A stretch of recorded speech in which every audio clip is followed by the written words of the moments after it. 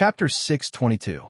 Hearing Fan Xian's cold words, Lin Er's heart froze. She knew that her husband, who had remained calm since returning to the manor, was actually extremely angry in his heart. She gently placed a bowl of warm tea in front of Fan Xian and said evenly, "Ruo is still in the medical shop. Why don't you have her return to the manor in a few days and not show her face outside?" Fan Xian shook his head and said, "Presently, my sister regards the practice of medicine as more important than anything else. Don't disturb her with this matter. I will handle it myself. If He Zongwei is relying on the emperor's edict and wants to get close, then that is exactly what I want." Rojia's mind was spinning. She only wanted to return to the manor to see her father and then have him enter the palace to handle this matter. She rose, bowed, and quickly left the manor to return home. After she left, Fan Xian and Wana met each other's eyes. "You are too cunning. You purposely said this in front of Rojia. Isn't this forcing King Jing into the palace to argue? The king has not entered the palace for a long time. I am forcing him into the palace for the sake of the brothers' harmony. The emperor should be thanking me," Fan Xian said as he shook his head. There was a glimmer of anger in his words. Lin furrowed her brows and said, "But Uncle Emperor knows that you will not agree to this marriage." Fan Xian was a little lost in thought. He sighed and said, "These 2 years, the emperor has truly favored He Zongwei. He truly hopes that I can get along with the imperial censorate peacefully. Furthermore, he thinks that since Ro doesn't like Hongsheng, then she should like He Zongwei, the great genius. He doesn't have any bad intentions." There were many examples of good intentions doing bad things. Even someone as wise as the Qing emperor was no exception. Fan Xian could empathize with the emperor's intentions, but he couldn't resist his disdain for that toad. Thus, the most disdainful words in history were born. A cup of tea went cold. Fan Xian touched his hair. There was no longer a glimmer of anger on his face. "The emperor has given me harsh words. He wants to protect He Zongwei. I don't want to have a falling out with the palace at this time. Furthermore, whenever He Zongwei runs into me these 2 years, he acts like a grandson. I can't find a reason to act." Wana quietly said, "The emperor only hopes that you and Sir He can get along peacefully in court. I didn't think he would touch your reverse scale. I'm not the son of heaven. I'm not a dragon. I don't have any reverse scales. For the sake of Ruo's marriage, I made such a big fuss back then and even moved Ku He to the Qing kingdom. If His Majesty thinks he can control my life and my surroundings, then he's wrong." Fan Xian said with slight mockery, "The emperor truly thinks highly of this marriage. If I resist to the end, he will have no choice but to withdraw the edict. However, the crime of resisting an edict is not light. Who knows what he wants to take from the Overwatch Council or the palace treasury?" In reality, Fan Xian had misunderstood the emperor's intentions this time. Although the emperor of the Qing kingdom was the most powerful man in the world, he was only a commoner. After learning of Fan Ruo's return to the capital, the emperor's heart jumped. Naturally, he thought of He Zongwei, who was still unmarried. He thought that King Jing's side had long been hopeless, so he was willing to let His Highness's officials have a good match. He Zongwei was an older man, and Fan Ruo was an older woman. The emperor thought he was doing a good deed. He only lightly asked to see if this matter could be carried out. He thought Ji would be able to understand his intentions. Unexpectedly, his reaction was to clash head-on in the royal study. The emperor was already showing mercy by not punishing Fan Xian for the crime of roaring in front of the emperor. He could not understand. "Ji, you are a loyal official, and He Zongwei is also a very loyal official. The marriage between 2 loyal officials is truly a beautiful matter that will be praised for thousands of years. Why are you so angry and out of control? Do you have other thoughts in your heart?" No one knew whether or not the emperor had such dark thoughts in his heart. Just as Lin had said, the Qing emperor was a valiant ruler. If Fan Xian had asked nicely, perhaps there would have been a chance to turn this matter around. However, Fan Xian's clashing head-on strengthened the emperor's resolve.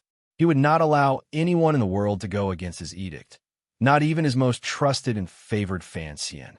In an instant, the news of the marriage between the Fan Manor and the He Manor spread throughout Jingdo.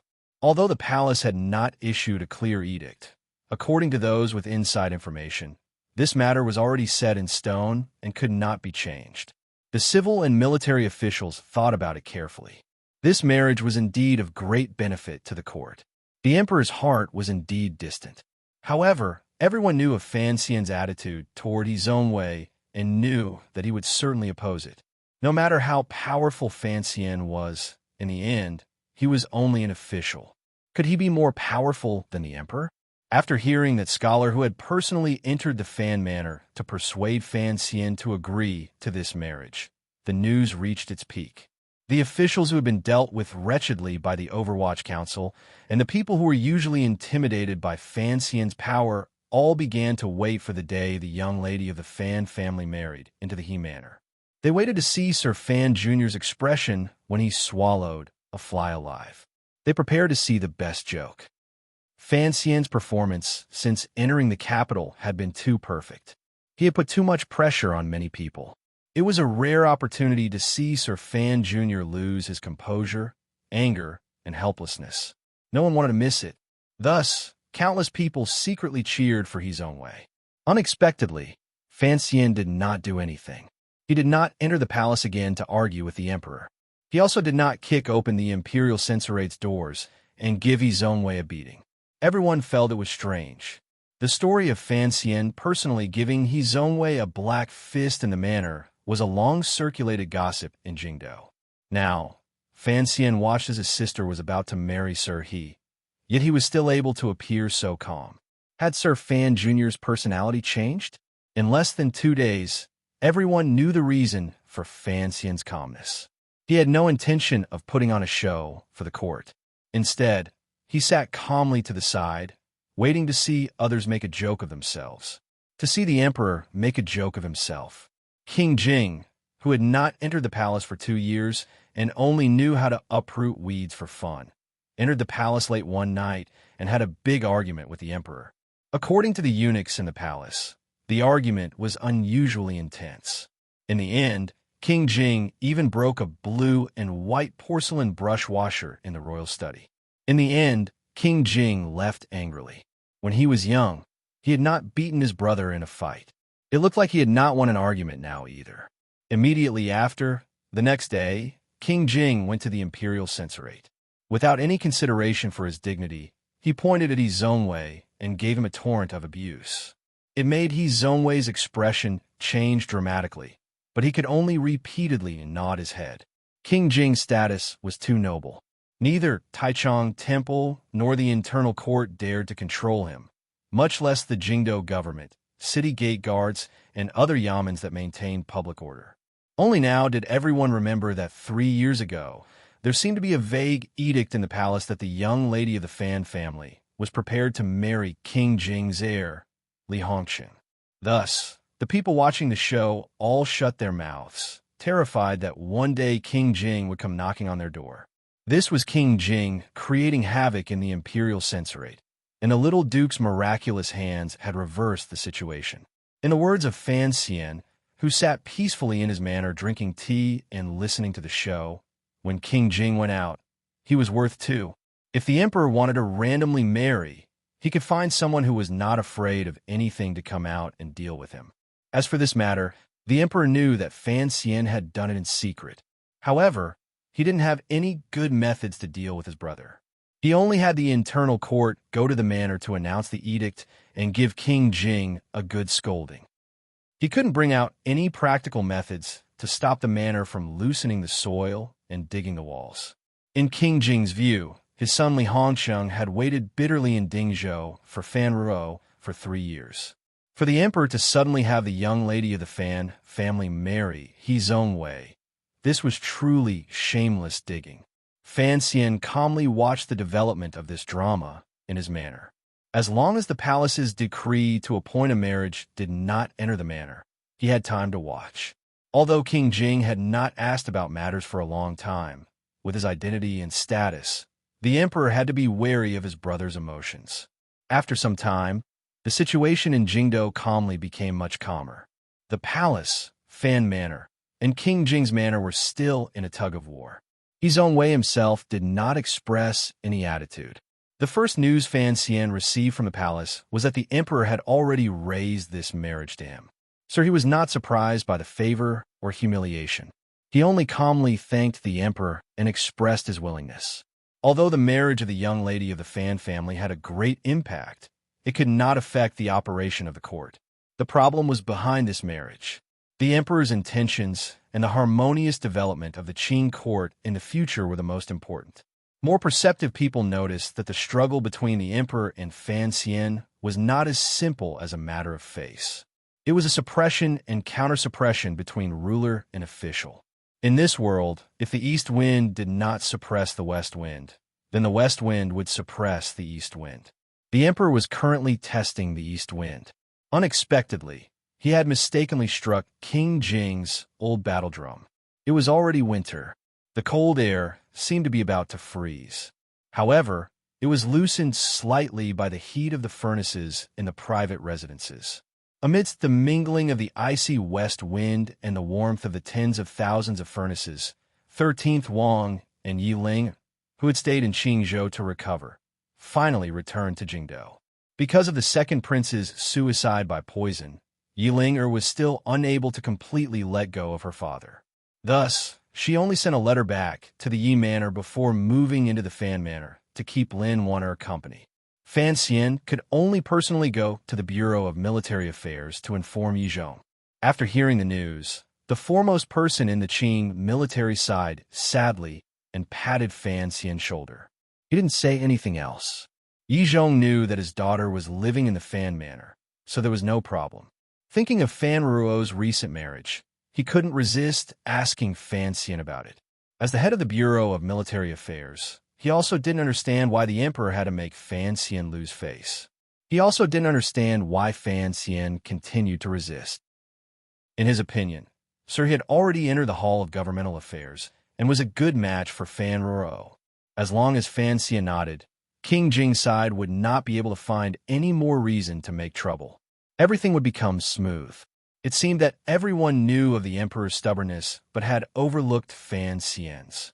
No one could force Fan Xian to do anything he didn't want to do, not even the emperor. Fan Xian didn't explain to Yi Zhong. He only laughed and left the Bureau of Military Affairs. He didn't return to the manor. Instead, he sat in the carriage and headed in the direction of the Imperial College. His wife and Yi Ling were gossiping in the manor, but he was going to see the gossip.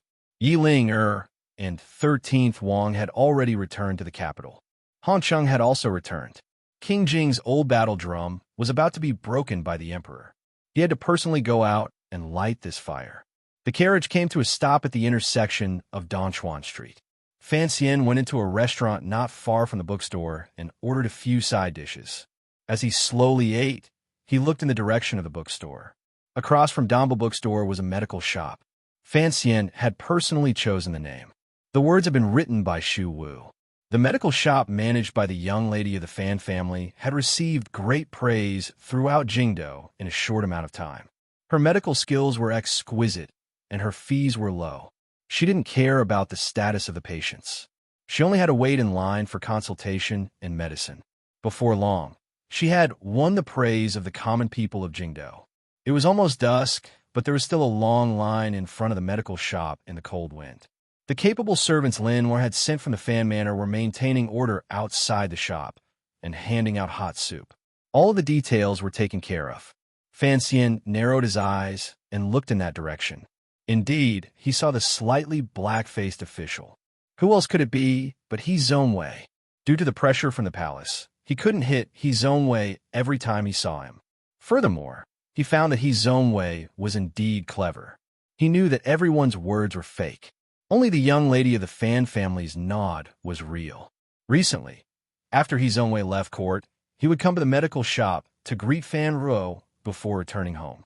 The guard between men and women in the Qing kingdom was not as strict as in northern Qi. Additionally, Fan Ruo practiced medicine on the streets, so she didn't have to worry so much. Thus, no one could stop He Zhongwei from greeting her politely. Now, this had become news that everyone in Jingdou knew. It had already become a much-told tale. Fan Xian's eyesight was very good. He saw clearly that his sister would occasionally say a few words to his own way as she consulted. He was not surprised by this. As early as 5 years ago in Esher Tavern, he knew that his sister and his own way knew each other. They had probably met at the poetry conference in King Jing's manor. At that time, the young lady of the Fan family was a talented girl in Jingdo, and his own way was a scholar in Jingdo. Naturally, the two of them knew each other. He sighed in his heart, thinking of how everyone in Jingdo had changed these years. He couldn't help but feel a little strange. Back then, his own way's arrogance had yet to be shed. His face was as black as charcoal. Even if he wanted to flatter him, it would appear unnatural. Thus, he was not in Fan Xian's eyes at all. Who would have thought that after a few years, this person would actually become so calm and steady? Perhaps there was still a bit of arrogance in his bones, but when he did things, there was not a trace of arrogance. The speed at which he matured was truly astounding. No wonder this person still received the support of most of the officials in court and the favor of the person in the palace despite Fan Xian's purposeful slander. Fan Xian sat in the restaurant and watched with cold eyes. He wanted to see whether or not his own way had the ability to suddenly launch a surprise attack and resolve this stalemate while he and the emperor were wrestling. At this moment, a rider galloped over from the other end of the street. Fan Xian put down his wine cup and smiled with narrowed eyes. He thought to himself that his surprise attack had finally arrived. King Jing's heir, Li Hongsheng, had returned to the capital to debrief. He had just come out of the palace and did not return to the manor. He did not remove his armor or even bring a personal guard. Instead, he asked for the location of the medical shop and came alone to it. Fan Xian watched from a distance in the restaurant. He saw Li Hongsheng dismount from his horse and calmly greet his own way. He then said a few words to Ruo. He was too far away, so he didn't know the contents of their conversation. However, he could see that his sister's expression was one of joy at seeing an old friend. Immediately after, Li Hongsheng said something and began to argue with Fan Ruo. Fan Xian's heart tightened. He stuck out half his head. He understood his sister's icy nature very well. He wondered if Li Hongsheng had said something inappropriate and offended his sister. At this moment, his own way seemed to have come forward to explain a bit, but Li Hongsheng did not even look at him. He ordered the servants of Fan Manor to close the door of the medical shop. Then, under Fan Ruo's slightly angry gaze, he unreasonably grabbed her and put her on a horse. Amidst the clip-clop of the horse's hooves, the heir of King Jing, who had just returned to the capital, grabbed the young lady of the Fan family and mounted his horse. He then rode in the direction of the Fan Manor. It left behind a street of missing jaws. At that time, there were no spectacles. Seeing this scene, Fan Xian couldn't help but be dumbfounded. His expression was very ugly. He thought to himself that Hongsheng was quite something. A few years ago, he only knew how to read poetry and pretend to be cultured. Now, after fighting in Dingzhou for 3 years, he knew how to play the tyrant. The servants of the Fan Manor and the servants of the medical shop, as well as the patients waiting to be seen, were also dumbfounded. However, these Fan Manor servants knew what had happened recently and what trouble King Jing's manor had been making. The Fan Manor and King Jing's manor had a good relationship, so these people pretended not to see this scene. The most dumbfounded person was, of course, Sir He Zonwei, who had maintained his elegance and bearing. The medical shop closed its doors. The people gradually dispersed. Sir He stood alone in the doorway of the medical shop and looked at the street in a daze. He did not dare go to the Fan Manor because he was afraid Fan Xian would actually beat him. Thus, he could only watch helplessly. This scene looked extremely wretched. Fan Xian slowly came to his senses and recovered his calm. He knew that Li Hongsheng would not do anything rash. He had probably exploded in anger after hearing the news on the road, which was why he was acting so forcefully.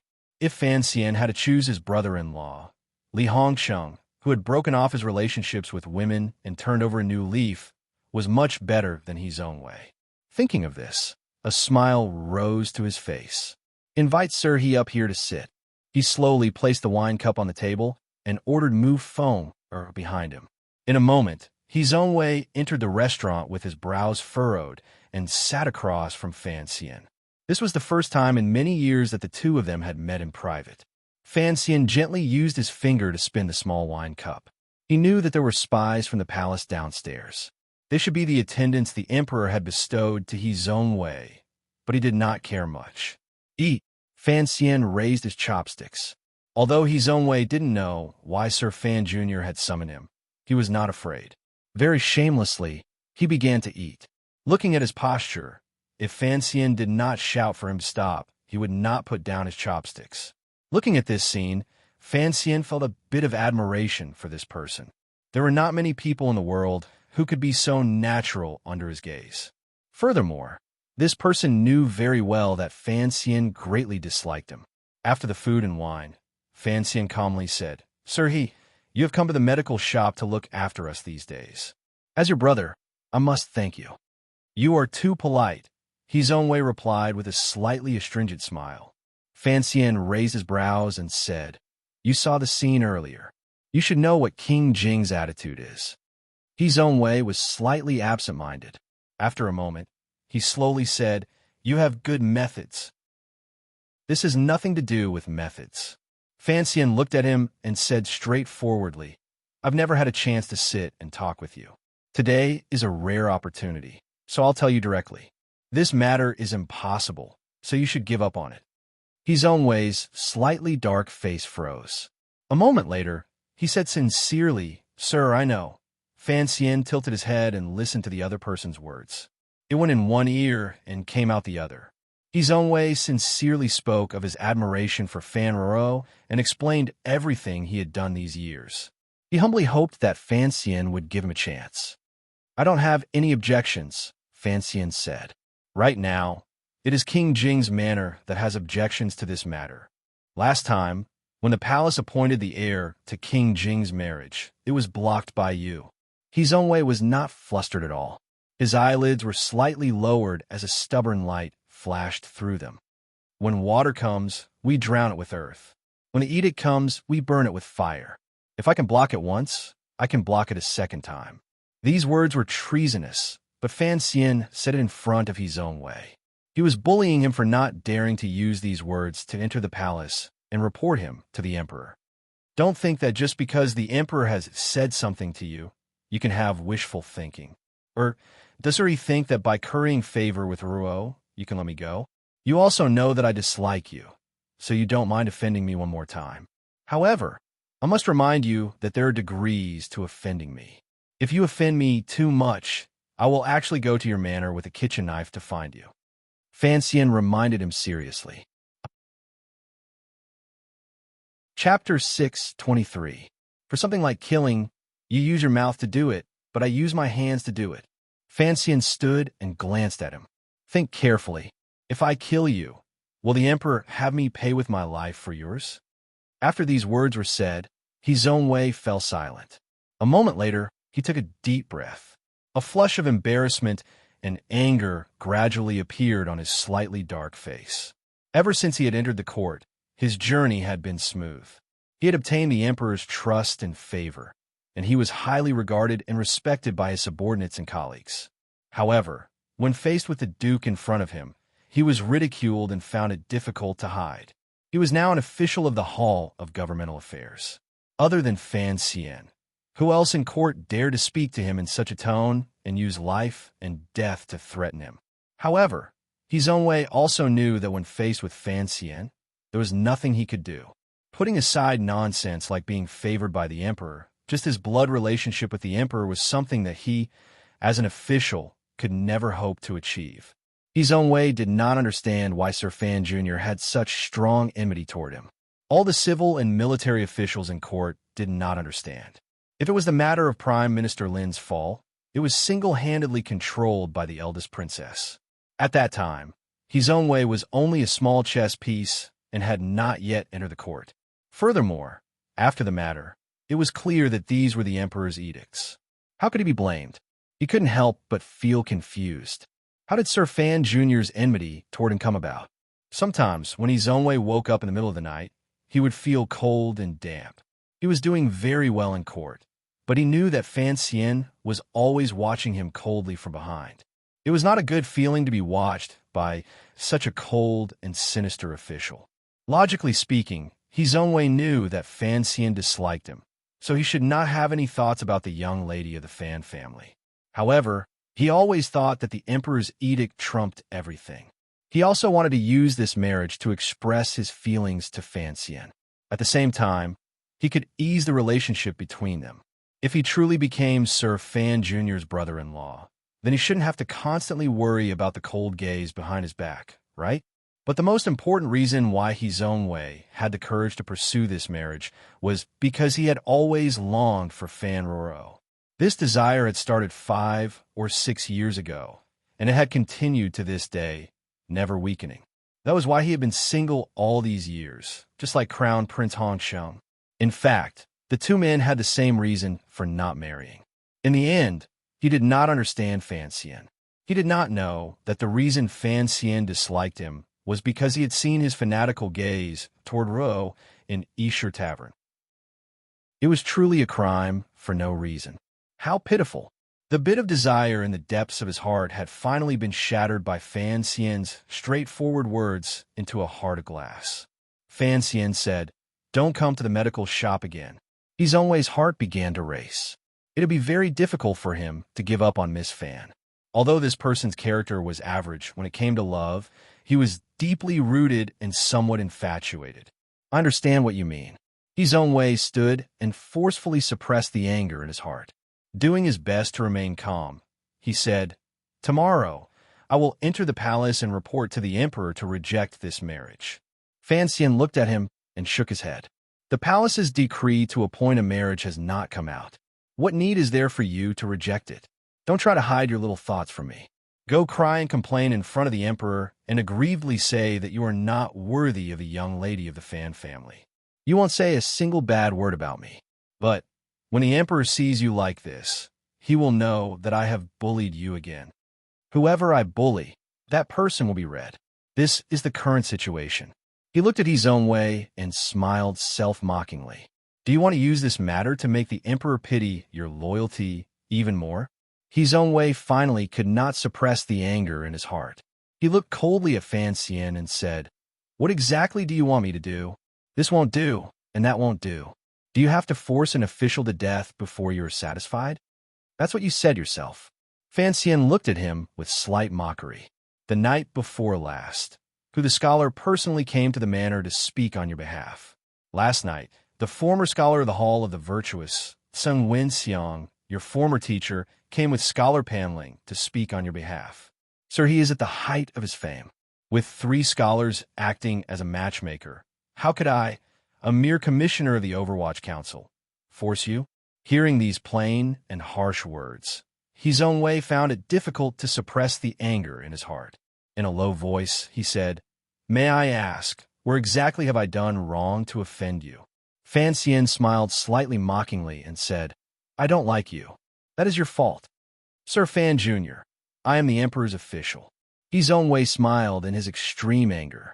Coldly, he said, "Even if your power overturns the court, you are still only the emperor's official. Threatening a court official in the street and looking down on the emperor, are you not afraid that the emperor will send down an edict and take away your position of power? You must know that one must be careful and not be arrogant in their actions." Fan Xian did not get angry. He only stood calmly across from him and quietly said, "Everyone understands this principle. 3 years ago, the second prince once said the exact same words as you in the tea shop of Bao Brothel. Don't forget, he is lying in his grave while I am outside." After saying this, Fan Xian left the restaurant.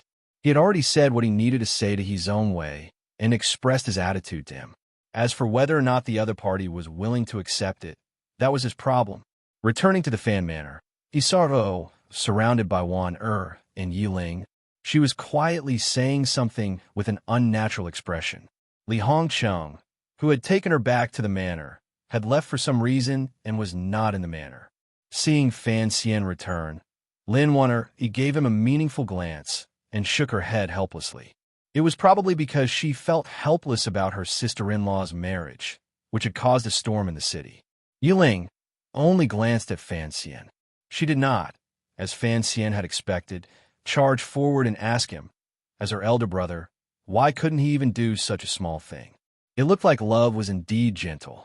Fan Xian didn't ask where 13th Wang was.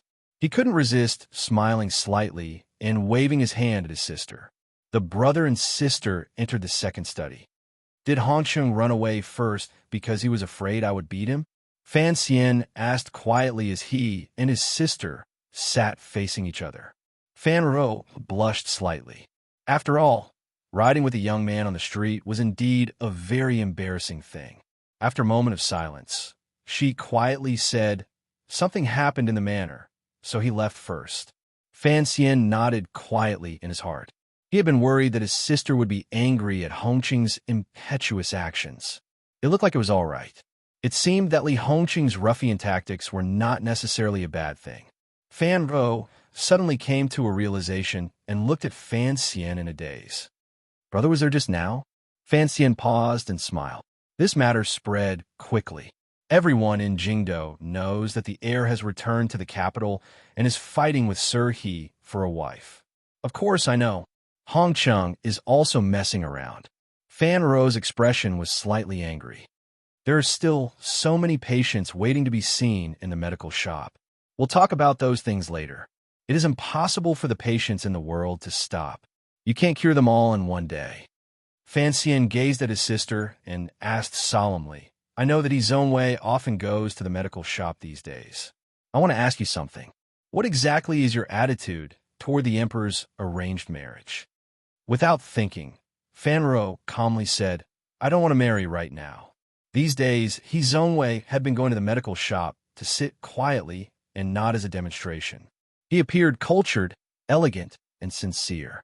Fan Ro was not a woman who lived in a vacuum. She knew that there had been recent gossip about her. She also knew that her brother was troubled by this matter.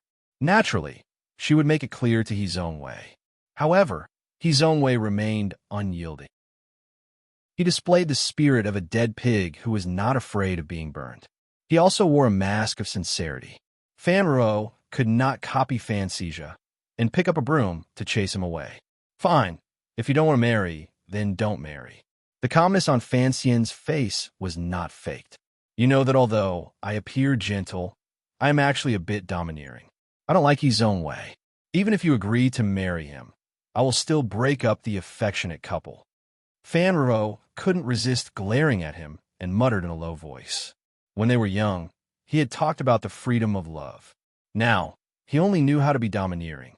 She had no idea that when the two of them told ghost stories in their childhood, Fan Xian, who was a dozen years older than her, had long naturally felt like bringing up his daughter.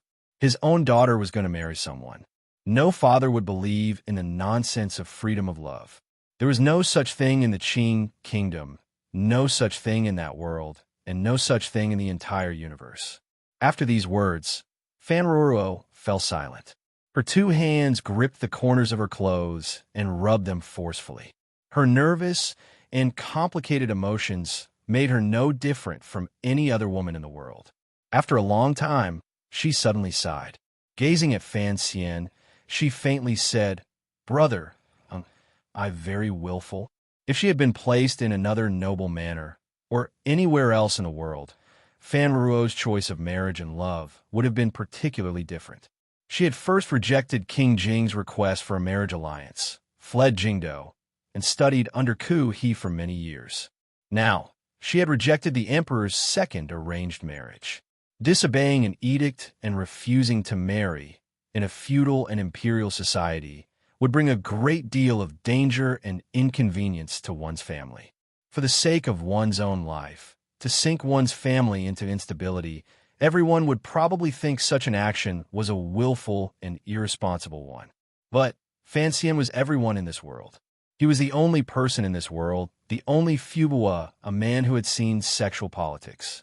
Thus, he never thought there was anything to criticize about his sister's decision. Perhaps that Yi woman had also seen it many years ago. After all, she had already left.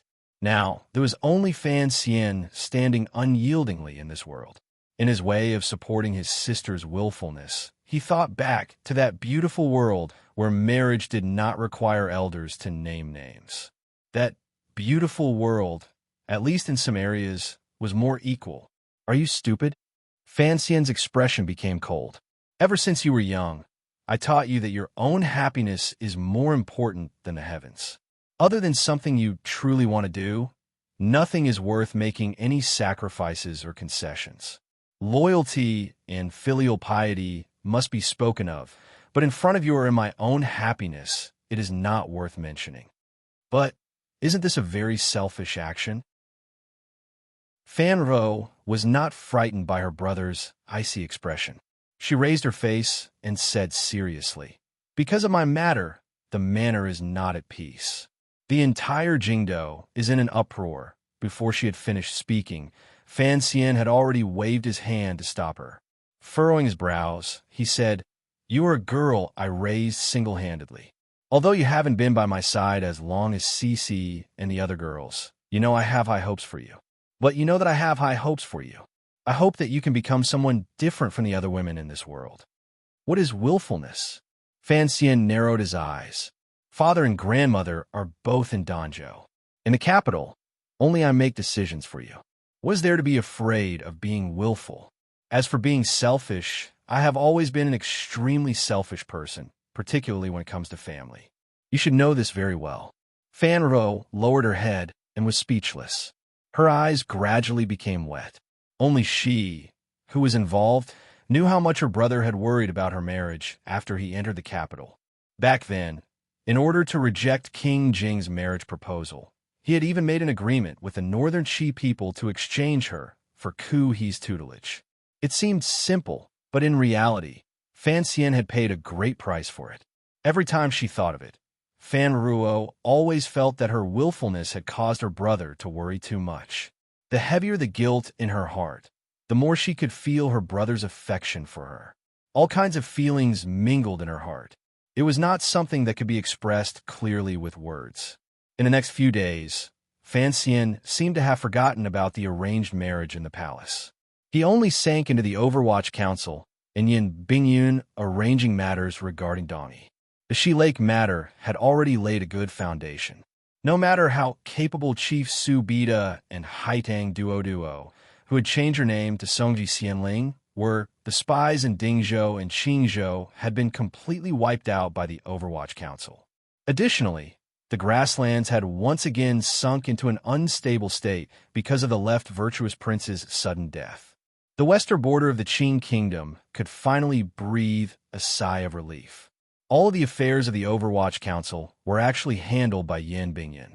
Every time he thought of this matter, Fan Xian couldn't help but feel lucky for his decision to enter deep into Shangjing to save Sir Yin Jr. His abilities lay in sudden attacks, decisive attacks, and judgment of the general situation. Yin Bingyun was the best person to plan and execute the specific plans. Without Yin Bingyun's help, Fan Xian would not have been able to control such an enormous Overwatch Council system. Events had long proven this point. After Fan Xian entered the capital, the Overwatch Council's major operations were all carried out by this fluttering white-clothed Sir Yin Jr., who was clearly separated from the Overwatch Council's black official robes. The only time Fan Xian had decided on his own was the matter of the Jiaozhou Navy clearing the army.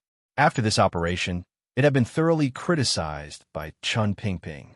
After Fan Xian told Yin Bingyun of his and the Emperor's intentions, he stopped worrying about the Dongyi matter. He only took 13th Wang and quietly entered the palace.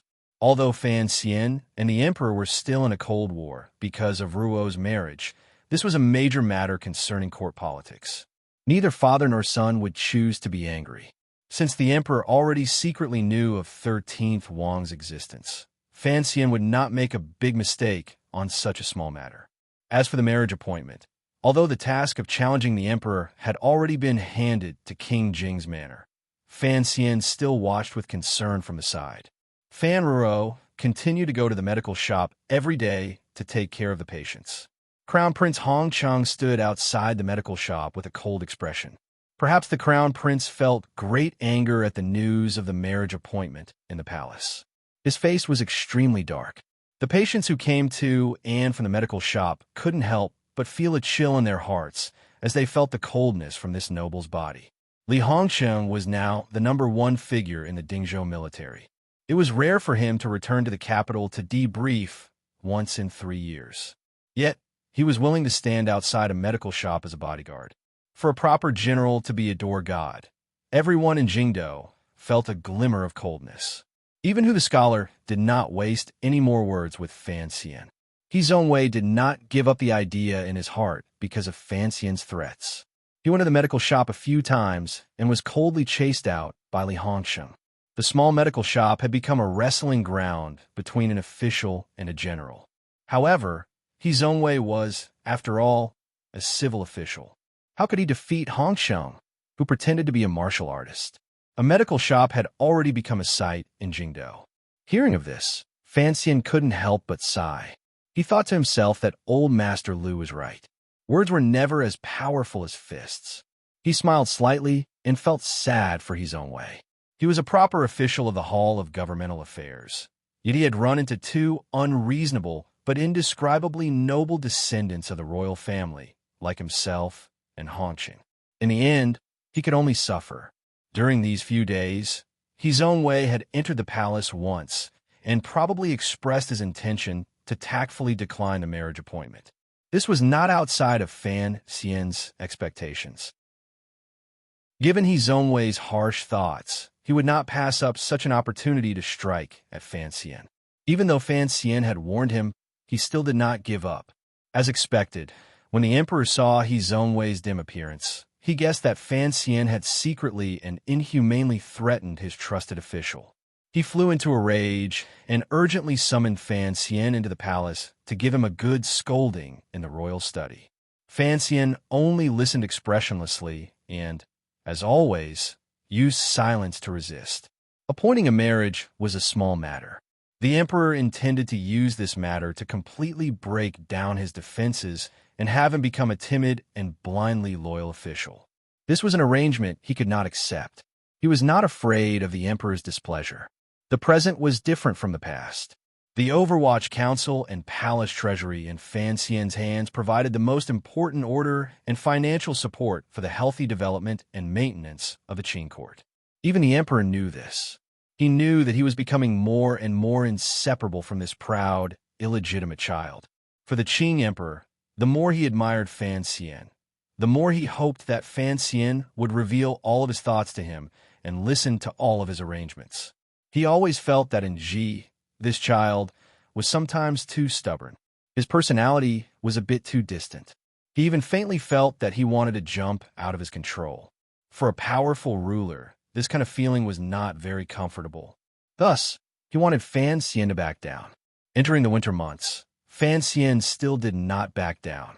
He continued to carry King Jing's manor to fight with the palace. After the matter of the marriage between the He and Fan families caused a ruckus, it gradually calmed down. There was no follow-up edict from the palace. The crown prince's door god continued to coldly watch all of the doctors and patients who came in from the medical shop. If any of those poor patients had the surname He, they would all take a fake name and go see the doctor again. The only person in the world who was not afraid of the emperor was probably King Jing. After all, he had fought with his brother many times when he was young. Even though he hadn't won many of them, his fists had at least tasted dragon meat. Once they were close, there was less respect and fear in his heart. Furthermore, one could be strong without desires. King Jing's life was filled with flowers, grass, and soil. He never interfered with court politics. The emperor probably always felt some guilt toward his only brother. Other than furrowing his brows, he could not come up with any more methods of punishment. Li Hongsheng had led the army in Dingzhou for 3 years. He had taken the lead and bathed in blood as he killed the enemy. Even if he had not performed meritorious deeds, he had worked hard. He was clearly going to steal He Zhongwei's wife. What could the emperor do? It was only because of the emperor's words that he could not go back on. Additionally, he could not save face. That was why he stubbornly insisted on his own opinion. The first snow fell in Jingdou. Fan Xian blew out a mouthful of white mist. Standing by the carriage, he said to 13th Wang beside him, "Everything that needs to be said has been said. The Qing kingdom can put some pressure on the manor of the master of the city, but I can't do anything about the differences within the sword hut. Presumably, you also don't want me to interfere. 13th Wang was going to leave the Qing kingdom and return to Dongyi's sword hut to accompany his teacher on the last leg of his journey. Fan Xian had specially taken the time to send him off. The two of them stood alone in the snow and chatted here and there. Most of the words were said by Fan Xian. "I'll wait for you at the sword hut." 13th Wang put his bag on his back and held the green banner tightly in his hand. Looking at Fan Xian with a warm smile, he said, "Come early." Fan Xian also smiled. After 13th Wang entered the palace, the emperor finally nodded and gave him full authority over the Dongyi matter. The initiative was finally in his hands. He was in a good mood. "Thank you." Fan Xian paused slightly and then continued. "I hope I won't have to thank you in the future." 13th Wang started. Only then did he understand what his thanks were directed at. Shaking his head, he walked into the wind and snow. Chapter 624. The mink coat was very warm. Looking at the figure gradually disappearing into the wind and snow, Fan Xian's heart was also very warm. His life was truly frightening and full of scheming and scheming. Although it was fulfilling, it also made his heart tired. It was a rare enjoyment to be able to associate with a simple and pure person. Pulling back his gaze from the snowflakes in the distance, Fan Xian's heart suddenly jumped. He had a strange feeling. It was as if next spring, when the sword hut opened for the last time, he might have some experiences he had never had before.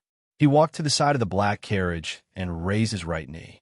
Lowering his head, he carefully scraped at the snow and mud on the bottom of his boots on the steps of the carriage. As he scraped at the snow, he thought silently. After a long time, he lifted the thick cotton curtain of the carriage and lowered his head to crawl in. A gust of hot wind hit him in the face. Inside the spacious Overwatch Council carriage, a specially made little heater was releasing a spring-like aura. Compared to the freezing weather outside, it was a completely different world. Fan Xian accepted the towel and brushed away the snow on his collar. He's already gone far away. Can we go back now? Yi Ling accepted the towel from his hand and lowered her head. Her long eyelashes decorated her bright eyes, as well as the complicated emotions in them. Quietly, she said, "I'm not here to send him off. If you're not here to send 13th brother off, are you here to admire the snow with me?" Fan Xian asked without good humor. "I really don't understand what you're thinking. It's already been over a month, yet it's still like when we first met in Qingzhou." "Teacher, I'm not thinking anything," Yi Ling said seriously as she raised her head. "Next year, Sigu Jian is going to die. Dongyi is split into two factions of opinion and is arguing endlessly. 13th Wang's return to Dongyi this time will probably be troublesome. Although he is Sigu Jian's most beloved last disciple, he doesn't have many connections." Fan Xian thought for a bit and then slowly said, "I'm afraid there will still be a fight in the end. Can't you help him? He has done so much for the Overwatch Council." Yi Ling asked anxiously. "You don't need to say that. He is someone who works for me. Of course, I have to repay him," Fan Xian said. Fan Xian said, "Sigu Jian's attitude toward me is sufficiently sincere. Although this strange old creature certainly doesn't want to make any deals with the Emperor, it shouldn't be a problem to discuss a deal with me." He suddenly looked at Yi Ling and said quietly, "The problem is that after he returns to Dongyi, he will probably stay there for a long time. Have you thought about this problem?" "Why am I thinking about this?" After the second prince's death, Yi Ling was no longer as free and easy as before. She had become much more silent and mature. Although she still talked and laughed freely in front of Fan Xian and these familiar people, regardless of whether it was Fan Xian or Lin Wan, they could all see the shadow in the depths of her heart. It was not until she met 13th Wang in Qingzhou and saw each other's scenery that Yi Ling's emotions seemed to shake off the military on the border. Fan Xian was very happy to see this kind of change. He also knew that given 13th Wang's identity, the matter between the two of them was indeed very difficult. He shook his head and did not elaborate on the issue. It was Yi Ling who, because of her own thoughts, thought of the matter that had been troubling these young people recently. Looking at Fan Xian, she asked carefully, "Oh, are we just going to drag this matter out like this?" At the mention of this matter, Fan Xian's head was full of questions. Originally, he had thought that with King Jing and his son acting as the bad guys, the emperor would go with the flow and take back this muddled arranged marriage. He had not expected the emperor to be so stubborn. He used the excuse that the Fan family had already rejected King Jing's marriage request and completely ignored these movements. Let's drag it out for now. With so many of our faces added together, there will at least be some weight. It won't be good for the emperor to forcefully push through. Fan Xian pressed his lips together. He thought that if his sister was willing to marry Hongsheng, then this matter would be much easier to handle. At least in front of the emperor, it would be more reasonable to argue. I don't know his own way, but I hear he has a good reputation. I don't know where you get such anger from, Yiling said casually. Anger? Fan Xian smiled and didn't say it clearly. Vaguely, he said, if the He and Fan families join in marriage, wouldn't that be like a lunchbox? What kind of lunchbox? 8 treasures rice. That's right, the governor is holding a banquet at Esher Tavern. Want me to remind you not to be late, Yiling said seriously. Fan Xian's heart tightened. Only now did he remember this interesting matter. For the sake of the great prince taking a secondary fey, Fan Xian had bravely taken on the heavy responsibility of disciplining the young lady of the Wang family. Immediately after, the arranged marriage appeared in the palace. In his anger, Fan Xian did not leave any leeway in his lecture. It made Wang Tong so angry that she howled out of the manor and offended the commander of the Jingdou garrison, Shi Fei. He had thought that after this lesson, Wang Tong would certainly be angry and never come back to the manor again. Unexpectedly, after a few days, Wang Tong begged Shi Fei to bring her back to the Fan Manor. She begged Sir Fan Jr. to take her as a disciple. Furthermore, her words were sincere. She said that she had changed a lot and would never act as recklessly as before. The young lady of the Wang family had suddenly become so sensible. It gave Fan Xian a fright. He thought that this unruly young lady truly loved the great prince. Otherwise, she would not have wronged herself like this. It was the second day that Yin Jing Governor Wang Zhikuan had returned to the capital to debrief. The governor had personally invited Fan Xian to a banquet to thank him for helping him discipline his daughter. Wang Tong is your fan. Fan Xian furrowed his brows. Have you seen her before? Yiling could guess what a fan meant. She smiled helplessly and said, I saw her many years ago. At that time, she was just a little girl of 7 or 8. Who would have thought that her temper would change so much when she grew up? She's much better now, Fan Xian said with his eyes closed. Looks like the young ladies are all the same. They're all masochists. If I don't give them a good beating, they won't listen to reason. Yiling-er's expression became awkward. Thinking of the old matter in Jingdou, she glared fiercely at Fan Xian and said, Are you talking about me? Fan Xian's eyes remained closed, but a faint smile rose to the corners of his lips. Back then, you were going to confess after being beaten. Now, you're confessing without being beaten. As the two of them spoke, the carriage slowly turned back toward Jingdou. Crushing the ice and snow on the road, it moved forward along the deep tracks. Fan Xian felt that the carriage was a bit too hot. He lifted a corner of the window, hoping to let in some cool winter wind. His gaze moved along the window and caught a glimpse of silver branches and snow trees. It was a beautiful scenery. He looked at this scene in a daze and couldn't help but think of himself. His own way couldn't be too forceful, but he wasn't too worried.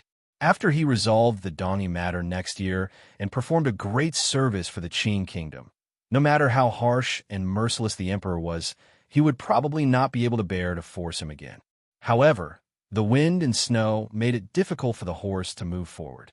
Fan Xian suddenly felt that he was like a horse in the emperor's harness, forced to do his best to break through the wind and snow and drag a massive carriage forward into the distance. That distance might not be where the horse wanted to go. He took a deep breath and allowed the cold wind to cool his chest and the heart hidden there. Putting down the curtain, he closed his eyes and thought calmly. Regardless of whether it was Shiliang or Dongyi, he was fighting so hard to be a pawn for the emperor. He didn't want to change any of this. In the entire world, the only person he didn't have the courage to challenge was this unfathomable emperor. If Uncle Wu Zhu and the chest were still by his side, the situation would certainly change greatly. However, that change would not be good. Fan Xian shook his head and tossed aside this annoying possibility. Although Uncle Wu Zhu was his servant in name, in reality, he was his closest family. Everyone needed to find the most important thing in their lives. Fortunately, the emperor had changed a lot. Although his recent spats with Fan Xian and King Jing were very excessive, at least he showed some humanity, or perhaps it was the humanity of an old man. Regardless of which sin it was, it at least confirmed that the emperor was beginning to walk out of his altar and was no longer an illusory figure high above. Winter passed and spring came. It was nonsense again. In short, on a bright and beautiful day in spring, the Qing kingdom had long sent away the countless random snowfalls that had fallen and welcomed the warmer weather. Newly sprouted green buds and rustling emerald flowers were growing. In the most important county in the northeast of the Qing kingdom, Yanjing, a group of particularly important people welcomed them. It was already March. The green trees on both sides of the road swayed in the spring wind like children holding bouquets of flowers and shouting welcome. It looked like even these plants knew the importance of this group. Yanjing was slightly to the north. From Jingdou, they went straight to Shao Mountain, turned north, and passed through a flat road leading to Cangzhou. Stretching northeast, they arrived at this large city. Decades ago, this place had been a city of the Wei Kingdom. History called it Nanjing. However, it had been forcefully taken down by the Qing Kingdom's great emperor and renamed Yanjing, taking the meaning of a swallow returning with mud in its mouth. As for whether or not the old Yanjing had been the land of the Qing Kingdom's ancestors 1,000 years ago, no one knew. However, the name Yanjing at least gave the Qing Kingdom a righteous name. Additionally, the people here were docile and lived mostly between changes of rulers, so they did not have strong national feelings. Thus, the Qing Kingdom had only ruled for 30 years, but it had become a familiar place. Just like that, it became the capital of the Qing Kingdom. Yanjing was very large and prosperous. It bordered a dozen small vassal states controlled by Dongi. It was particularly close to the Song Kingdom. If the Qing Kingdom wanted to conquer Dongi, their army would have to come from Yanjing. Thus, during these 20 years, the soldiers on the border of Yanjing were the elite of the Qing military. They were on par with the Dingzhou army in Shiliang and the northern camp near Cangzhou in the north. Yanjing was the largest city the Qing Kingdom had ever conquered. It was the best proof of the Qing emperor's martial prowess. Thus, the court had always been very attentive to this place. Not only had they invested large amounts of manpower, resources, and money into the military, they had also given it special treatment in government affairs. The civil officials serving in Yanjing had all been raised half a rank. Even the 6 yamens had special offices in Yanjing. Everyone knew the reason for such generous treatment. To the east of this place was Dongi, and to the north, past Cangzhou, was northern Qi. The Qing Kingdom wanted to unify the world, so Yanjing would certainly be the starting point of the army's attack and the front-line headquarters. The Qing Emperor had prepared for this for 30 years. He had managed Yanjing like an iron bucket.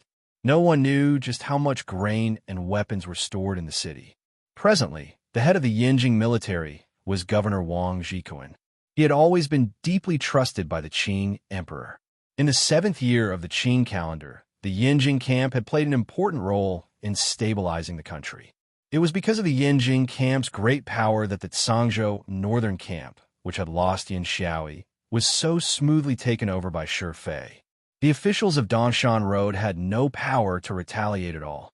The head of the civil officials in Yanjing was also an important figure. His name was Mei Zhili. He was once a student of Duke Liu. 6 or 7 years ago, he had already taken up the position of Jingdou magistrate. Later, he rose through the ranks and came to Yanjing. He had long become a second-level local official, only half a rank lower than a governor. These 2 important figures were waiting outside Yanjing with a smile.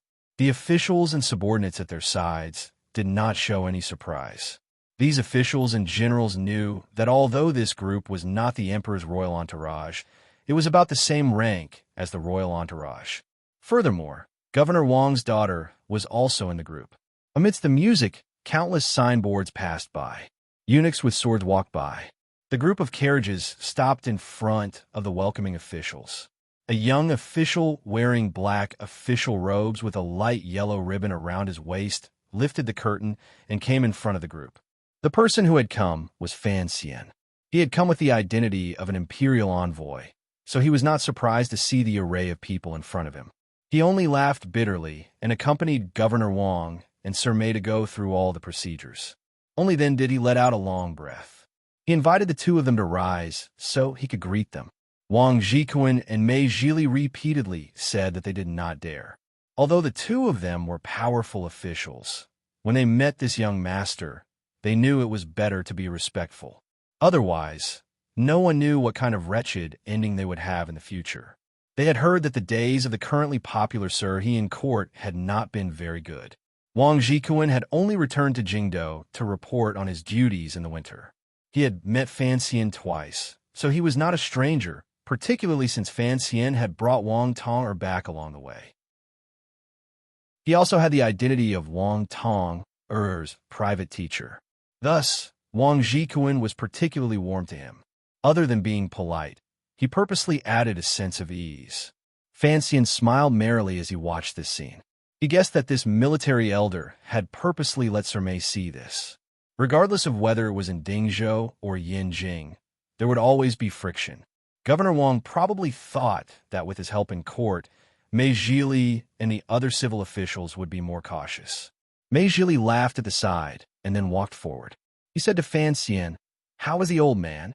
Fan Xian said seriously, "Father is living comfortably in Danzhou. The Duke's health is also good." The Duke he was talking about was Lady Lu's father and Mei Zhili's teacher.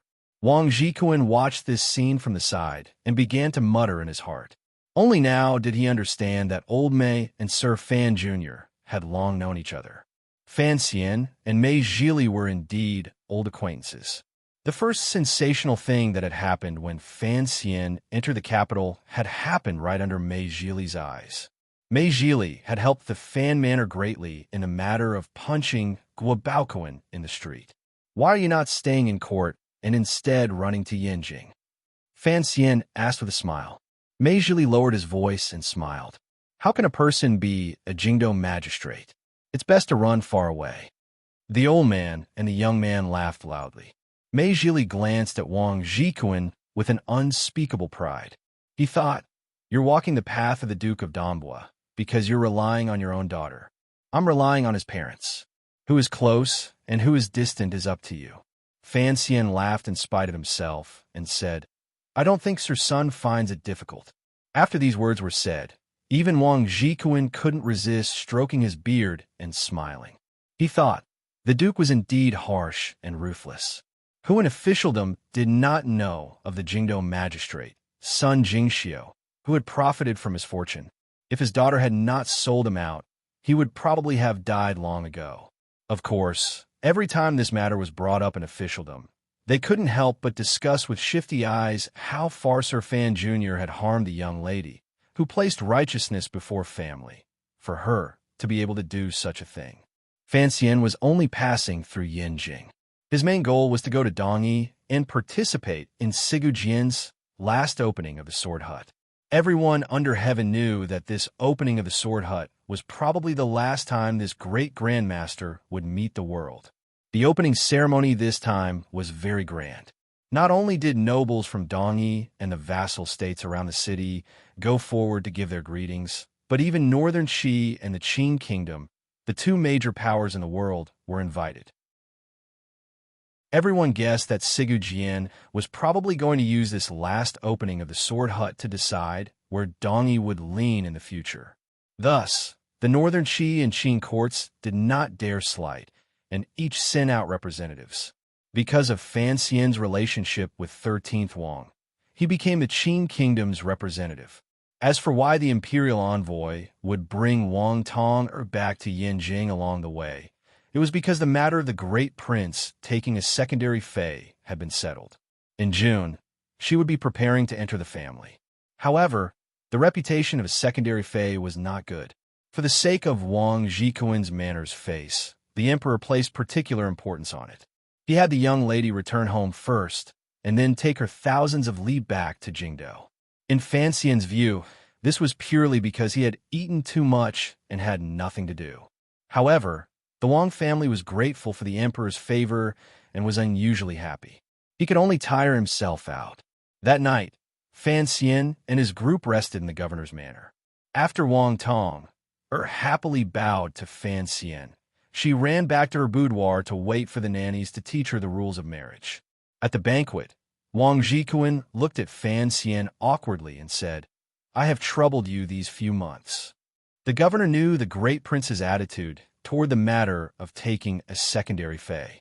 Although he admired the great prince and wanted his daughter to marry him, as a father, he was always worried about his daughter. He knew that if Sir Fan Jr. had not taken up this matter, it would have been much more troublesome. Fan Xian smiled and didn't speak of this matter. Lowering his eyes, he quietly asked, "Who went from Northern Qi?" Chapter 625. First of all, I apologize. I didn't update yesterday, and I didn't ask for leave at the beginning. There's nothing to explain. It's all my own problem. I've truly drunk too much. I've slept through the early hours of last night, and am still not feeling well. Before I came, I had thought that I would definitely get drunk, but I didn't think I would drink so much and fall so thoroughly. I will add yesterday's chapter before the 20th of this month and say my apologies. I'm planning on quitting drinking. Really, looking at the world with one's eyes drunk and suddenly realizing there's a problem, it's scary. Furthermore, drinking is not good for the body. I have to take responsibility for myself, my family, everyone, and my work. Fan Xian had 2 intelligence teams in his hands. Regarding the movements under the heavens, he investigated quickly. However, the matter of Dongyi opening the sword hut was the most important matter of the various powers' attention. He left the capital quickly. At that time, the Overwatch Council and Baiwa Brothel had not returned with intelligence. Yinjing was in the north and had many interactions with the other 2 powers under heaven. Furthermore, the military had its own intelligence network, so he urgently asked Wang Jikuan to see if he had any information. Wang Jikuan furrowed his brows and thought for a moment. He then said without much conviction, "Logically speaking, it should be Marquis Chongning." The influence of Dongyi's direction in the future was too far-reaching. Regardless of whether it was Northern Qi or the Qin Kingdom, they were both very nervous. The Qin Kingdom, sending out their best fighter, Fan Xian, would probably not escape the analysis and judgment of the people under heaven. Northern Qi would certainly have to send out a corresponding figure to make Dongyi feel their sincerity and bargaining chips. Marquis Chongning was the brother of the Northern Qi Empress Dowager. Furthermore, he was in charge of the Northern Qi Palace Treasury's money flow. He was indeed an important figure. Fan Xian raised his brows and quietly said with some suspicion, "This Marquis is an old acquaintance. He's good at drinking, but when it comes to actually doing things, he's much worse than his son." Wang Jikuan knew they were talking about serious matters. Given his status as a governor, he didn't dare to slight it. Although Wei Hua is the commander of the Brocade Guard, the status of the Northern Qi Brocade Guard is far below that of the council. He doesn't have that much authority. Fan Xian nodded. The Overwatch Council was a special organization. Other than the extremely confident emperor, no emperor dared to allow such an organization to exist. Although the Northern Qi Brocade Guard had inherited the Red Cavalry that Shao and had organized under the attacks of the Northern Qi Empress Dowager and the emperor and his mother, their power was far from what it had been in the Wei Kingdom. Particularly after Xinzhong had been stabbed to death in the street by Shang Shanhu, although the Brocade Guard's power remained, their status was declining day by day. If the Northern Qi Emperor truly wanted to do something in Dongyi, Wei Hua was not a good choice. No matter who they send, in the end, it is a competition of national power. It is best not to think about it anymore. Fan Xian took a sip of wine. A faint tiredness rose between his brows. Wang Jikuan looked at him with a slight smile and said, Sir Fan Jr.'s trip will certainly be successful. Fan Xian laughed bitterly. Before leaving Jingdo, everyone, including Hu the scholar, had the same confidence as Governor Wang. Even when the emperor was giving instructions in the royal study, it seemed that he had never thought that Fan Xian would lose this battle. He didn't know that in the hearts of the Qing officials and people, the words Sir Fan Jr., embroidered in gold, had long become a patch of gold. Everyone had a great deal of confidence in him. The events of the past 5 years had long proven that as long as he personally acted, there was nothing he could not do. In the spring of the 10th year of the Qing calendar, the entire Qing court seemed to be quietly waiting for Dong Yi's submission and Sir Fan Jr.'s carriage to enter the sword hut.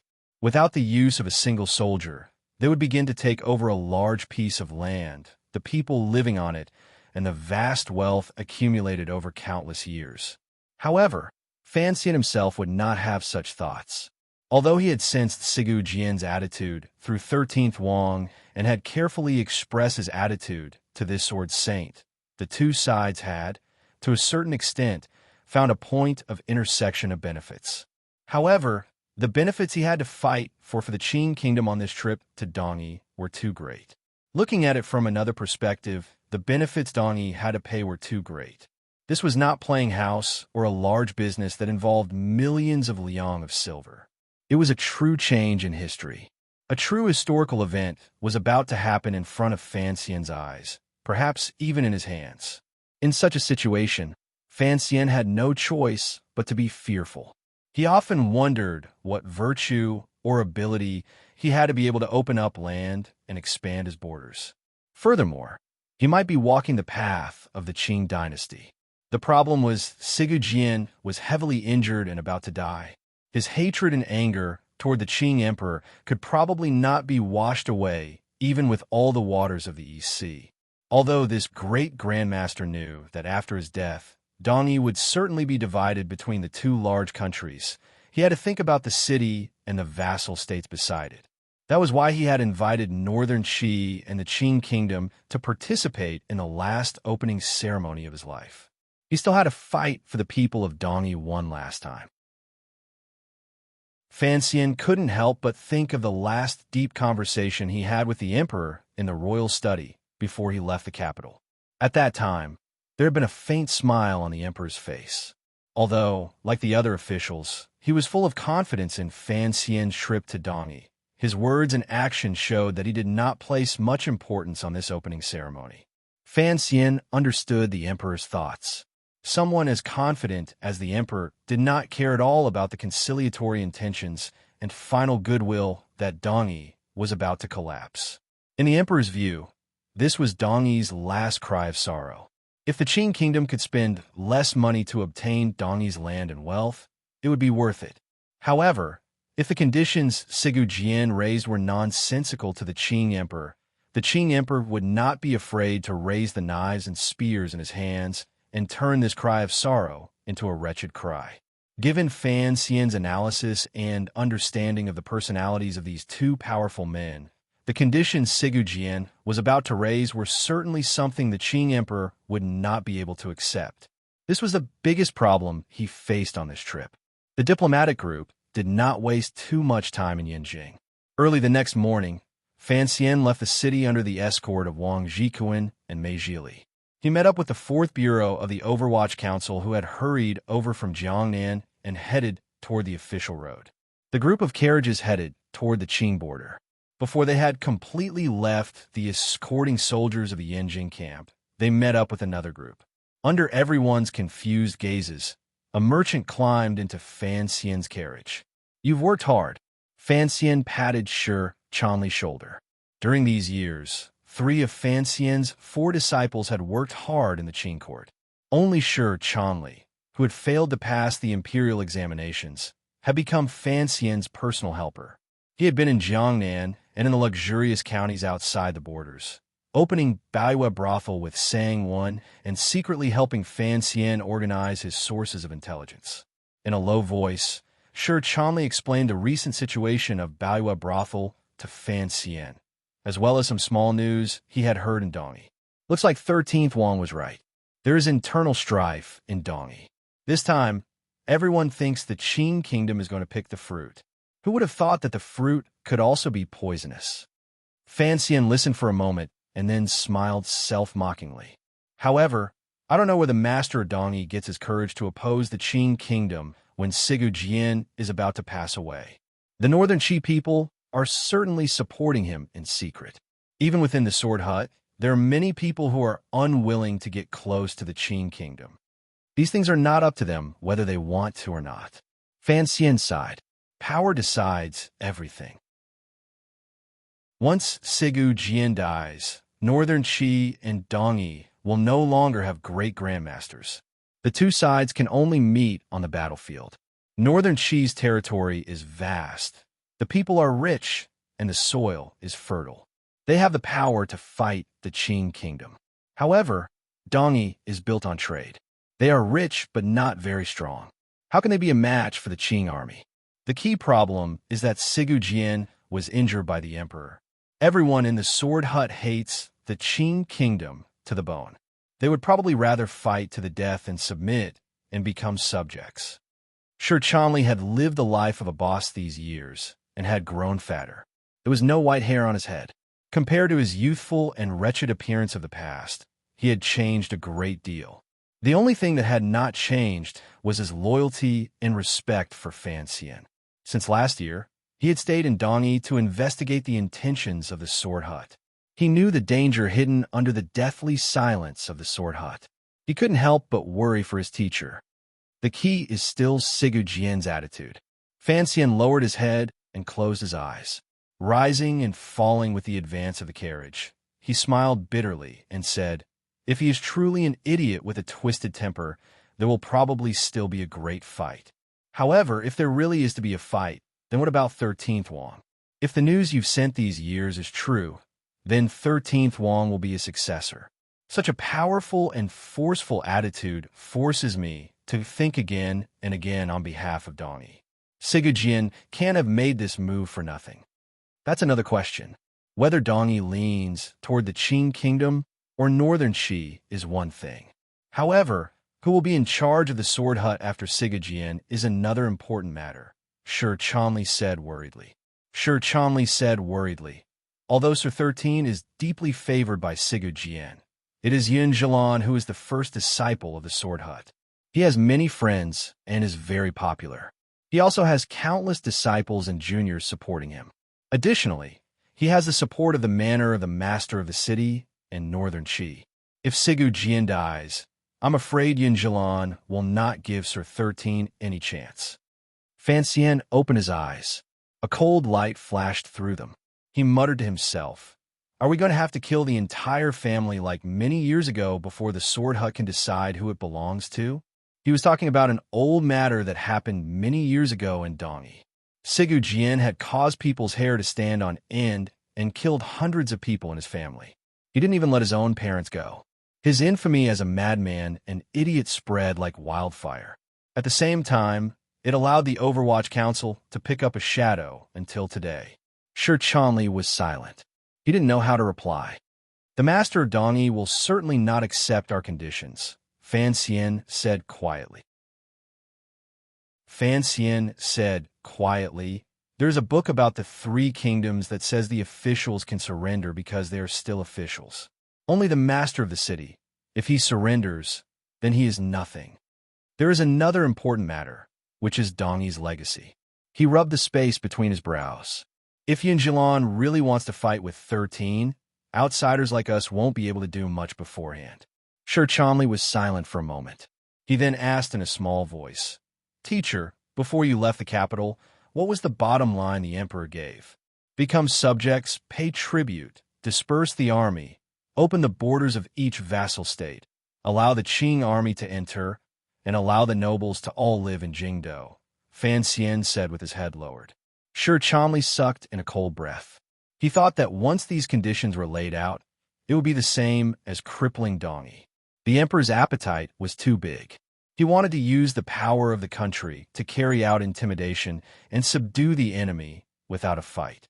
No one in Dongi would dare to accept such humiliating conditions. Of course, The length of time can be discussed later. There is no need to fight for a moment, Fan Xian said quietly. Fan Xian asked quietly. This was something he had privately argued with the Qing Emperor for a long time, before he bought more time for Dongyi. He paused and then continued. If these nobles don't dare to live in Jingdou, the emperor will build them a new manor in Yanjing. Naturally, he will not mistreat them. Shi Chanli suppressed the shock in his heart and shook his head. No one will agree. Such conditions are the same as putting their heads on the chopping board of the Qing kingdom. I'm afraid they would rather fight to the death. At least there will be some hope. Fan Xian didn't reply to this question. Instead, he said, the northern Shi people will certainly not watch as Dongyi is swallowed by us. This time, they will certainly do something. What can they do? Fan Xian lifted the curtains and looked at the green trees on the road. Casually, he said, the northern Shi emperor will first try to persuade Sigu Jian to ally with northern Shi before he dies, so that northern Shi will give Dongyi a great deal of support. Once the northern Shi people find out that Dongyi cannot hold out and is prepared to agree to the Qing kingdom's treaty, they will stop at nothing to break this agreement. Without waiting for Shi Chanli to speak, he continued in a quiet voice. Kill me, or kill an important figure in Dongyi to incite the already strong hatred and bloodshed between Dongyi and the Qing kingdom. Once the war starts, even if Dongyi wants to surrender, given the emperor's personality, he will not agree. At that time, the northern Shi people will be able to ride on the wall and make other plans. As they spoke, the group of carriages turned in the southeast direction. Leaning against a small mountain, they followed a clear stream and headed in the direction of the Song Kingdom. Fan Xian narrowed his eyes and looked back. Yanjing could still be seen clearly. The soldiers in the camp were waiting for the arrival of the war, or perhaps they were terrified of the arrival of the war. The young lady of the Wang family was going to marry into Prince Huqing's manor as a secondary fei, so it was impossible for her to see Fan Xian off. However, she still respectfully asked Governor Wang to bring Fan Xian a gift. Every time he thought of this young lady, who was at first unruly and unparalleled, but later had been punished by him into a wretched state, Fan Xian's emotions would feel complicated. No matter what kind of person's personality, whether it was a great grandmaster or an arrogant and unruly daughter of a noble family, if he or she had a goal he or she had to achieve in this world, then he or she would certainly be willing to pay a price for it that he or she would normally not pay. I'm only worried about one thing right now. Fan Xian withdrew his gaze from the carriage window and quietly said, Sigu Jian is not a saint. If he is like me and believes in the creed of not being afraid of the flood after death, then it will be troublesome. It was clear that Shi Chanli did not completely understand these words. Fan Xian laughed bitterly and said, before Kui died, he made 2 ruthless moves and dragged on the Qing kingdom with great difficulty. It also gave me a strange headache. For major figures like them, they see further than anyone else. I find it difficult to believe that Sigu Jian, who had lost to the emperor and struggled at death's door to this day and thought about it for 2.5 years, would willingly admit defeat and not have any other thoughts. He was afraid of these great grandmasters' terrifying thoughts. On the 3rd day, the group of carriages passed through the invisible border hidden in the plains and entered the Song Kingdom. The area of this small vassal state was not large. It was not even the size of a large province in the Qing Kingdom or northern Shi, but it had a long history. Although there was a king in name, in reality, everything was controlled by Dongyi. Other than the power to appoint and remove officials, all of the armed forces came from the manor of the master of Dongyi and the Sword Hut. Fan Xian was not unfamiliar with the Song Kingdom. He was very familiar with this path. The Baiwa brothel in the Song Kingdom had opened very early. It was the first batch of experiments when Fan Xian controlled the high-end brothel industry and developed a chain store. During the Dong Mountain incident a few years ago, after Fan Xian killed Yan Xiaoi, he escaped the mountains with a heavily injured body. He had also entered the territory of the Song Kingdom, passed through Yanjing, and finally returned to Jingdou. Leading the Overwatch Council, he launched a ruthless counterattack against the eldest princess faction. After the previous year, Fan Xian was alone. He hid his identity and disguised himself. He was tired in body and mind, and his injuries lingered. He didn't know what path to take. When he came this year, he was accompanied by a canopy of officials and attendants like clouds. He was well-dressed and watched by tens of thousands of people. His glory was boundless. With the title of the most powerful official in the world, he walked proudly on the streets of the Song Kingdom. In Fan Xian's view, he had not changed at all. What had truly changed was the comparison of power among the three powers under heaven. Refusing the Song Kingdom's warm reception and avoiding the cautious and complicated gazes, Fan Xian and his group moved into Baiwa Brothel. After all, it was his own business, so he was more at ease in terms of safety. Moments after they entered the brothel, a Song Kingdom official came with a nervous expression to report that a guest had arrived and requested to see Sir Fan Jr. Fan Xian's expression froze slightly. Looking at the official's nervous expression, he knew who the guest was. He couldn't help but smile. He thought that it was quite a coincidence that he had just arrived and the Northern Qi people had also arrived. He rose and walked out of the hall. Raising his hands in a salute, he smiled and said, "Brother Wei Hua, I didn't expect it to be you." Chapter 6:26. All right, everyone, please continue to kill me. It looks like the wine I drank the day before yesterday has not completely sobered me. The 7th chapter should be about the Son of Heaven. Why is it about having fun in front of the palace again? He was completely speechless to the extreme. He lowered his head and admitted his guilt. The chapter was called Zhou Gong as the teacher. It came from a line in the historical records of Zhou Benji. Zhou Gong as the teacher attacked Huai in the east. It referred to Fan Xian entering Dongyi. It was a spring day. Zhou Gong slept soundly, and so did Fan Xian. Of course, I found this part on Baidu. P.S. Today is the last day. The monthly votes will be doubled. Given my condition and level of effort these 2 days, I truly do not have the confidence to ask for a vote. However, I will still shout. I will not release a single chapter to ask for votes. I promise everyone that for the rest of this month, I will let me, who is writing, and you, who is reading, live happily and of high quality. Ba, those who believe in me, please bestow a monthly vote. Fan Xian and Wei Hua, the two heads of the greatest special agents in the world, were like two pure and open-minded scholars holding hands and exchanging pleasantries. They were filled with admiration and speechlessness. Immediately, they sat down hand in hand and drank and chatted merrily. They thought back to the foreign affairs of Shangjing in the past and quietly talked about smuggling. When they were happy, they laughed loudly. When they were emotional, they had 1,000 thoughts. Such a sincere display stunned the accompanying officials of the Song Kingdom, as well as the officials of the Board of Rites from Northern Qi and the Qin Kingdom, and their attendants and attendants. They wondered if the two of them had such a good relationship. Immediately, everyone understood the reason and sighed with admiration.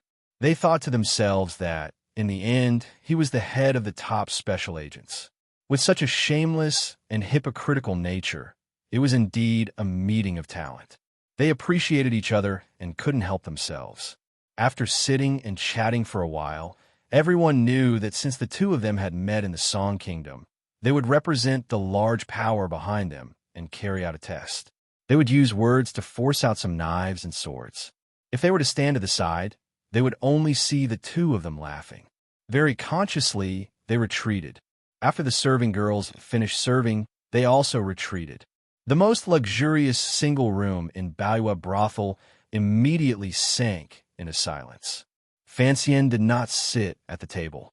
Instead, he sat down on a carved wooden chair to the side. His gaze was very calm. Looking at Wei Hua, he said, "You arrived yesterday and came to my door today. You really aren't going to give me a chance to breathe." Wei Hua smiled and picked up a hot towel from the table to wipe his face. He walked to Fan Xian's side and sat down. After thinking for a moment, he quietly said, "Although everyone can guess that Sir Fan Jr. will come personally, if they don't see it with their own eyes, how can the millions of people of the Qi Kingdom be at ease?" Fan Xian's eyes narrowed slightly. He smiled and said, "What? Are you here to seek justice for the people of Daki?" Last year, the Overwatch Council had launched an attack in Xiliang and caught all of the Northern Qi spies and secret agents who had infiltrated Dingqing and Qingzhou and colluded with the Hu people. They had killed countless people. This matter caused the Northern Qi court to become furious after a great shock. The superficial peace that the Northern Qi Emperor and Fan Xian had done their best to maintain finally tore a large hole in it. There was no one else in the hall. Fan Xian and Wei Hua would not continue to chat about the weather. Their voices became light and icy. Wei Hua glanced at him and said in a cold voice, "Sir Fan Jr., when you and I worked together in the past, it could be said that we trusted each other. Last year, you did something like this without any warning. Didn't you go too far?" Fan Xian's brows rose. A ruthlessness flashed in his eyes. "You colluded with the Hu people and killed the people of the Qing kingdom. Did I have to tell you before I did something? Who do you think you are?" Wei Hua's heart trembled slightly. Only now did he know that Fan Xian was no longer the gentle and amiable young man who had just come out into the world in Shangjing. He was silent for a moment and then said, "Don't bring up old matters. However, I don't know what exactly Sir Fan Jr. is thinking about going to Dongyi to attend the opening ceremony." "Are you stupid?" Fan Xian said with slight mockery. "I am the Duke of Danbua of the Qing Kingdom. What I'm going to Dongyi this time is for the benefit of the Qing Kingdom. It's not like you don't know, so why ask?" Wei Hua furrowed his brows and felt a chill in his heart. He thought that although the emperor was talented and managed the court affairs in an orderly manner, the situation in the world was here. The Qing Kingdom was as powerful as it was yesterday. If he wanted to persuade the Soar Hut and the master of the city to not be overwhelmed by the Qing Kingdom's power, it would be a difficult task, particularly since the Qing Kingdom had sent Fan Xian, a person he had never seen clearly. His heart was beating like a drum. He did not have much confidence. "Someone asked me to ask you something," Wei Hua said as he sat by Fan Xian's side. Wei Hua sat beside Fan Xian. Lowering his voice, he said, "Does the agreement in the restaurant still stand?" After these words were said, Fan Xian's expression changed slightly. A difficult-to-grasp self-mockery shone through his eyes. Quietly, he said, "What agreement?" Wei Hua's expression did not change. However, his brows furrowed a little deeper. Perhaps even he did not know what the emperor wanted him to ask about the agreement. His throat was a little dry as he asked, "Are you prepared to break your promise?"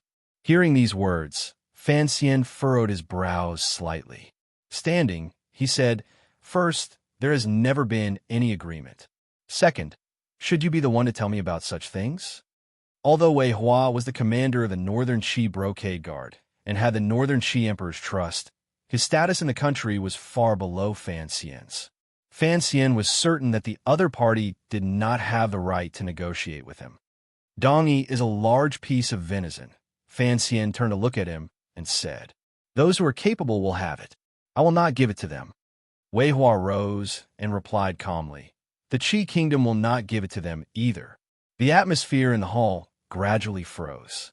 Slowly releasing the will of knives and swords, the coldness immediately rose. It froze the precious and steaming dishes on the table until they didn't dare to breathe. Fan Xian only laughed and sat down at the table. With a fork in one hand and a dish in the other, he casually said, "Since Sigu Jian invited you, Northern Qi is not the only one who came. I'm very curious as to who your true leader is." Naturally, Wei Hua would not answer this question. The coldness in his heart grew stronger and stronger. Looking at the young and handsome official of the Qing court in front of him, he felt a great fear. Everyone in the world knew that Fan Xian controlled the Overwatch Council with one hand and the palace treasury with the other. He was the Qing Emperor's right-hand man. If he wanted to weaken the Qing Kingdom's power, being able to kill him would be a wonderful choice. However, Wei Hua could not make this decision. He did not have the right to make this decision.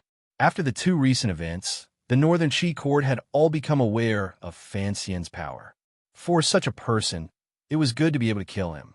However, if he was not killed, there would be endless trouble in the future. In this world, who could kill Fan Xian? In the past, the eldest princess could not do it. The assassins the Qin family had set up in the valley also could not do it.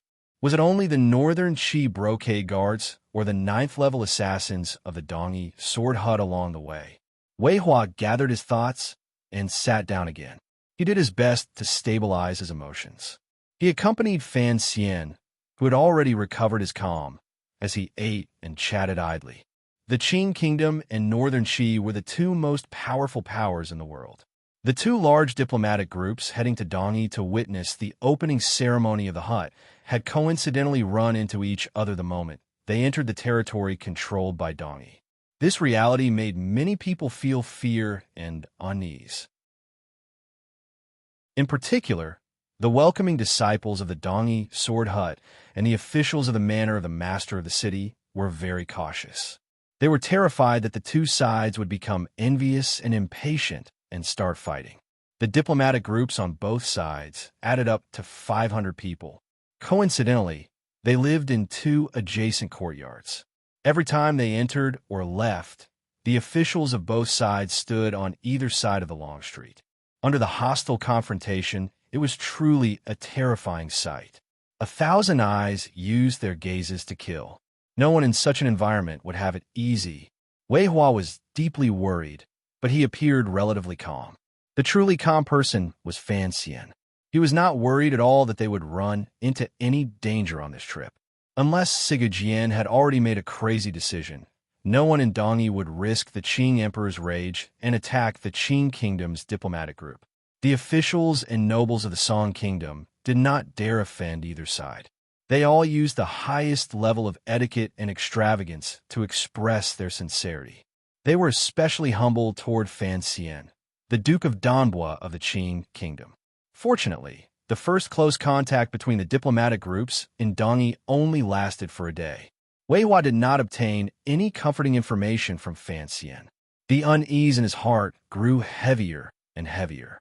He did not have the energy to continue testing the conditions the Qing Kingdom was going to give Dongyi. He left the Song Kingdom early. The officials of the Song Kingdom and the people from Dongyi who had come to receive them watched this scene and all let out a breath. However, on the afternoon that the Northern Qi diplomatic group left, Fan Xian gave an order and the Qing diplomatic group followed. They followed for 3 days. Fan Xian only felt sleepy on the carriage. It seemed that he was not worried about anything happening in Dongyi. However, the officials of the Qing Ministry of Rites knew that the Northern Qi diplomatic group was in front, so they suppressed their own group speed and did not come into contact with them again. After Fan Xian slept lazily for a few days, he finally found a problem with the group speed. He furrowed his brows and asked, "According to the original schedule, we should have reached Dragon Mountain by now. Why are we only entering Huaishang now?" Shi Chanli also felt it was strange. He asked a member of the Qinian unit of the Overwatch Council in front of him and finally understood the reason. He returned to the carriage and reported, "The Northern Qi diplomatic group is too slow. I don't know if Sir Wei does not want to go to Dongyi to receive his failure, so he purposely moved slowly." These words were said with a smile, but Fan Xian did not smile. Shi Chanli closed his mouth. He wondered if there was a problem with the slow speed. Fan Xian scratched his head and furrowed his brows. If someone from Northern Qi left Shangjing, how many days would it take for the information to reach my carriage? At least 8 days. In other words, if someone left Northern Qi's Shangjing 5 days ago, and I had no way of knowing. Fan Xian shook his head. If it really was that woman, the news would have been well hidden. If she really came to Dongyi, I'm afraid she would have entered the sword hut within these 2 days. He furrowed his brows and said, "And we are still on the road." Shi Chanli's heart trembled slightly. He quietly said, "Even if Lady Haidang went to Dongyi early, it would not affect anything." Fan Xian smiled and didn't say anything. He thought to himself that Wei Hua had used such a shameful method to give Northern Qi's lobbyist time to meet with Siga Jian alone. It was truly interesting. However, what was interesting to Northern Qi was rather boring to Fan Xian. So, when the diplomatic group's majestic carriages entered Dragon Mountain, he summoned the officials of the diplomatic group and the subordinates of the Overwatch Council and made a decision that left his subordinates dumbfounded. No one dared to oppose Fan Xian's decision. Another spring had arrived. Willow catkins filled the sky and floated down for thousands of li, like snowflakes swaying in the warm wind. They soared up, covering the city walls and the light of the sea. It made pedestrians cover their faces and scurry away in collective grief. There was no sense of enjoyment at all. Two traveling merchants wearing bamboo hats stood in the sky, full of flying catkins. It was clear that these were two strangers from outside the city. They did not dislike these annoying catkins at all. On the contrary, they seemed to be intoxicated by them, standing by the carriage and admiring them endlessly. It truly is the most beautiful scenery in the world. It's a pity that it has covered up the most magnificent city in the world. I can't see it clearly. Achoo! The younger man sneezed loudly, immediately ruining his interest in admiring the spring. The older man next to him did not react. He only stared blankly at the catkins in the air. A moment later, he came to his senses and lightly said, "With such a large city, of course I can see it clearly when I'm closer. I often saw these catkins when I was a child, and they all disappeared in 2 days. Young master, your luck is not bad. But speaking of the most beautiful scenery in the world, you've been sleeping these past few days as the carriage has passed through the spring road. I can't tell you are a person who enjoys the scenery." The young man in the bamboo hat raised the brim of his hat and narrowed his eyes at the passing pedestrians and merchants, as well as the city in the distance that could not be seen clearly. He revealed his ordinary and proper face, and a glimmer of a smile flashed through his eyes. This person was none other than Fan Xian of the Qin Kingdom. For some reason, he had braved the risk of leaving the diplomatic group and only brought the man next to him to Dongyi. Although Dongyi probably would not act against Fan Xian right now, who knew what kind of arrangements Northern Qi had made here. Fan Xian should not have taken such a risk. However, he had a complicated premonition that he had to come early. Otherwise, Sigu Jian might fall to the north. In terms of safety, he was not too worried. Although Dongyi was filled with 9th level aces, he was already a top 9th level ace. Additionally, he had the best assassin in the world at his side. If he could not win, it should not be difficult for him to escape. With the shadow at his side, it was as if he had half of the 6th Bureau of the Overwatch Council. Fan Xian turned his head to glance at the shadow, and couldn't help but smile slightly. On this trip to Dongyi, he had the shadow reveal himself and follow him by his side. Presumably, his enemies, who knew him incomparably well, would not be able to guess. Having left home at a young age, Fan Xian knew why the shadow was showing such a different emotion than usual, and why he had suddenly become so talkative. Before Uncle Wu Zhu left, he had become more and more talkative. As his #1 admirer, the shadow was also becoming more and more talkative. In Fan Xian's eyes, this was a good thing. "Have you never come back after all these years?" Fan Xian suddenly thought of something and asked in surprise. The shadow pushed down the brim of his straw hat, blocking out the falling cotton and covering his face. Coldly, he said, "I can't kill him. Why would I come back?" Fan Xian smiled and didn't say anything more. The massacre in Dongyi back then was too strange. Other than using Sigu Jian as a crazy idiot to explain it, there was no other explanation. However, Sigu Jian was a great grandmaster. No one dared to ask him anything. Even if Fan Xian wanted to help the shadow resolve the tragic past that had affected his life, he couldn't find any clues. "Your idiot brother is about to die." Fan Xian patted the shadow's shoulder and sighed. A person's death is like a lamp going out. In the future, when the family is reunited on the road to the underworld, we can go ask. The shadow's shoulders froze. He must die by my hand. Fan Xian's heart tightened. He didn't know whether he had done the right thing or wrong thing to bring the shadow back to Dongyi. Although the shadow had not returned to Dongyi for a long time, he had, after all, grown up in this large city before he was a youth. He still remembered the directions of the streets clearly. The description of the willow catkins was not wrong. By the time the two of them came close to Dongyi, the flying cotton in the sky had already sunk into the earth and no trace of it could be found. Fan Xian jumped down from the shaft of the carriage and looked at the bustling marketplace and hurrying merchants around him. He sighed emotionally. It is indeed a shopping center. However, after going to the Flying Cotton, it doesn't have the feeling of a grand city. It is truly disappointing. He was indeed disappointed.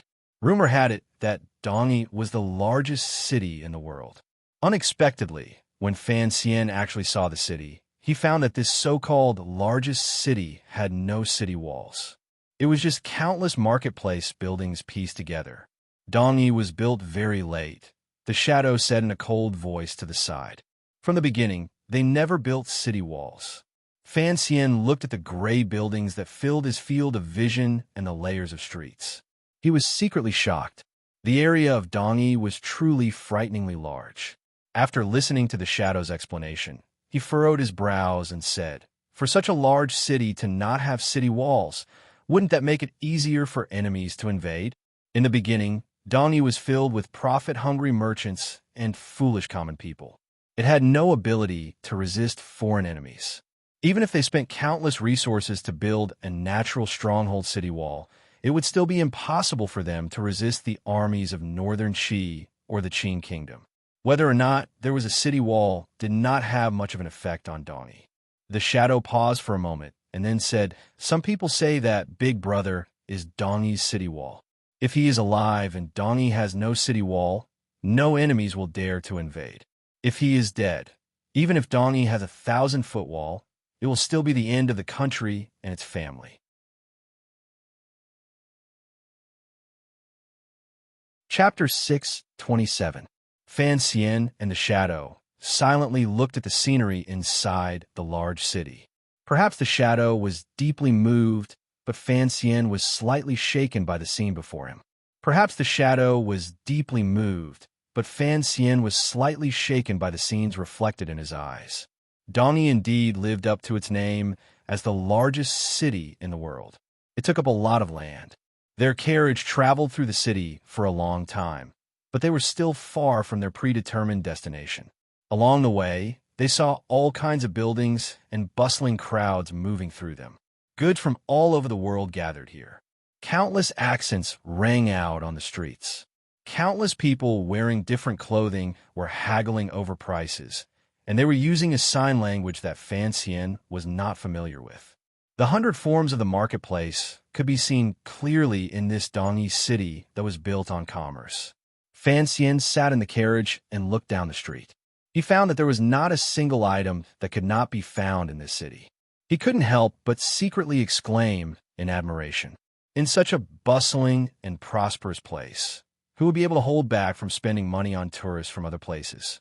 Although the Qin kingdom had begun to set up a large commercial port in Xuanzhou over 20 years ago and relied on the enormous production of the palace treasury to forcefully take a large share of the sea trade with foreigners, it not only directly caused Danzhou port to fall into decline and calm, but it also dealt a great blow to Dongi. However, Dongi was, after all, a place where merchants from all over the world gathered. In particular, the ships that went out to sea were skilled in the art of controlling the waves. They intersected with the land far away, so the trade had continued to flourish. Even with the palace treasury that Fan Xian now controlled, if they wanted to travel by sea, they could not completely rely on Xuanzhou to go out to sea. Many adventurers and merchants from overseas were still used to doing business through Dongi. This kind of change would probably take decades. After Fan Xian saw a dozen foreigners on the street, he accepted this point of view in his heart. When he was overseeing Jiangnan, the furthest the foreigners were willing to go was as far as Xuanzhou, so he had never seen a single one. "Do you find it strange?" the shadow asked in a low voice beside him. Foreigners only trust Dongi, so every time the Qing people see these blue-eyed people, they always feel uncomfortable. Fan Xian smiled and didn't say anything. He thought to himself that in his previous life, he had once taught mahjong and the foreign students building all night. How could he feel strange when he saw foreigners? Why don't the foreigners trust the Qing kingdom? At most, they are willing to stop at Xuanzhou for a few days. They are never willing to go deep into the interior. Fan Xian asked quietly, "Northern Qi does not have a suitable outlet to the sea. That is one thing, but we have already built 3 large ports in the Jiangnan area. In particular, the Xuanzhou port has been built for over 20 years. Why we never completely taken away Dongyi's position? I'm not too sure either. The shadow pressed down the bamboo hat and coldly said, but I heard that 20 years ago, the Chuanzhou Navy had a good relationship with the foreigners. Later, something happened to the Chuanzhou Navy, and many of the foreigners were scared away. Fan Xian raised his eyebrows and didn't ask any more questions. On his way into the city, he had been looking in all directions and listening in all directions. He had carefully savored the atmosphere of the marketplace that was particularly different from that of this land. He had gradually come to understand the reason for this. Dongyi had always been able to occupy the center of the world's commerce because the people there valued freedom. Merchants used their words and actions for profit. On the streets, other than the officials from the manor of the master of the city who maintained public order, there were not many officials. Although he hadn't had the opportunity to personally see the specific process of trade, Fan Xian already had a strong feeling that Dongyi's trade basically already had some kind of contract. Regardless of whether it was the manor of the master of the city or the sword hut, neither of them would try to control the actions of the merchants. They would only draw up general market regulations. In comparison, although the Jiangnan area of the Qin kingdom was also developed in commerce, this kind of development and prosperity was, to a large extent, based on the overly special product of the palace treasury. Jiangnan's commerce relied on the unique production of the palace treasury, so it could be completely set by the court, or rather, by itself with very little fluctuation. The commerce of the Qin kingdom's Jiangnan was a kind of commerce that was monopolized by the court. Regardless of whether it was the incomparably illustrious Ming family, the Lingnan Xiong family, or the Chuanzhou Sun family, they were only the recipients of the palace treasury. If the court wanted these three families to die, then they had no choice but to die. The court did not care about the sanctity of contracts with merchants. However, Dongyi's business was rooted in the foundation of equal trade. No power could be like the Qin court and shamelessly use force. No one could be like Fan Xian, who could use the power in his hands to make the Ming family vomit 3,000 liters of blood and innumerable losses. It was clear that, for merchants, the latter kind of prosperity was more reliable, long-lasting, and worthy of trust. Dongyi was like a gathering place and autonomous territory for the world's merchants. They used their sweat or cunning to seek benefits. Their life and death were up to heaven and not imperial power. Fan Xian pulled his gaze back from the door of a large merchant house. An absurd feeling suddenly welled up in his heart. If Dongyi truly leaned toward the Qin kingdom, given the emperor's powerful desire for power, how could he be willing to remain unchanged for 50 years? How could he be willing to have so many merchants not listen to his orders in the territory he ruled? If the glory of the Qin kingdom's powerful imperial power truly descended upon Dongyi, would this prosperous and free or secretly dirty city still be able to maintain its current vitality? Fan Xian and the Shadow chose an unremarkable inn to stay in. After settling down the carriage, they walked onto the main street and merged into the crowd. It was still early, so it was not yet convenient to do what they wanted to do. Thus, these two powerful warriors, each with their own thoughts, decided to imitate the situation of women and once again wandered the streets in the noisy seaside city. The reason Dongyi was so large, other than the shocking amount of trade that attracted merchants from all over the world, was because all kinds of strange people gathered here, such as the great bandit Wang Qinian, and even earlier, the young lady of the Yi family and her blind, young servant at her side. With strange people, there were naturally legends and legends, adding to the glorious and threatening name of Sigu Jian, who knew how many vagrants and homeless people had come to settle down and seek a living. Countless young people from northern Qi and the Qin kingdom had come to travel. Even the Hu people far away on the grasslands and the snowman people in the north had once traveled tens of thousands of li year after year. The population of Dongyi increased, and the city grew larger and larger. Looking at the various styles of buildings on the main street, Fan Xian clicked his tongue in wonder. He thought to himself that the Bund of the past was nothing more than this. However, the Bund had mostly been Western buildings, while the buildings in Dongyi were of various styles from the mainland. Northern Qi inherited the black and green flying eaves from the Wei Kingdom, the Qin Kingdom's solemn and square buildings, the domed houses on the grasslands, and Nanzhao's gilded rain and arrow towers. It was said that back in the day, the Western people's buildings had been in the limelight in Dongyi. Later, following the rise of the Yi family, the Western people's position fell completely. The trade on this land began to move in the direction of imports. The reason was simple. They could not make the silk, tea, and porcelain that the Western people wanted to buy. The Yi family could also make the expensive glass and mirrors that they used to sell. Furthermore, they made them better and sold them cheaper. Thus, it was very difficult for the kingdoms in the overseas continents to trade on the sea because Dongyi no longer needed their goods. Instead, they were required to use silver to settle accounts.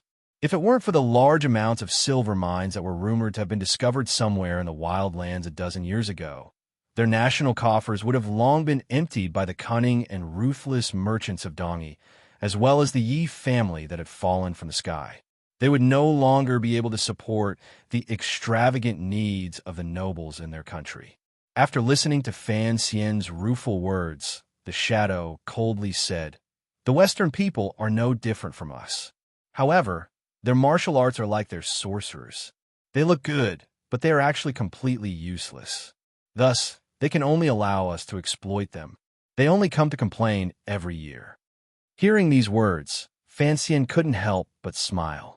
He still remembered the first moment he was reborn into this world. He saw the shadow beside him fly over like an eagle and instantly kill a sorcerer. The sun was slightly setting, but Dongyi was still as lively as before. Although the shops gradually showed signs of closing, the places of pleasure in the middle of the streets were preparing to light up their red lights. "Have you finished looking?" the shadow suddenly asked. Fan Xian used his fingers to gently pull on his straw hat. After a moment of silence, he said, "Yes." He was a traveler from another world, but in this world, he could not be a simple traveler. After the rare half-day tour of Dongyi temporarily came to an end, Fan Xian was going to return to the darkness, leaving behind the joy and gratification of sightseeing and picking up his black dagger again. The shadow tilted his head slightly and turned to the right. Brushing past a row of sorry-eyed stalls, he disappeared into a small alley. In a flash, the straw hat disappeared without a trace. The setting sun in the west lost the honor of shining on the East Sea. Miserably, it was blocked off by the various tall buildings in Dongyi and turned into patches of darkness. Fan Xian walked in and covered his tracks. The manor of the master of the city in Dongyi was brightly lit. Although it was not completely night and there was a lingering warmth of the setting sun still shining on the tall eaves of the manor, the servants in the manor had long lit the lamps. It was as if they were all afraid of the arrival of the night in Dongyi. In a few days, the diplomatic groups from the Qin Kingdom and Northern Qi would arrive in Dongyi. Everyone knew that the great Grandmaster of the Sword Hut was about to decide the future direction of Dongyi after the opening of the hut. However, everyone knew that once the Sword Saint passed away, no matter what Dongyi chose, it would be an endless dark night descending for these common people who were happy in the name of free merchants. Of all these people, the most nervous was the master of Dongyi. Regardless of whether Dongyi became a territory outside the Qin Kingdom or Northern Qi, there was no need for him, the master of the city in name, to continue to exist. He was the master of the city in name because the true masters of Dongyi were Sigu Jian and the Sword Hut. He only enjoyed the glory and wealth and carried out simple administrative work on behalf of them.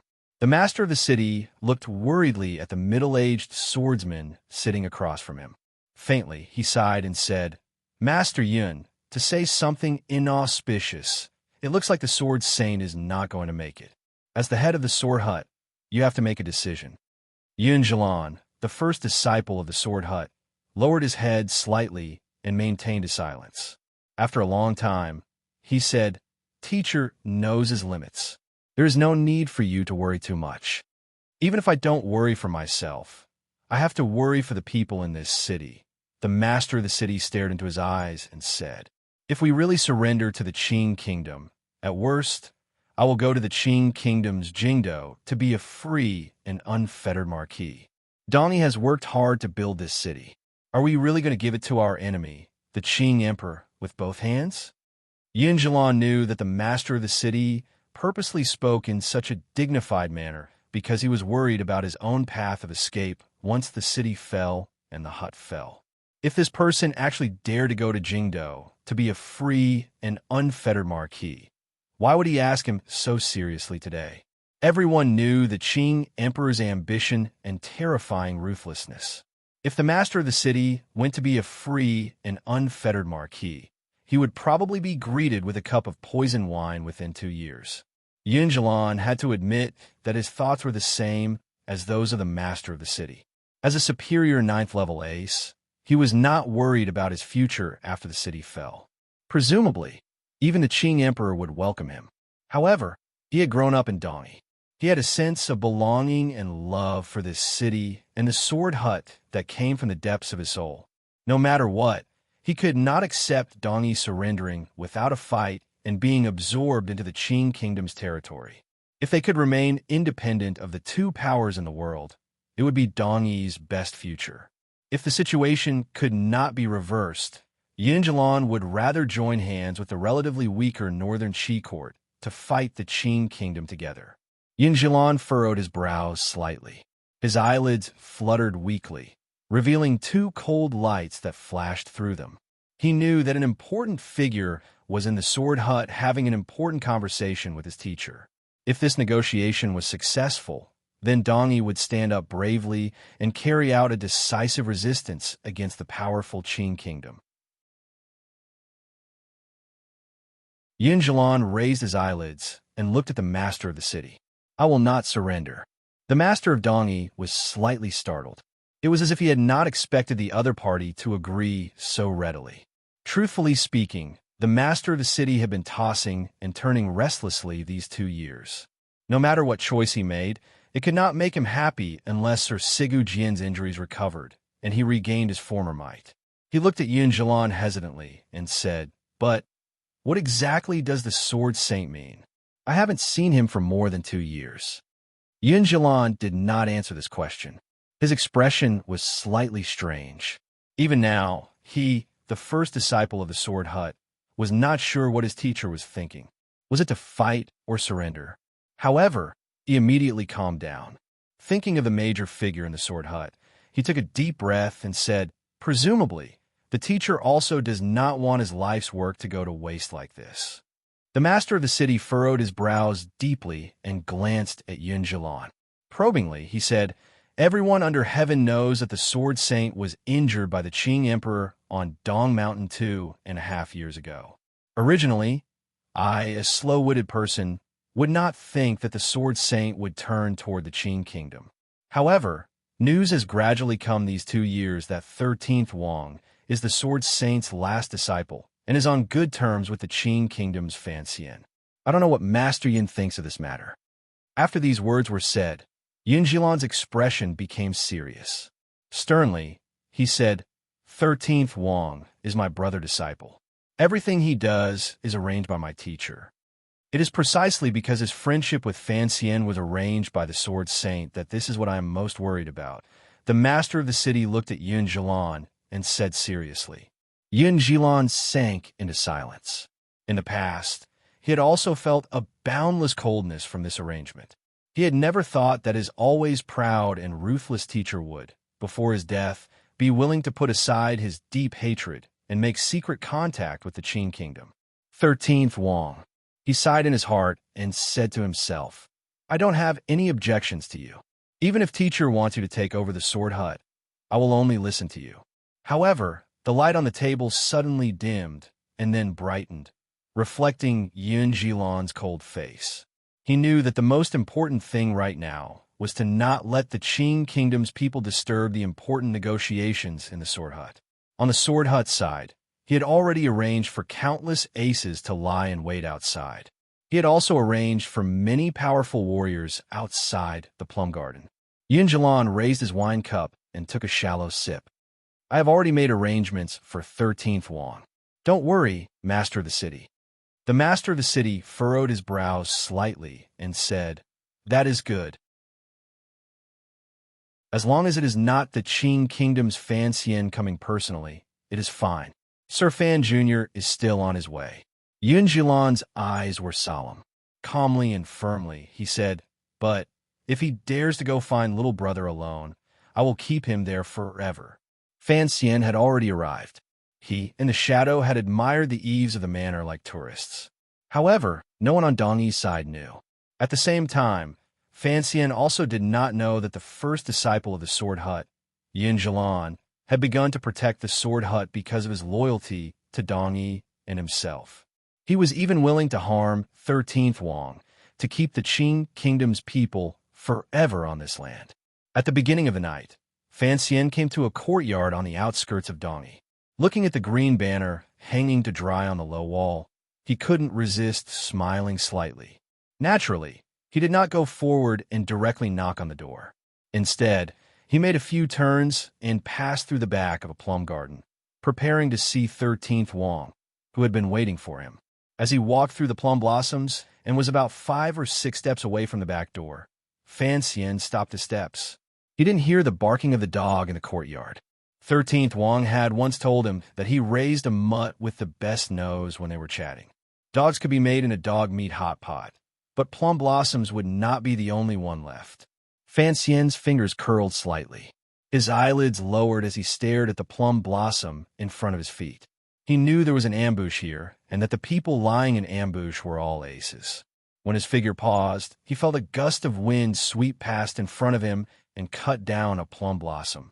Immediately after, powerful sword intents seeped in from all directions.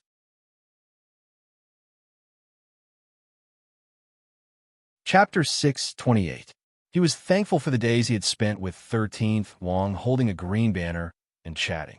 He was thankful for the loyal dog in the courtyard of the plum garden that could die. At the most dangerous moment, Fan Xian stopped his steps a moment earlier than he should have. He stepped just outside the circle of sword chi. His sudden pause and landing caused one of the aces who had been accumulating power for a long time to finally lose control of the sword intent in his hand. It broke through the air and landed in front of Fan Xian, revealing his figure. A streak of sword intent landed in the air. Immediately after, a number of sharp sword intents followed. Although they had not reached a perfect realm, they still attacked Fan Xian's body from 3 directions like venomous snakes. Fan Xian's left temple felt like it had been pricked by a needle. He blinked his right eye and felt slightly sore. At the same time, he felt the hairs on his right arm begin to stand up one by one. He felt danger. Since the Qin family's attack in the valley and Yin Xiaoyi's arrow pointing at him with his godly bow, this was the most recent and coldest danger. 5 streaks of sword intent. Other than the person who had struck at the plum garden earlier, who was slightly weaker, the other 4 were all aces. At first, it was just a calm night in the plum garden. Suddenly, terrifying sword intents seeped out and faintly controlled the directions Fan Xian could escape in. Just as Fan Xian had sighed with emotion earlier, Dong Yi was a strange place with as many aces as there were clouds in the sky. 4 9th-level aces had appeared on such a normal night. Such an ambush was truly frightening. However, Fan Xian still had his head and eyelids lowered. Feeling the sword intents in 3 directions around him, he did not move at all. Those 5 swords did not move. The sword intent was initially fierce and vigorous, but it quickly returned to a neutral and peaceful atmosphere. However, this neutral and peaceful atmosphere was mixed with an aura of absolute determination. It was like a few enraged, venomous snakes that were lifting their slender and long bodies, slightly leaning backwards, staring at the prey in the field, ready to give a fatal blow at any time. There was a hissing sound in the air, as if some invisible power was tearing apart the empty space. It formed countless lines condensed from sword chi in the air, cutting the space in front of the plum garden into countless small areas. If someone dared to walk into these areas, they would definitely be cut into countless pieces by the sharp sword chi. It looked like he was just stopping some people from entering 13th Wang's residence, but Fan Xian did not think so. He felt a hidden, murderous aura. The reason these swords had been accumulating power and not attacking was because of Fan Xian's miraculous landing at the beginning. This step just so happened to land on the edge of the encirclement, luring out the plum-cutting strike. At the same time, it caused the sword chi formation that had been prepared for a long time to stagnate slightly. These 9th-level swordsmen of the Sword Hut who were lying in ambush clearly did not know who had come. However, from this step, they could see the other's level of cultivation. They knew that if they acted rashly, they would give the other a sliver of an opportunity. Although this opening or opportunity was not large, since it was 4 9th-level aces attacking at the same time, they had no intention of letting the incomer return alive. He could not be the Qing Kingdom's Yi Luyun or that unfathomable emperor. Of the 5 swords, one of them sank into silence. The other 4 remained hidden in the darkness. They slowly changed their angles and aimed in any direction Fan Xian might escape in. They would not move first because the first to move must have a direction. With a direction, there would be a loss. This lost opening was something Fan Xian wanted to use. Thus, Fan Xian did not move.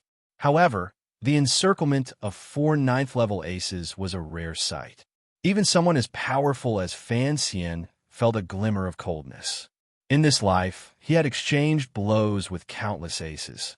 Facing 4 9th-level aces at the same time was something he had never even thought about. No matter how arrogant and conceited he was, he did not have the extravagant hope that he could defeat 4 9th-level aces at the same time. Among these 4 9th-level aces, there were no top 9th-level aces like Yun Zhilan, Lang Tiao, or Haitang Duoduo. Fan Xian's eyes stared at the broken plum blossom in front of his feet. His eyelids were slightly lowered. He appeared calm, but in reality, he was already feeling very uncomfortable from the all-pervasive sword chi and omnipresent pressure. His entire spirit had been pressed to the point of rebound or collapse. Sweat slowly began to form on his body. Countless drops of cold sweat slid down his back. The sweat on his forehead followed the angle of his body and slid down the bridge of his nose and brows. A drop of sweat seeped into his eye. It was slightly bitter and stinging, making him blink. The surrounding experts still didn't move because they knew that the expert they had surrounded couldn't hold on any longer and was about to make the first move. The moment Fan Xian took that step, he knew that he had already obtained an opportunity to escape. However, he didn't know how 13th Wang was in the courtyard, so he stopped his steps. He didn't take the risk and forcefully broke out of the encirclement. He had not thought that the aces lying in ambush outside the plum garden would be so powerful and that Yun Zhilan could mobilize so many disciples of the Sword Hut. Thus, he hid himself in bitter suffering. When the drop of sweat entered his eye, he gave up on the idea of entering the courtyard. Closing his eyes, he gave up on the idea of entering the courtyard. Closing his eyes, he gave a clear whistle and spat out the impure air in his body. His large and small circulations began to circulate wildly. Using the purest tyrannical jinqi in his body, he abruptly charged backward. In the dark night, dust flew up. With a bang, Fan Xian disappeared without trace. Turning into a gust of wind, he rushed backward. If it had been anyone else among the assassins, they probably would not have been able to react to Fan Xian's tyrannical jinqi circulation speed. They could only watch as he frantically left. However, the assassins were all 9th level, goddamn 9th level. When Fan Xian closed his eyes, a streak of sword chi came lightly from the right side of the sky.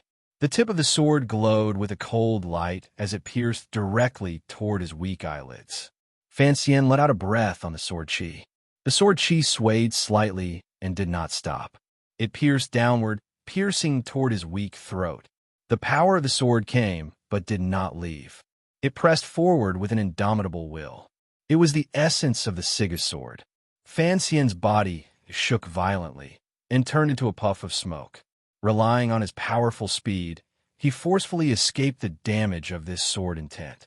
Almost at the same time, a normal steel sword mysteriously appeared in his path of retreat.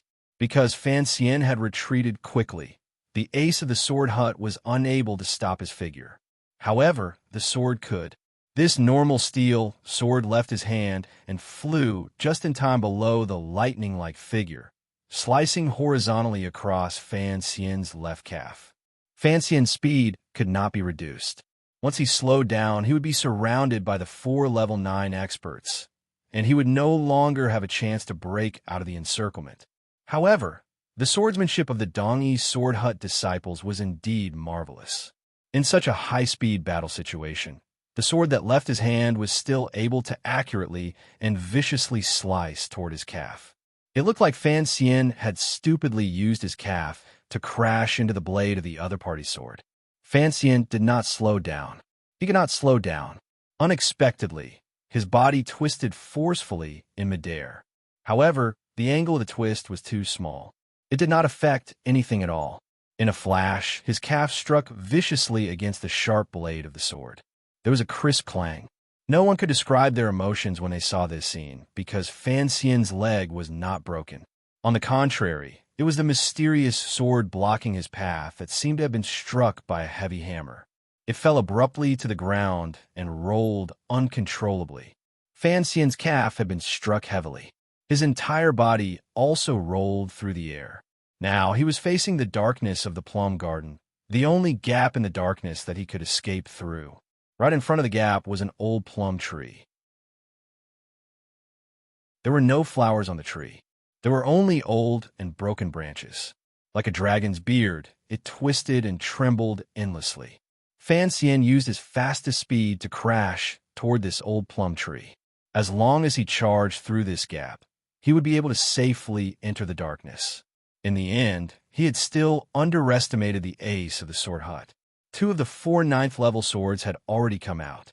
The other 2 had already silently calculated Fan Xian's path of retreat and arrived behind the old plum tree in the darkness. Fan Xian, who was crashing toward the old plum tree at high speed, narrowed his eyes slightly. A cold light flashed through them as he looked at the 2 green-clothed men behind the tree and the swords in their hands that were slowly stabbing toward the old plum tree trunk. The slow stabbing was just an illusion of time. In such a high-speed process, it was difficult for a human strength to reverse the situation. The 2 swords appeared to be moving forward with an indomitable will and stupidly stabbing toward the air behind the old plum tree. Fan Xian knew that these 2 swords were very powerful and had accurately found that point. The point where the tips of the swords and Fan Xian's body would meet. Given Fan Xian's tyrannical martial method and the trajectory, he had forcefully increased his speed to crash toward the old plum tree. He would certainly come into the most intimate contact with the tips of the 2 swords. He thought for a long time. In reality, it was only for a moment when he rode the white horse past the mouth of the alley. The hard old plum tree trunk lay in front of Fan Xian's body. When it came into contact, it became soft like a steel bar had become soft to wrap around a finger. Fan Xian's momentum crashed toward the old plum tree. His body pressed the old plum tree forward. He was getting closer and closer to the tips of the 2 swords that seemed to have found an opening in the plum garden. No one could change any of this. In the next moment, Fan Xian would be pierced through the chest by these 2 wondrous swords. However, the old plum tree changed everything. The trunk of the plum tree slowly changed shape. The bark behind it had already been shattered by the 2 sword intents close at hand, but it did not break or shatter. It continued to block Fan Xian's body behind it. It was as if it did not want Fan Xian to receive any harm. The eyes of the 2 green-clothed disciples of the sword hut suddenly lit up. It was as if they were seeing something they had never seen in their lives. The plum tree had bent to the point where it could bend, but it still did not break. Fan Xian's tyrannical momentum was clearly ruthless, so why had this plum tree not broken? The tip of the swords gently touched the trunk of the old plum tree. With 2 soft sounds, the sword intents moved up the tree and pierced toward Fan Xian's heart meridian. However, Fan Xian's tyrannical momentum had long ceased to exist. His entire person was like a leaf attached to the plum tree. It was as if he was a part of this old plum tree. Strangely, the plum tree bounced back, bringing Fan Xian, who was like a leaf, back. He just happened to avoid the two swords that the green-clothed disciples of the Sword Hut had been accumulating for a long time. With countless cracking sounds, the old plum tree, under the attack of the two green steel swords, turned into a sky full of splinters. Fan Xian was already flying violently back in the direction he had come through the sky full of splinters. Turning into a gray dragon, he swept past the completely unprepared aces of the Sword Hut behind him like a bolt of lightning. Viciously, he crashed into the wooden door of the courtyard and charged into the room. The two green-clothed aces of the Sword Hut behind the pieces of the old plum tree met each other's eyes. A strange light flashed through their calm eyes. They knew who had come. Other than a faint excitement, they couldn't help but feel a powerful sense of admiration. At first, it was as tyrannical as wild thunder. Once it touched the old plum tree and saw the hidden swords, it became as gentle as a cool breeze, gently brushing against the tree trunk. Going with the flow, it miraculously avoided the two swords of the Sword Hut. Using the force of the rebound, in an instant, the cool breeze once again became a ruthless hurricane. Unexpectedly, it crashed back into the courtyard where 13th Wong lived. The Sword Hut aces lying in ambush all thought that Fan Xian wanted to escape. No one had thought that his retreat, which he had been accumulating power for a long time, was actually an ambush for his final charge into the courtyard. No one had thought that Fan Xian would have the courage to not retreat when faced with the ambush of 4 9th-level aces of the Sword Hut. In such a short amount of time, he had made such a complicated plan. He had even calculated the old plum tree in his path of retreat and the possible responses the aces of the Sword Hut might make. Fan Xian's simple retreat and advance contained a great deal of life and death experience and determination when facing an enemy. What shocked and impressed the aces of the Sword Hut the most was Fan Xian's ability to change the nature of his Jinshi as he wished. If Fan Xian did not have such a miraculous ability, when he first came into contact with the old plum tree, he would have smashed through the plum tree and fallen into the two swords that had been accumulating power for a long time. In this world, no one had ever been able to simultaneously cultivate in two completely different yet top-notch Shinshi methods within the scope of each other, much less someone like Fan Xian, who was able to switch between the tyrannical method and the natural method so naturally and effortlessly. Thus, the two green-clothed aces met each other's eyes and saw the shock and admiration in each other's eyes. In this world, only Sir Fan Jr. had practiced the Qing Emperor's tyrannical true method and the natural method of Northern Qi's Tianyi Dao. The aces on Dongyi's side had studied this intelligence report for a long time. Even they had not thought that Fan Xian would be able to use these two kinds of Jinshi methods at the same time in an instant. Thus, contrary to all the warrior's expectations, he had cleverly found an opening. In this world, only Fan Xian, a freak, had 2 cycles of circulation. Fan Xian crashed into the courtyard and charged into the back room. He saw 13th Wong sitting cross-legged on the bed with a sallow complexion and soulless, sunken eyes. It was clear that 13th Wong had been poisoned. For some reason, seeing this scene, Fan Xian's heart was filled with anger. Like a gust of wind, he charged to the side of the bed. With a flick of his right finger, he stabbed toward the woman by 13th Wong's side, who was holding a sword to his throat. Fan Xian charged in too quickly. It was clear that the woman had not thought that her 5 sect uncles would not be able to kill the enemy, even when they attacked at the same time. On the contrary, he had charged into the inner courtyard. Her face was full of shock and confusion. She had no time to react. She could only watch as Fan Xian's powerful finger pierced straight toward her vitals. She was about to die. Suddenly, a glimmer of pain flashed through 13th Wong's eyes. Fan Xian's expression did not change, but his heart darkened slightly. His finger pulled back slightly. The wind in his finger deviated slightly and struck the female disciple of the Sword Hut on the left side of her chest. The female disciple gave a muffled grunt and fell onto the bed. she sank into unconsciousness. There was no time to say anything. Outside, there were still 4 ninth-level aces of the Sword Hut in pursuit. Fan Xian did not ask why 13th Wang had been poisoned. He only silently picked him up and stomped viciously on the bed with the tip of his foot. With a crash, the large carved wooden bed collapsed. Fan Xian's figure followed the direction he had come from and charged out of the courtyard. 1 retreat, 1 advance, and 1 retreat. Fan Xian's choice of direction 3 times in a row was very strange.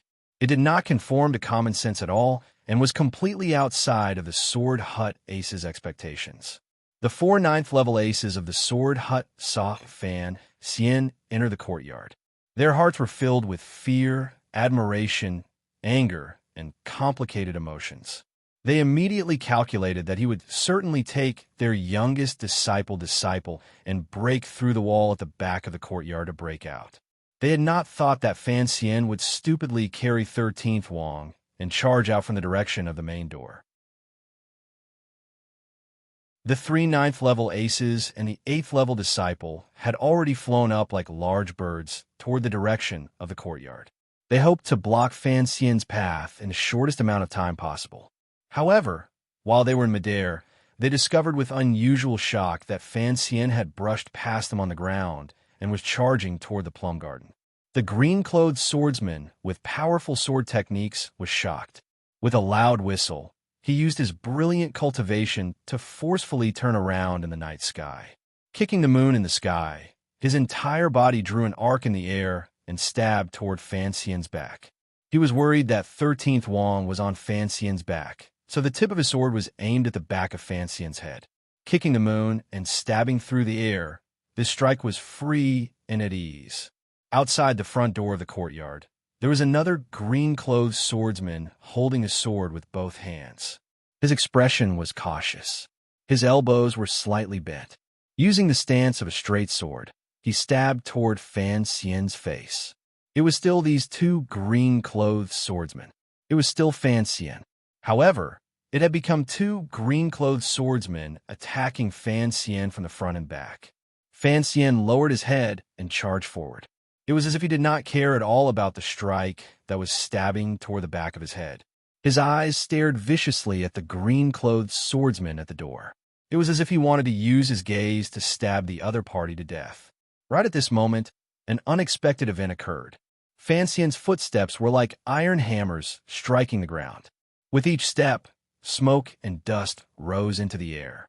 In a flash, the smoke and dust had filled the area in front of the plum garden, enveloping his figure and that of the green-clothed swordsman in front of the door.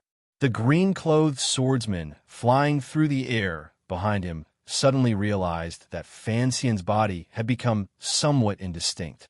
His state of mind was not at all panicked. He continued to stab forward with his flying sword. Suddenly, he felt his left eye twitch strangely. It was as if he felt some kind of extreme fear. There was an additional shadow under the moonlight. Was it his own shadow? Fan Xian charged into the smoke. The black dagger was already in his hand. The sword light scattered. The green-clothed swordsman in the smoke also had his sword in his hand. The sword light scattered. Each of them focused on what was in front of them and did not care about what was behind them. They used each other's sword intent to the extreme. A glimmer of panic suddenly flashed through the green-clothed swordsman's eyes. A deep wound had been cut under his left armpit. For some reason, this person's state of mind had panicked and allowed Fan Xian to charge through. A shadow floated past in the sky. The other green-clothed swordsman let out a sharp cry and forcefully stopped the momentum of the moonlight kick. His sword slashed horizontally, but he completely cut empty air. Immediately after, he felt a chill in the left side of his chest. His jinqi immediately dissipated. Sharp pain rose as he fell to the ground. The smoke dissipated. The 4 ninth-level disciples of the Sword Hut gathered in front of the plum garden. 2 of them were injured. The other 2 stood in a daze. Looking at the empty ground in front of the courtyard, they didn't know what to say for a long time. No one had thought that the 2 ninth-level swordsmen the Sword Hut was most proud of would be injured by the other party's sword in one move. They believed that even if Yun Jilan had personally acted, or if their youngest disciple had not been poisoned, he would not have been able to injure them with just one strike. What happened? A ninth-level disciple of the Sword Hut looked at the third and fourth brother disciples, sitting on the ground with a face full of shock. The two green-clothed swordsmen were the third and fourth brother disciples with the deepest cultivation in the Sword Hut. The Sword Hut had 13 disciples, but 12 of them were ninth-level swordsmen. Among them, the third and fourth brother disciples were the best of the best. They could not believe the scene they were seeing. The left armpit of the third disciple of the Sword Hut had been cut by Fan Xian's black dagger. It was not a serious injury. However, his mind was already scattered, which allowed Fan Xian to carry 13th Wang out. The fourth disciple's injury was even more serious. A sword had pierced his chest. Fortunately, it had not pierced his heart, but fresh blood flowed. It looked terrifying. The two green-clothed swordsmen met each other's eyes again. There was no longer admiration for Fan Xian's strength in their eyes. Instead, there was true fear. The smoke is poisonous. They still had a big secret they had not said. Sir Fan Jr. of the Southern Court was a master of poisons. Dong Yi knew this. Even if Fan Xian's use of his feet to spread out the poison earlier was a marvelous skill, the third disciple of the Sword Hut should not have been defeated by him in one move. Although the fourth disciple of the Sword Hut, who had kicked at the moon and faintly understood the essence of the Sigu sword, had been suddenly attacked by the assassin hiding in the shadows by the door to the courtyard, he should not have been injured to such an extent. The two green-clothed swordsmen slowly lowered their heads and digested the shock in their hearts. They knew this matter was too important. They had to report it to their teacher. Their defeat in one move earlier was not completely due to their strength. Rather, it was due to the shock that one strike in that shadow had given them. Fan Xian of the Southern Court knew where the door to the Sigu sword was. The assassin hidden in the darkness had used the most authentic Sigu sword. Furthermore, the sword intent was even sharper and more bloodthirsty.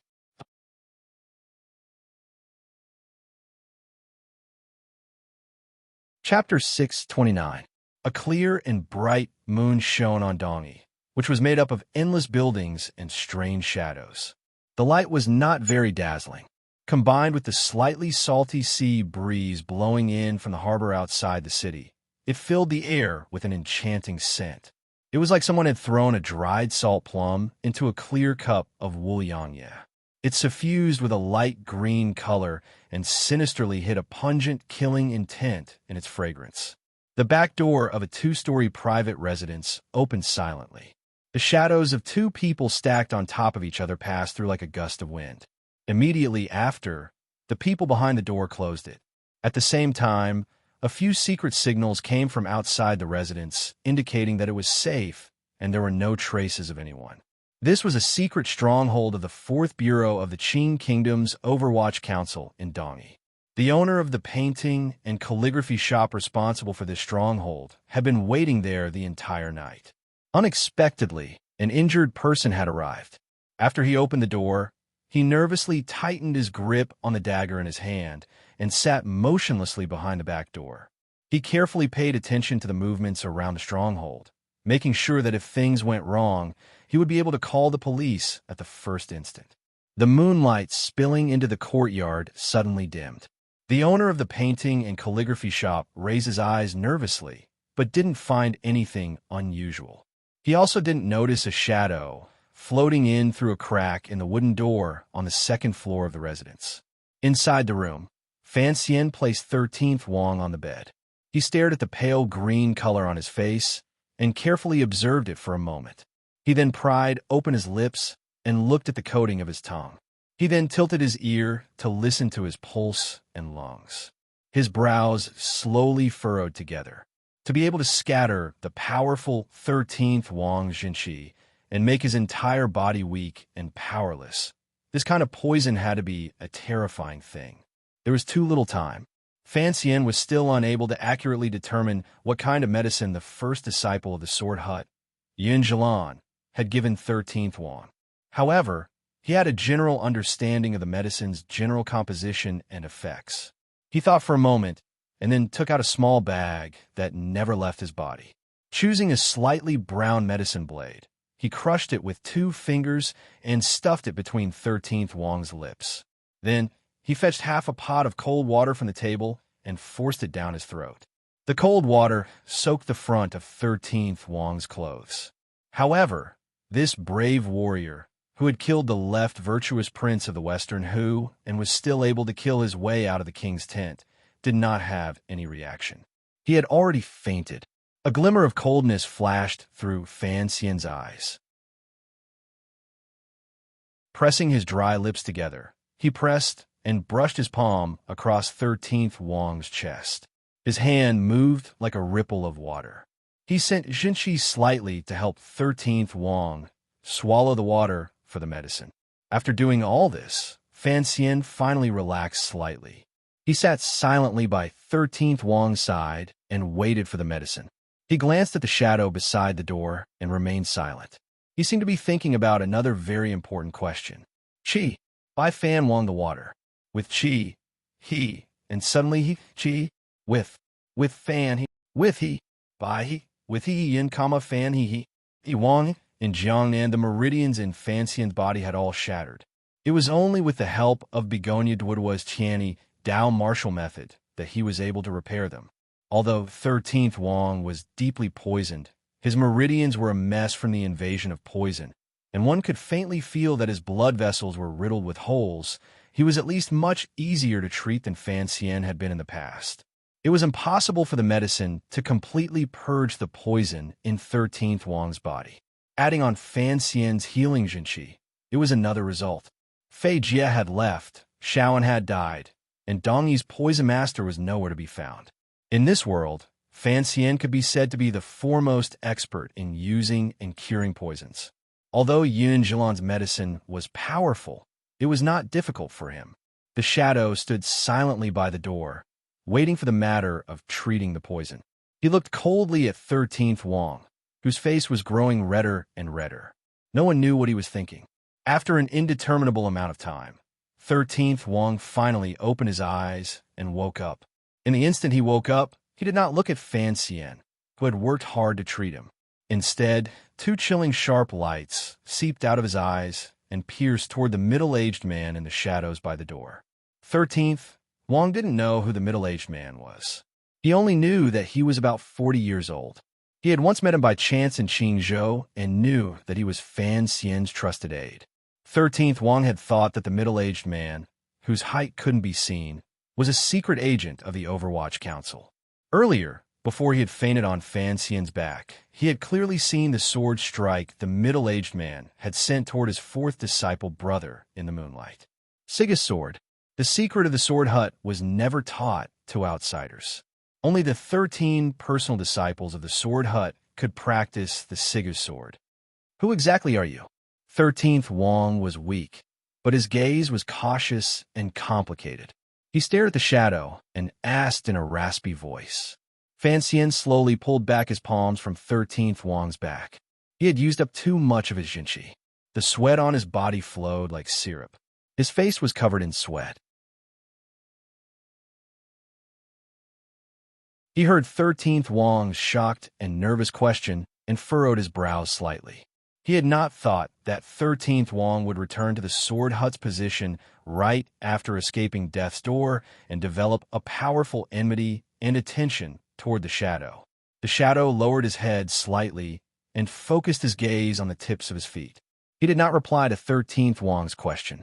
Perhaps he found it uninteresting, boring, or disdainful. He was Sigu Jian's younger brother. Naturally, he found it absurd to be questioned by Sigu Jian's youngest disciple.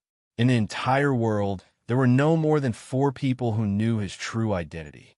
Before Fan Xian gave his permission, the shadow would not let anyone know of his connection to the sword hut. Following the shadow's forced action, this massive secret would probably arouse the guesses of many people. Fan Xian moved from the back of the bed and lowered his head to sit by 13th Wong's side. Burying his head between his shoulders, he appeared particularly tired. The sweat on his body gave off waves of an unpleasant smell. 13th Wong did not thank him. He only stared fixedly at the shadow like a tiger.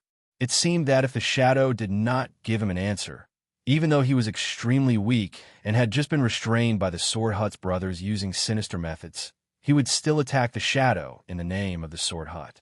Fan Xian lowered his head and raised the index finger of his right hand to sniff gently.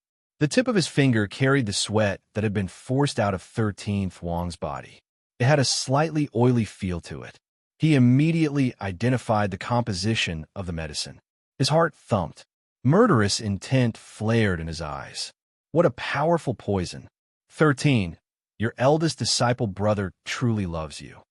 After these words were said, 13th Wang fell silent and had nothing to say in response. After all, it was the two aces of the Qin kingdom who had saved him from the hands of his own brothers. Fan Xian suddenly waved his hand and said tiredly, "This poison is too powerful. I don't have any suitable medicine on hand. Just using Zhenqi to force out the poison is not enough. You'll need at least a few more days to recover. If you have any questions, ask them when you wake up tomorrow." 13th Wang coughed violently, as if he was not satisfied. He felt his eyelids grow heavier and heavier as he fell toward the bed. Fan Xian flipped his hand and pulled out the thin needle from 13th Wang's neck. Shaking his head, he sat up from the side of the bed. Picking up half a pot of cold tea, he poured it into his stomach and broke out in a sweat. He felt even more tired. He pushed open the door and sat in the shadows under the eaves. The shadow also came to his side. "Fortunately, you came just now." After a moment of silence, Fan Xian quietly said, "Otherwise, I really don't know if I would have been able to come back alive." Thinking of the 4 ninth-level cold swords in the Sword Hut and the seemingly carefree but actually dangerous situation just now, Fan Xian felt a lingering fear and coldness in his heart. Indeed, he could not underestimate the heroes of the world. Although he was not afraid of anyone in a one-on-one fight, being surrounded and attacked by a few ninth-level aces was truly terrifying. Furthermore, he couldn't bear to leave 13th Wang behind. If the shadow had not suddenly appeared in that patch of moonlight, who knew what fate he would face today? After parting at the Sorry Eye stand, Fan Xian had given the shadow an order to contact the Overwatch Council's spy lying in ambush in Dongi. He had gone alone to the Plum Garden courtyard. He had not thought that the shadow would be able to complete the mission so quickly and return to his side to save his life. Before dealing with the affairs of the 6th Bureau, I am first a shadow, the shadow said coldly by his side. Fan Xian was silent for a moment. He knew what the other party meant. In the past, he had been Chun Pingping's shadow, so he never left Chun Pingping's side. Later, Chun Pingping ordered him to come and protect him, so he had become his inseparable shadow. Even though Fan Xian had been careless and had the shadow deal with council affairs, if he left his side for a short moment, the shadow would still feel a powerful sense of unease and choose to find Fan Xian as quickly as possible. His style of doing things was to follow behind Fan Xian in secret and protect him at all times. The sea breeze blew, making the sweat on Fan Xian's body even colder. It made him involuntarily shiver. He was already a superior 9th-level ace and had long been immune to the cold and heat. However, he shivered at this moment. It was enough to prove the coldness in his heart. The coldness in his heart was because of the internal strife in the Sword Hut. Yin Zhilan had attacked 13th Wang so viciously. Furthermore, there were so many aces of the Sword Hut standing at his side.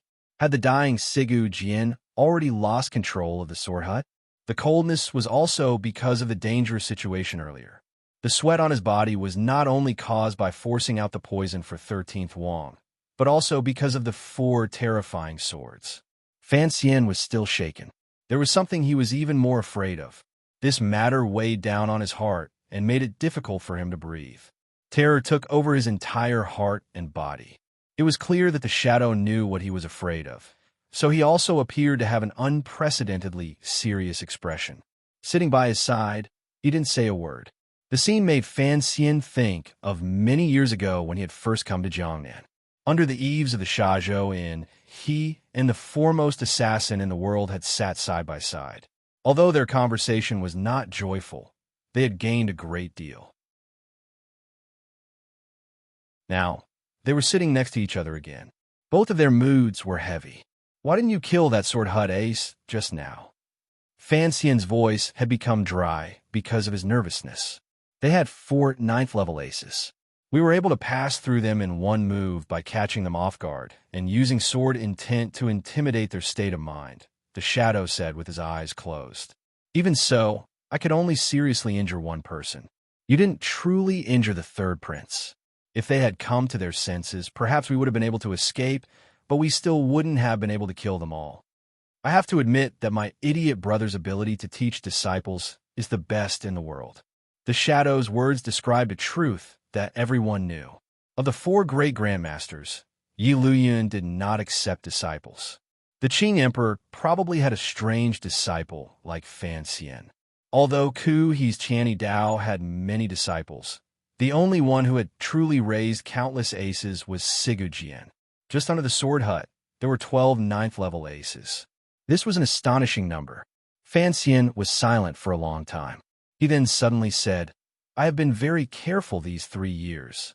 Once I use Sigu's sword, someone will certainly die under my sword.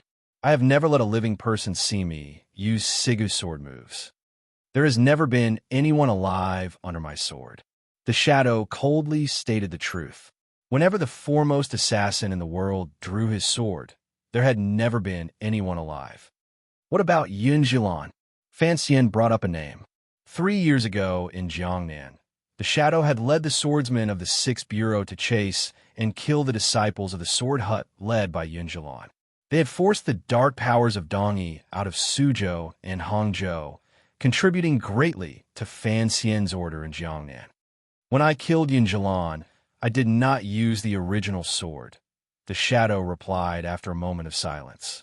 Fan Xian gently nodded his head. Even when the Shadow had attacked Yun Jilan on the Westlake fishing boat outside the Hangzhou building, he had only heavily injured him. It looked like the Shadow was also worried that he would not be able to kill Yun Jilan, so he had held back to avoid revealing his identity. That is why in the entire world, only these 5 people tonight know, 6 if you add 13th Wang, that is 7 people who might know this secret. Fan Xian lowered his head and thought. The problem is, we still have no way of silencing these people. When do you think Sigu Jian will guess that you are his lucky surviving brother? The Shadow was silent for a long time.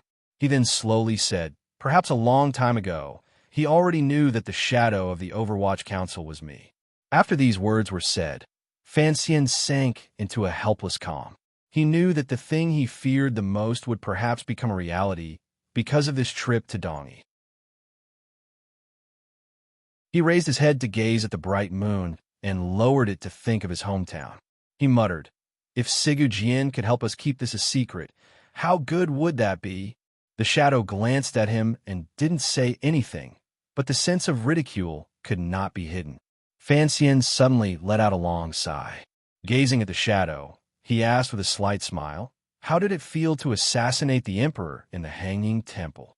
The Shadow thought for a moment and then said, it felt pretty good. Fan Xian shrugged and didn't say anything more.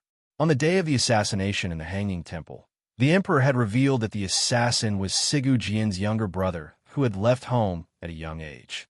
Everyone knew that the Qing Emperor was a great grandmaster, so his judgment would not be wrong. If Sigu Jian guessed that the Shadow was his younger brother through the reports of his disciples, and this news traveled back to the Qing kingdom, the head of the Overwatch Council's 6th Bureau, the Shadow, had assassinated the Qing Emperor.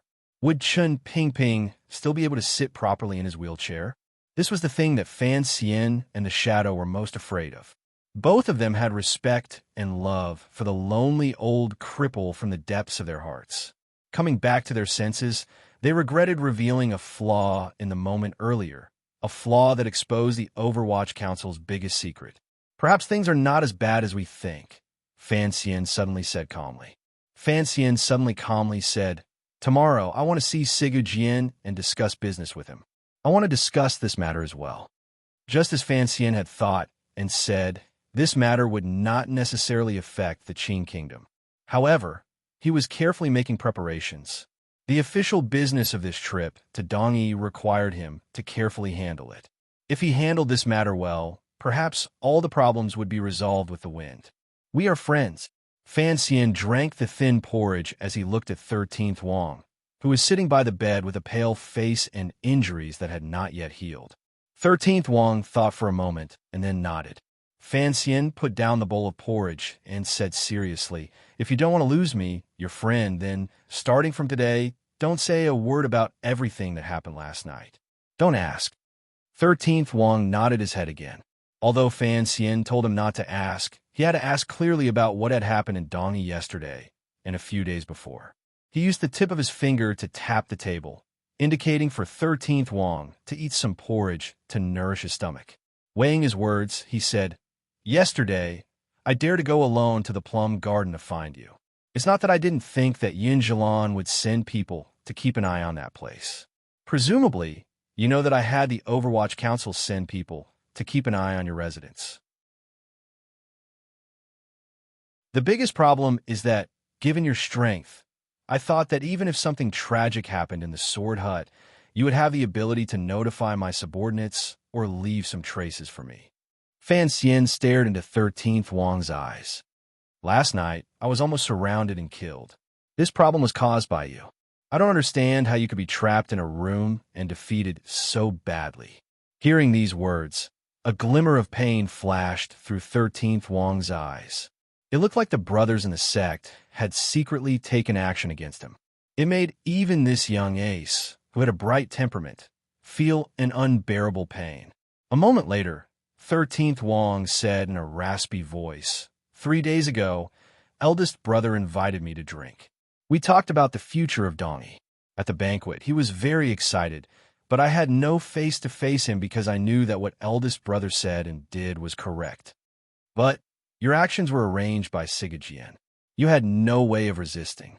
Fan Xian cut him off. 13th Wang was silent for a moment and then said, "Yes, if it weren't for teacher's orders, I would rather raise my sword against the Qing army than be like this, a role that my brothers spurn. It doesn't feel good to be a traitor, does it?" The corners of Fan Xian's lips twitched slightly as he spoke with a smile. In his heart, he was thinking of himself. 13th Wang didn't quite understand the meaning of the word traitor. He shook his head and said, "I believe teacher is thinking for the future of Dongyi and the millions of people. Furthermore, no one knows what exactly teacher will do." He paused for a moment, then continued, "There were only me and eldest senior brother at the banquet. You know, before I came out of seclusion, although I had never seen senior brother, in these 2 years, we have a very good relationship. I even see him as my own brother." Fan Xian smiled coldly and said, "So, he gave you poison wine to drink, and you drank it in one gulp."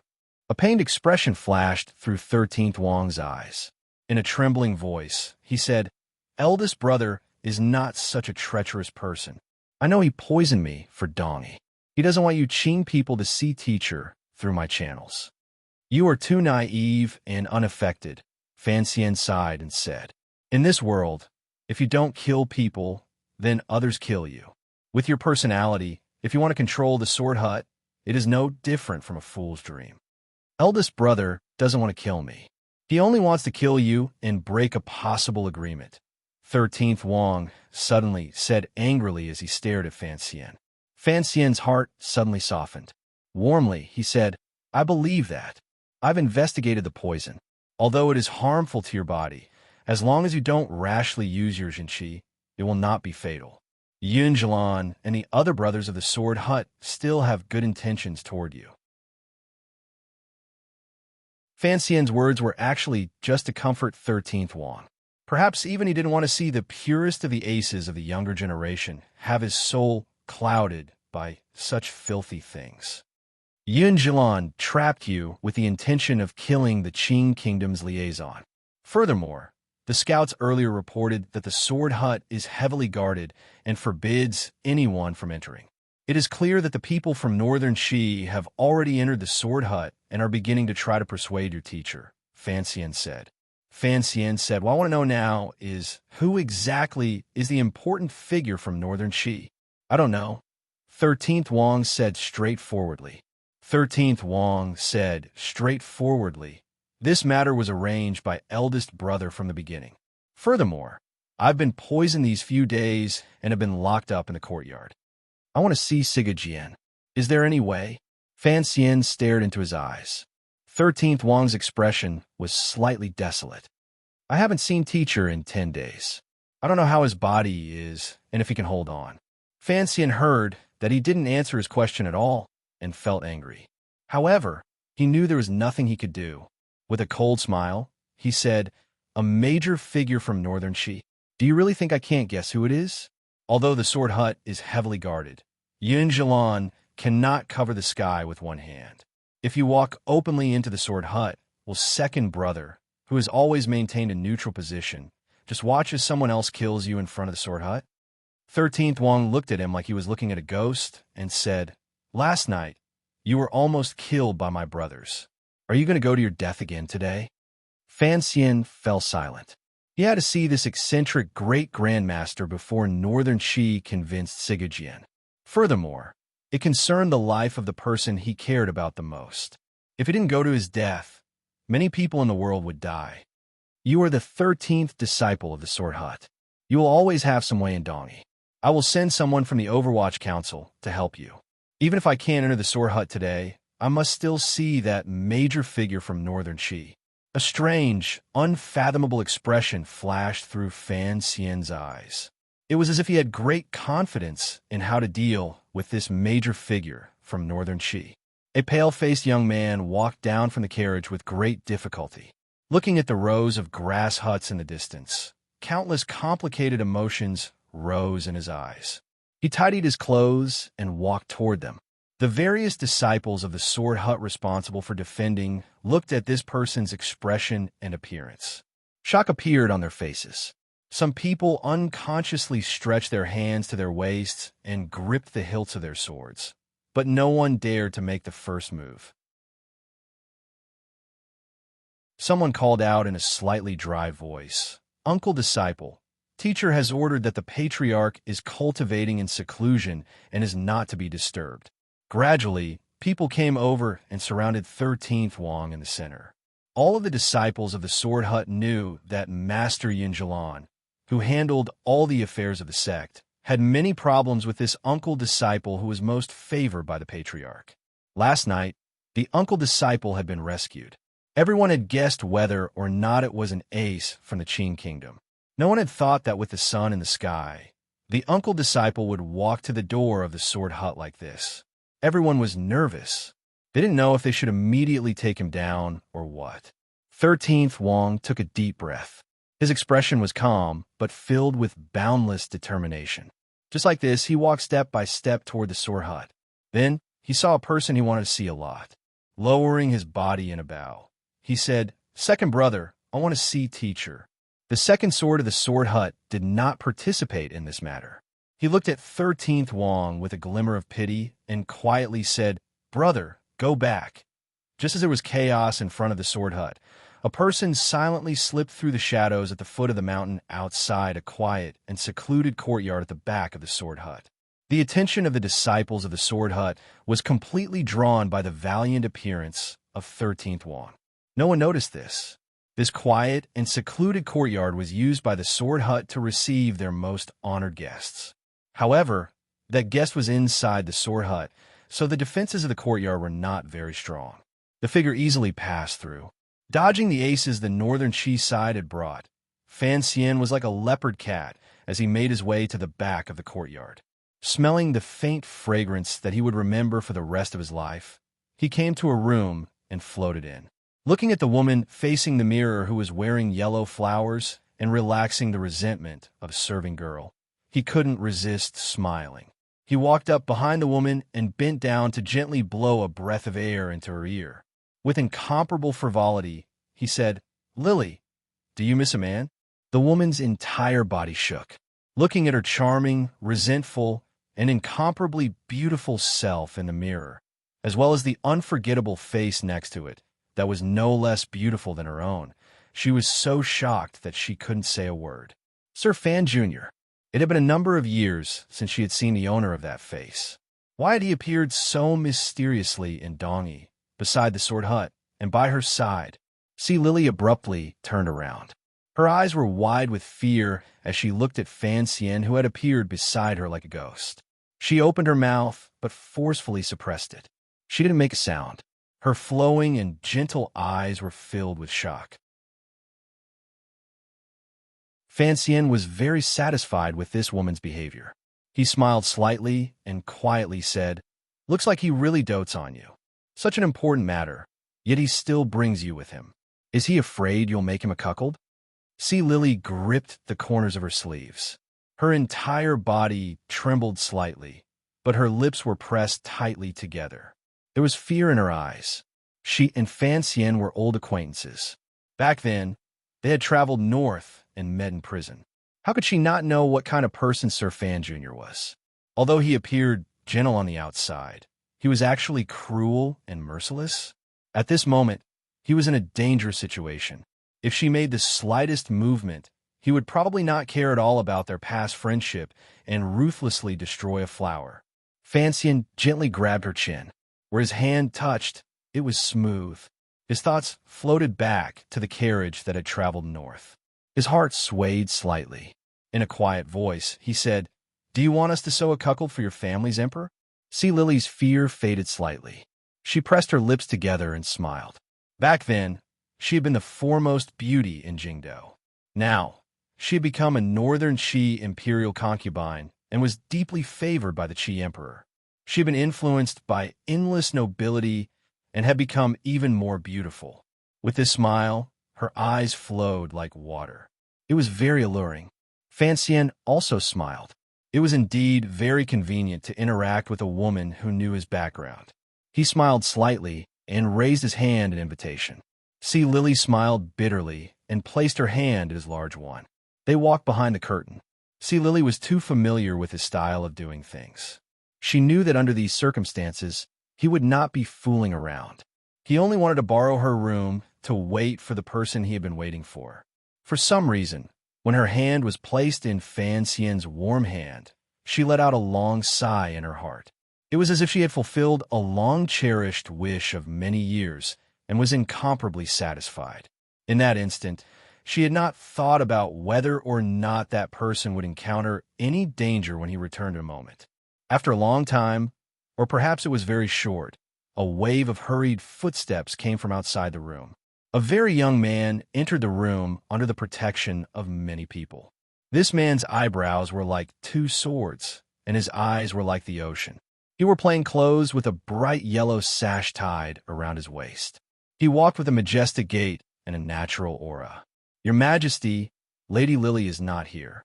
Perhaps she has gone to play in the garden," a eunuch disguised as a servant reported in a sharp voice. The young man seemed to have something troubling his mind. He made a light sound of acknowledgement and sat down on a chair. Out of habit, he crossed his legs. A eunuch had long taken off his boots.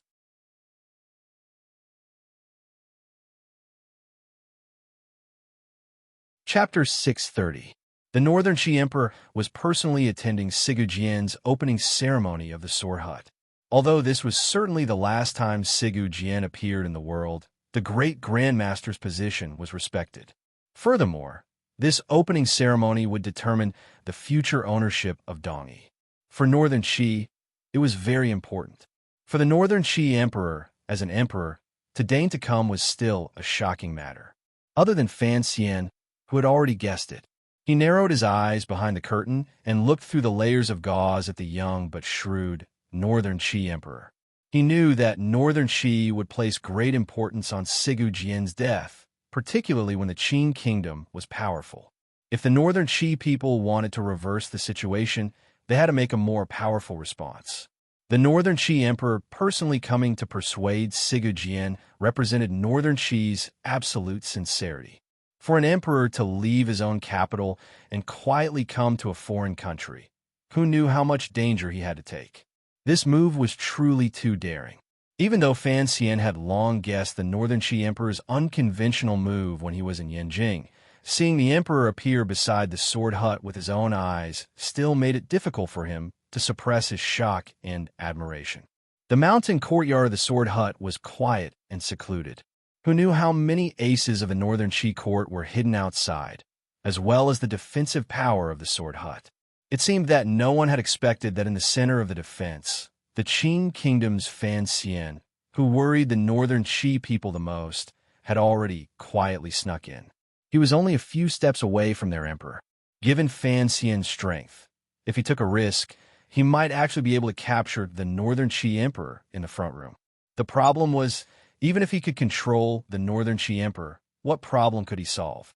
Furthermore, he had sensed long ago that there were countless aces hiding in the mountain courtyard. Outside this quiet and secluded room, there was a powerful figure slowly walking in. The footsteps stopped outside the room. Fan Xian lowered his head and furrowed his brows. He sensed carefully, but he still could not grasp the other person's breathing rhythm. From this detail, he was certain that the newcomer was an ace no less powerful than him. In terms of control of his inner strength, he was even purer and more natural than him. Other than the Northern Qi Emperor's martial teacher, Sir Lang Tiao, the head disciple of Tianidao sect, who else could have such a realm? His grip on Sea Lily's hand unconsciously tightened. He suddenly felt that his situation was absurd. His plan today had been too impulsive. If the Northern Qi Emperor came to Dongyi in disguise, he would certainly have a terrifying defensive power at his side. How could everything go smoothly? Perhaps it was because he held the Northern Qi Emperor's weakness that he acted so crazily. If Lang Qiao walked into the room now, he would easily hear Sea Lily's breathing, and the eunuch's guess would fall through. He would then discover Fan Xian's presence. He turned his head and glanced at Sea Lily. His eyes were full of probing and questioning. How could Sea Lily not know what her enemy was thinking? Her eyes flickered, and she glared at him with extreme resentment. At this time, the Northern Qi Emperor was still resting outside. If he knew that his favored concubine and the most despicable pretty boy were not 10 steps away from him, exchanging amorous and passionate glances, he would probably be so angry that he would vomit blood and have green light glowing from the top of his head. Fan Xian smiled soundlessly. The corners of his lips pressed together slightly. His eyes blinked with a pleading expression. Sea Lily gazed helplessly at this man. Countless thoughts ran through her mind. Her fingers twisted nervously for a long time. Finally, she couldn't resist her heart softening. She agreed to the request in his eyes and faintly sighed. The Northern Qi Emperor's brows were tightly furrowed, thinking about something. Lang Tiao had just walked to the outside of the room to report something. The Northern Qi side all thought that Imperial concubine Li was playing in the garden, so the room should be quiet. Unexpectedly, a sigh suddenly rang out from inside the room. The tips of Fan Xian's brows twitched slightly. Outside, the Northern Qi Emperor's tightly furrowed brows suddenly relaxed. He opened his eyes and gazed calmly behind the curtains. Lang Tiao's figure stopped outside the room. His shadow was reflected in the door. Sea Lily tied her skirt as she walked out from behind the curtains. Flowing Cloud's hair was slightly messy, and her delicate face was slightly red. Her eyes, which seemed to speak, were slightly flustered, as if she had just done something shameful. A cold light flashed through the Northern Qi Emperor's eyes. Coldly, he said, "So you're here. Earlier, when a eunuch said you were in the garden, why didn't you make a sound?" Facing this emperor, Sea Lily was not as happy or afraid as she was facing Fan Xian. She smiled unusually naturally and then sat in front of the dressing table. Facing the large mirror, she once again tidied her makeup and hair. Casually, she said, "Sometimes, how could I make a sound?" Hiding behind the curtains, Fan Xian's heart thumped. He didn't know if he had taken the right risk or if Sea Lily was as he imagined. These words carried a double meaning and pricked at him until he felt numb. The Northern Qi Emperor laughed coldly and stood up. Walking behind Sea Lily, he said, "Did you do something shameful that you don't dare let me know?" Hearing these words, Fan Xian, who was hiding in the back, couldn't resist smiling bitterly. Unexpectedly, immediately after, Sea Lily turned her head and rolled her eyes at the Emperor. Very gently, she said, "Who told you to come in like this?" "I was in the back. Of course, it was shameful. Did you prepare for someone else to see me?" She left out at least 2 words in these words. Fan Xian looked at the gold-painted toilet beside him and immediately knew what Sea Lily was saying. Involuntarily, his heart trembled slightly. He thought to himself that this female spy indeed had some ability to remain calm in the face of chaos. The Northern Chi Emperor suddenly smiled. Looking at Sea Lily's beautiful face, his heart jumped. He leaned down and pecked her red lips. Vaguely, he said, "I can't bear to let other people see the bright moon on your body." This kiss was extremely domineering. Their lips and teeth intertwined and sucked for a long time. It wasn't until Sea Lily was gasping for breath that the little emperor reluctantly spat out her tongue. A look of lust suddenly appeared on his handsome face.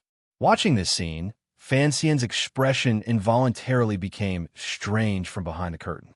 Fortunately, his state of mind was firm enough to control his breathing and heart rate and not let Lang Tiao, who was outside the room, notice. When he saw the Northern Chi Emperor reach his hand into Sea Lily's clothes and grab that soft ball and knead it endlessly, he finally couldn't help but change his expression. His eyes widened. He didn't want to miss this scene for even a moment. With great difficulty, this lively and fragrant scene came to an end. In particular, the strange interest contained in it was enough for Fan Xian to savor it. No one knew what Lang Tiao quietly said outside the room, but the lust on the Northern Chi Emperor's face disappeared. Bending his head, he muttered a few words beside Sea Lily's ear. His face was full of anger. He tidied up his messy clothes and walked out of the room. It was not until he confirmed the safety of the mountain residence did Fan Xian walk out in a flash. Staring at Sea Lily's beautiful, red and tacky face, a strange smile rose to the corners of his lips. Sea Lily glared at him angrily and said, "What are you smiling about? I've seen a live erotic scene. Can I even smile?" Fan Xian sat down beside her. "Sir Fan Jr., what exactly are you doing here?" Sea Lily stared into his eyes and quietly said, "You're not here to see me and the Emperor being intimate, are you?" After these words were said, for some reason, a glimmer of shyness appeared on this Northern Chi imperial consort's face. Fan Xian acutely noticed this. His heart jumped. Smiling slightly, he said, "I had wanted to discuss some things with the Emperor in private. I didn't think that Sir Lang Tiao would stay close to me and have the same interest in eavesdropping. It's impossible to talk to the Emperor in private. It looks like I'll have to wait until night." "Night?" Sea Lily paled in shock. "Are you going to wait in my room until night?" Fan Xian raised his brows. "Can I?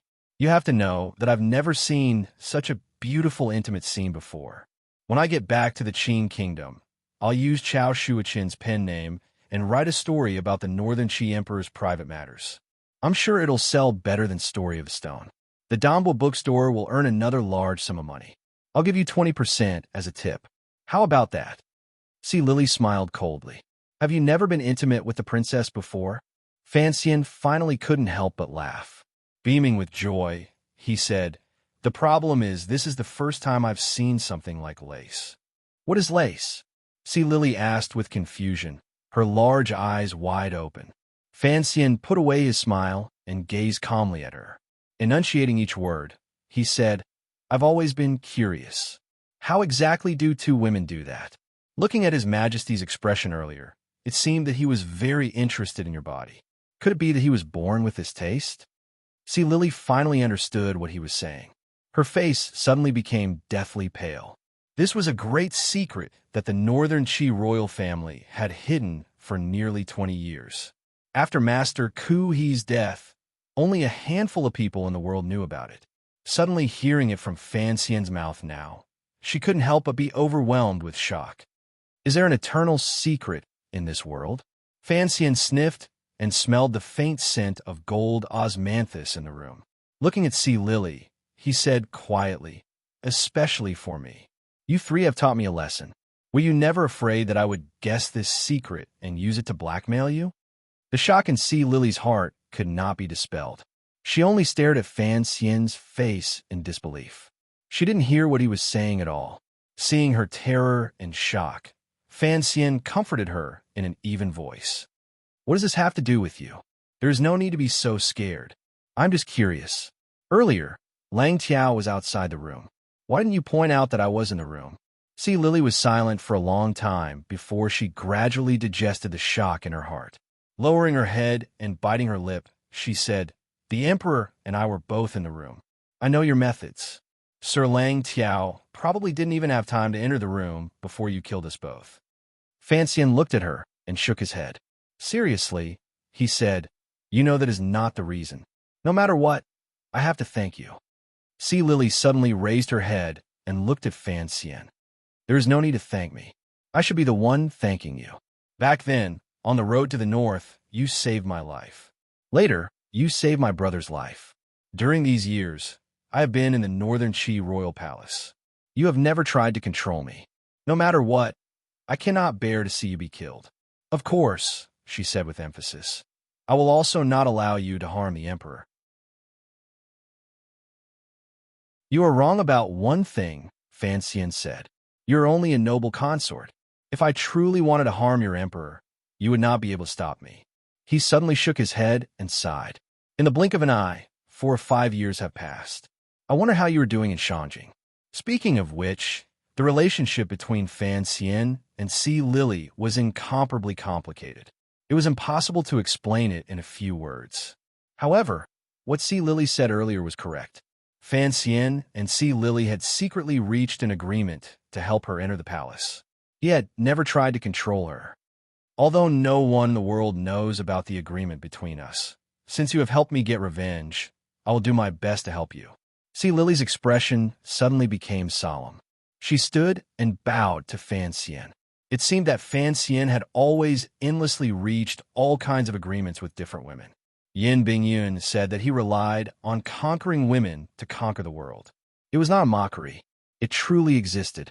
That year, as the carriage traveled north, Fan Xian helped Si Lily understand the poison Qin Pingping had buried in her body. At the same time, he promised her that if he had the opportunity, he would help her get revenge for her family. Si Lily also agreed to become his spy in the Northern Qi royal palace. Si Lily was a descendant of the Qing royal family. However, her grandfather had been tragically killed in the battle for the throne. Her parents had also died in the pursuit of the Qing court. Thus, she had grown up in Northern Qi Shanjing. The important military official who had betrayed Si Lily's grandfather and successfully helped the previous Qing emperor ascend to the throne was the old Qing master who had died to Fan Xian's hands 2 years ago. Regardless of what his motive was, Fan Xian had fulfilled his promise and helped Si Lily get revenge. However, many years had passed. Si Lily was far away in the Northern Qi Palace. The Overwatch Council had no way of controlling her. Thus, Fan Xian was not sure if this woman still remembered the agreement from back then or if she would still help him. Fortunately, the scene in the room earlier had already confirmed that Si Lily was willing to help Fan Xian, at least as long as she didn't harm the Northern Qi Emperor. Although Fan Xian was the man who understood a woman's thoughts the best in the world, in the end, he came from Mars, and women came from Venus. He didn't completely grasp Si Lily's thoughts. Earlier, Si Lily had helped him hide, not only because she was grateful for his kindness in saving her life and the righteousness of revenge, but also because of some inexplicable emotions. This woman's background was strange. She had once used her identity as the top courtesan in Jingdo to hide and do spy work for Northern Qi. However, the only person who had truly had skin contact with her and could even be described as being in perfect harmony with her was Fan Xian. Particularly on that moonlit night in the Broken Temple, the fragrance of golden osmanthus on the large bed wafted into the nose. The relationship between a man and a woman was as complicated as their bodies. No one knew exactly what had happened. The path to a woman's heart was sex? Who said that? However, it seemed to make some sense. At least, Si Lily's gaze as she looked at Fan Xian was so complicated that it made one's hair stand on end. Fan Xian was finally defeated by Si Lily's faint gaze. How could he forget the pleasure boat by the Lu Jing River, the carriage by the North Sea, the Broken Temple, the Li Pavilion, and this woman? He had always thought that this woman was different from all the other women in the world. She had great control over her future, so he had unconsciously kept his distance. However, This faint gaze made him finally understand that no matter how powerful a woman was, in the end, a woman. In the Northern Qi royal palace, there was not a single real man. How could Si Lily endure that kind of loneliness? She didn't know how many times she had thought of Fan Xian's enchanting fingertips and that gentle yet chilling face. She had thought about it in a daze for many years, and it had become a mental barrier. Fan Xian was silent and speechless. He gently held Si Lily's hand and looked into her eyes that could speak. He smiled slightly. Si Lily suddenly remembered something and smiled bitterly. The Emperor treats me very well. I would like to ask you for a favor. You want to kill me. He's thought about it many times. Fan Xian gazed at Si Lily and said calmly, I'm a vengeful person, particularly since his plan for coming to Dongyi is too big. I cannot give it to them with both hands. Regardless of how the Qing royal family treated your family in the past, you are, after all, a Qing person. You cannot just watch as the two sides join hands and put pressure on the Qing kingdom. After my parents died, I no longer see myself as a Qing person. Si Lily slowly pulled her hand back from his and said, I am just a normal and pitiful woman. Fan Xian was silent for a moment. He then said seriously, That's right. If I asked for your help in this matter, it would indeed be unreasonable. I just want to know how his discussion with Sigu Jian in the sword hut these 2 days went. The corners of Si Lily's lips twitched slightly. She smiled. Perhaps you won't believe it if I say it, but Sigu Jian is so arrogant that the Emperor personally deigned to come and enter the sword hut for 2 days straight. Yet, he didn't even see this great Grandmaster's face. Fan Xian's brows twitched. He felt a great shock in his heart. He wondered to himself what had happened to Sigu Jian. The Northern Qi Emperor had come personally, yet he still refused to see him. Even if Sigu Jian had used 13th Wang to express a portion of his attitude, the Northern Qi Emperor's arrival was clearly a weapon he could use to bargain. In a corner of the mountain courtyard, aces from Northern Qi and the sword hut were hidden everywhere. Among the flowers, the Northern Qi Emperor, who had been invited out by Lang Qiao, looked at the grass hut below the mountain gate with a wooden expression. The corners of his eyes twitched slightly. It was as if he felt boundless anger at Sigu Jian for refusing to see him. 13th Wang wants to charge into the sword hut. It is clear that he wants to bring a message to Sigu Jian for the Qing kingdom's Fan Xian. Lang Tiao said calmly to the side. At this moment, Yin Jilan's people are still blocking him outside. Although the disciples of the sword hut lean toward our court, they cannot kill 13th Wang in broad daylight. In my opinion, that person is Fan Xian, the Northern Qi Emperor said quietly as he closed his eyes. Lang Tiao's brows furrowed slightly. He knew how difficult it was to provoke the Qing kingdom's Fan Xian.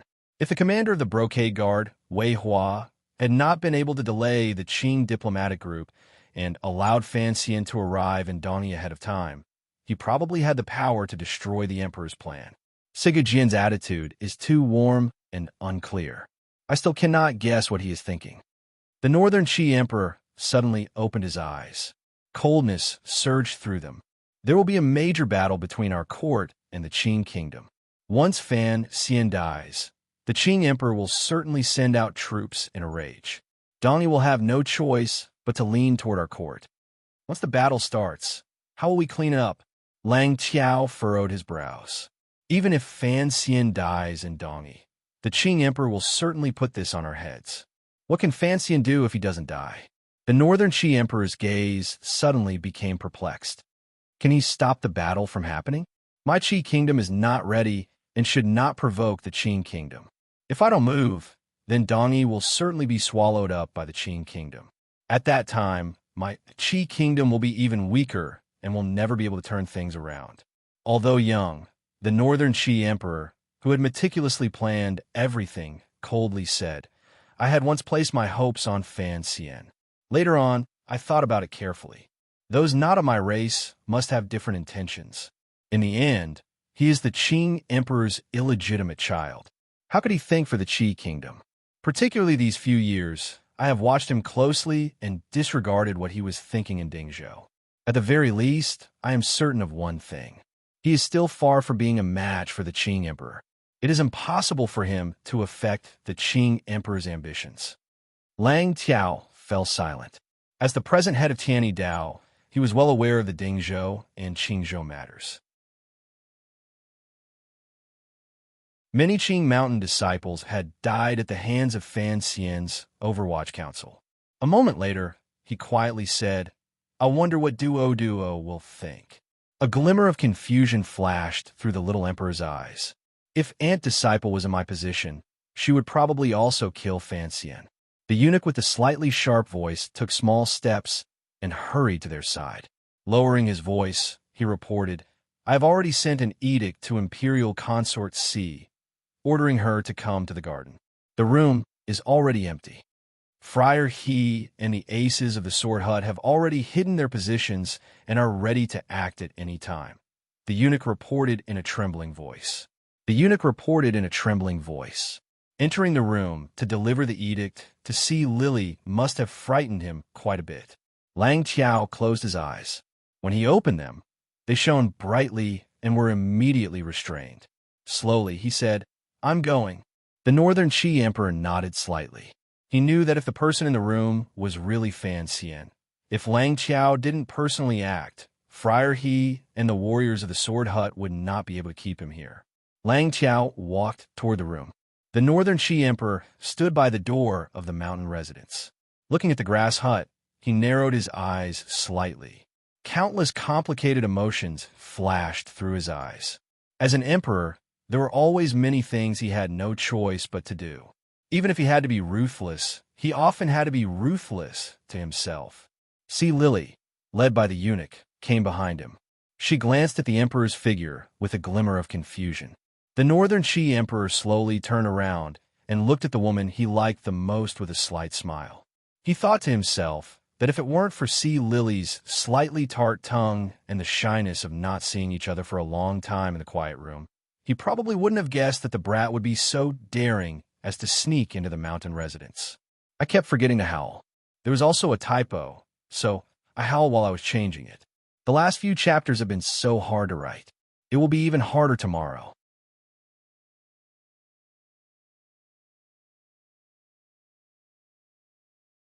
Chapter 631. Yesterday, when I was correcting a typo, I wailed loudly. My 2,000 subscribed friends didn't see it. In reality, I was just sighing at the headache of writing. P.S. Today is the 10th. Greetings to everyone for monthly votes. Those who are happy, please throw me a few votes. Also, I will write an extra chapter in the next few days, but it is definitely not to explode for votes. There won't be too many words in a chapter. It's just to make up for the chapter one didn't write when I drank too much that day. I'm a lazy person. From the Emperor's cold and mocking gaze, see Lily understood many things. Her heart immediately grew cold. Slowly lowering her head, she bit her plump lower lip and didn't say a word. The Northern Qi Emperor looked at her appearance. For some reason, a wave of anger surged in his heart. Through his teeth, he said in an icy voice, "Is this how you repay me?" The last 3 words rose in pitch. The eunuchs were all outside the little garden, while the aces of the Sword Hut and Northern Qi had already surrounded the room. The Northern Qi Emperor was not worried that Fan Xian would be able to get close to his body. See Lily raised her head and calmly replied, "Lily has not done anything wrong to you, Your Majesty." The Northern Qi Emperor's expression gradually became dark and cold. Pointing at her face, he said each word clearly. "What else do you want to do wrong to me? Do you want him to kill me for it to be right?" Without waiting for C. Lily to reply, he narrowed his eyes and said, "It's a pity that he is about to die." Hearing these words, C. Lily had long shaken off her earlier shock. She knew what kind of person Fan Xian was. Even though Sir Lang Tiao had brought a group of aces from the Sword Hut to subdue Fan Xian, he knew too many things. She looked at the Northern Qi Emperor with pity and quietly said, "Your Majesty, if I were you, I would let Fan Xian leave and capture him or try to kill him. Who knows what earth-shattering things he will do before he dies." The Northern Qi Emperor was slightly startled. He didn't understand what C. Lily meant by her words. A gust of wind suddenly blew through the little garden in the mountain residence. Amidst the swirling sand, a black and red figure came crashing down like a boulder in the wind. Its power was unstoppable as it ruthlessly smashed toward the Emperor's slightly thin and weak body. The little Emperor's pupils constricted. In that instant, he clearly saw who this person was. He was endlessly shocked. Could it be that even with his clever arrangements and the combined attack of Master Lang Tiao, Friar He and the warriors of the Sword Hut had not been able to stop this person? In the blink of an eye, he was, after all, an emperor. Facing such a dangerous situation, he did not panic at all. With a roar, he drew his sword from his waist and slashed at the figure. With a clang, the knife and sword clashed. The black dagger easily broke through the Northern Qi Emperor's sword. The figure moved closer to the Northern Qi Emperor's embrace. Like a gust of wind entering the embrace of the forest, like a stone falling into the clear lake.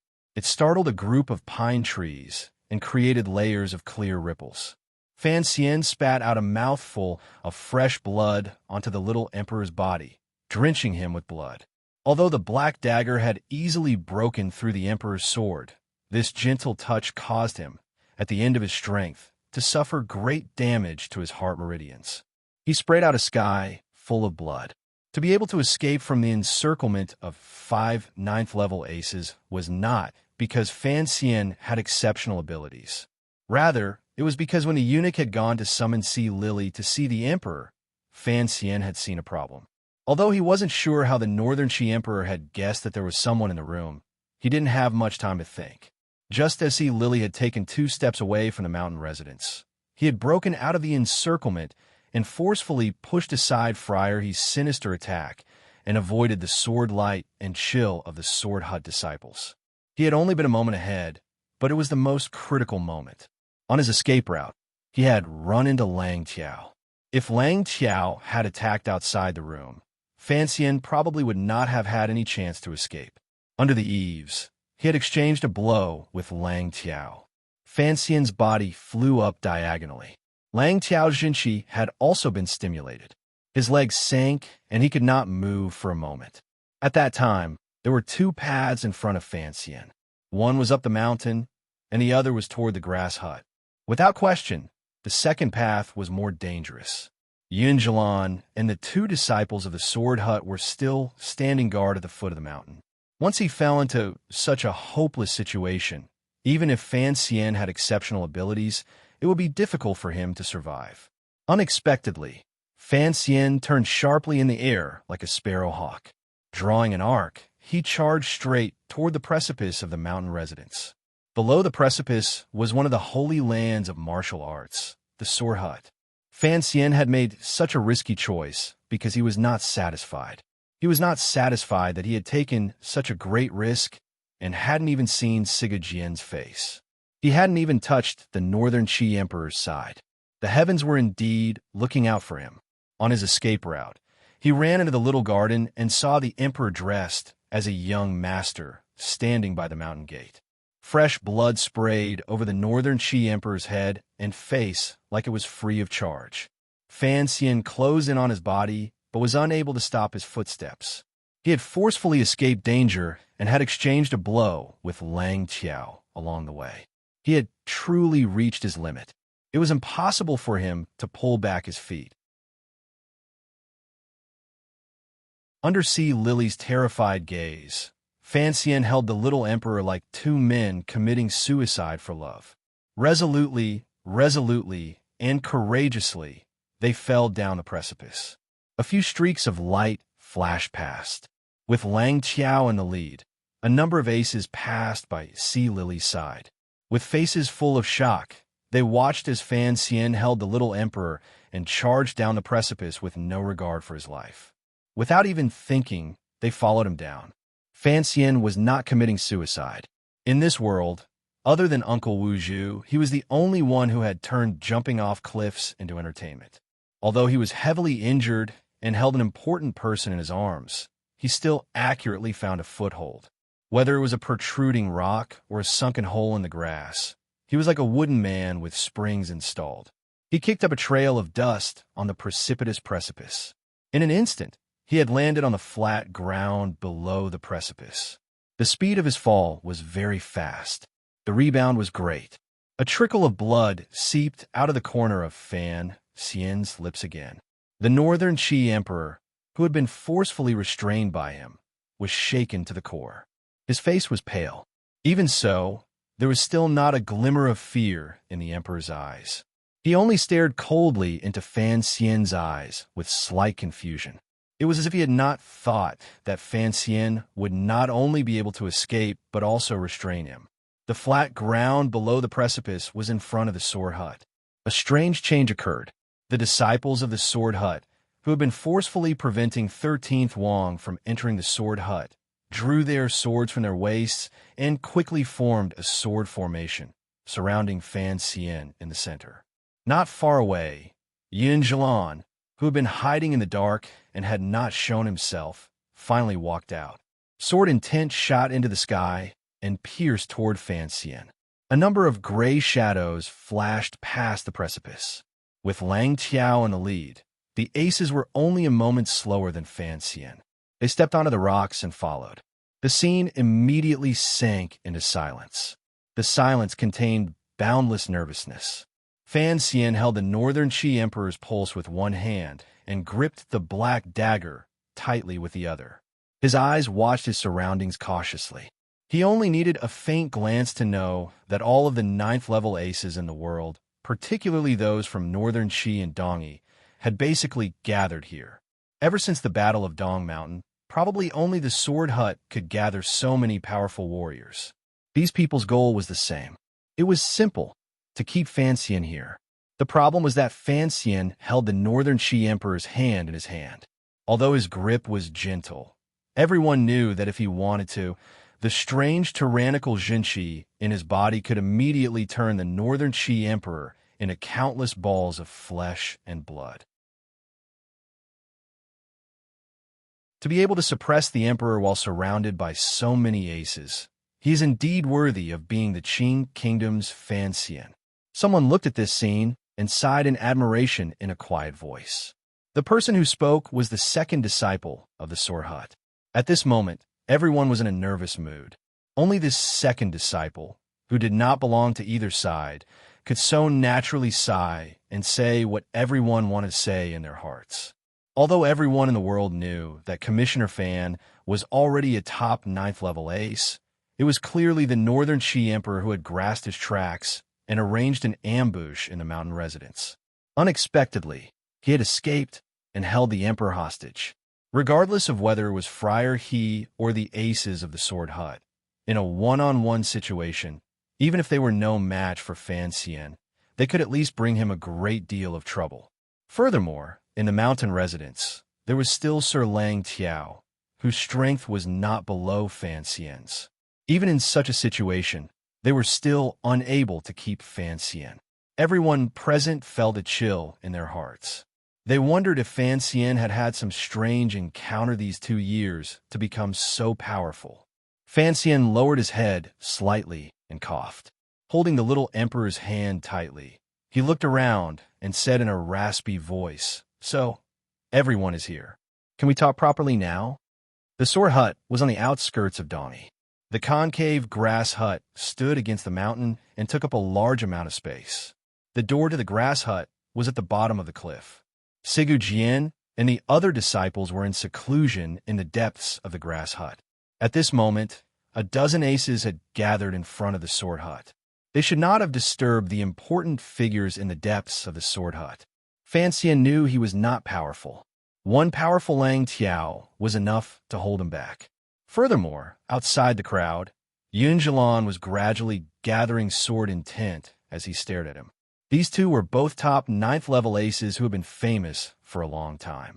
The reason he had been able to escape from the mountain residence earlier was completely because of his wild beast sense of danger and valiant decisiveness. As for capturing the Northern Qi Emperor in the end, it was all thanks to his luck. If he had not surprised everyone by charging valiantly toward the sword hut at the bottom of the cliff, he would not have encountered the Northern Qi Emperor. The key to success was power, decisiveness, luck, and the courage that Fan Xian had lacked the most in the past. Although he had already subdued the Northern Qi Emperor, the situation was still dangerous. Regardless of who it was, no one would be able to escape the encirclement of these aces. Success? It was still too early. He had only just started on his way. What he was on was a dangerous path filled with brambles and small blood-soaked flowers. The Northern Qi Emperor stood by his side and looked coldly at the man beside him. Even in such a dangerous situation, his expression did not change. He couldn't help but feel some admiration. Slowly, he said, "Fan Xian, you are very daring to offend me in front of the sword hut."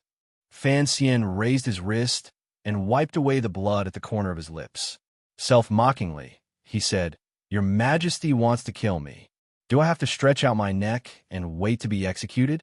He raised his head, squinted at his surroundings, and said, "Although I don't want to do something as unskilled as kidnapping, you actually found me so quickly, and your luck is bad enough to be caught by me, so I can only be a kidnapper." He raised his voice and smiled slightly at the gradually approaching crowd. "To put it crudely, if you want him to live, don't force me. Don't force me to act out."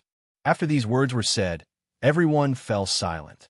Yin Zhilan slowly separated the group and raised his hands in a greeting toward Fan Xian. In a quiet voice, he said, "Sir Fan Jr., you alone have caused trouble for the Sword Hut.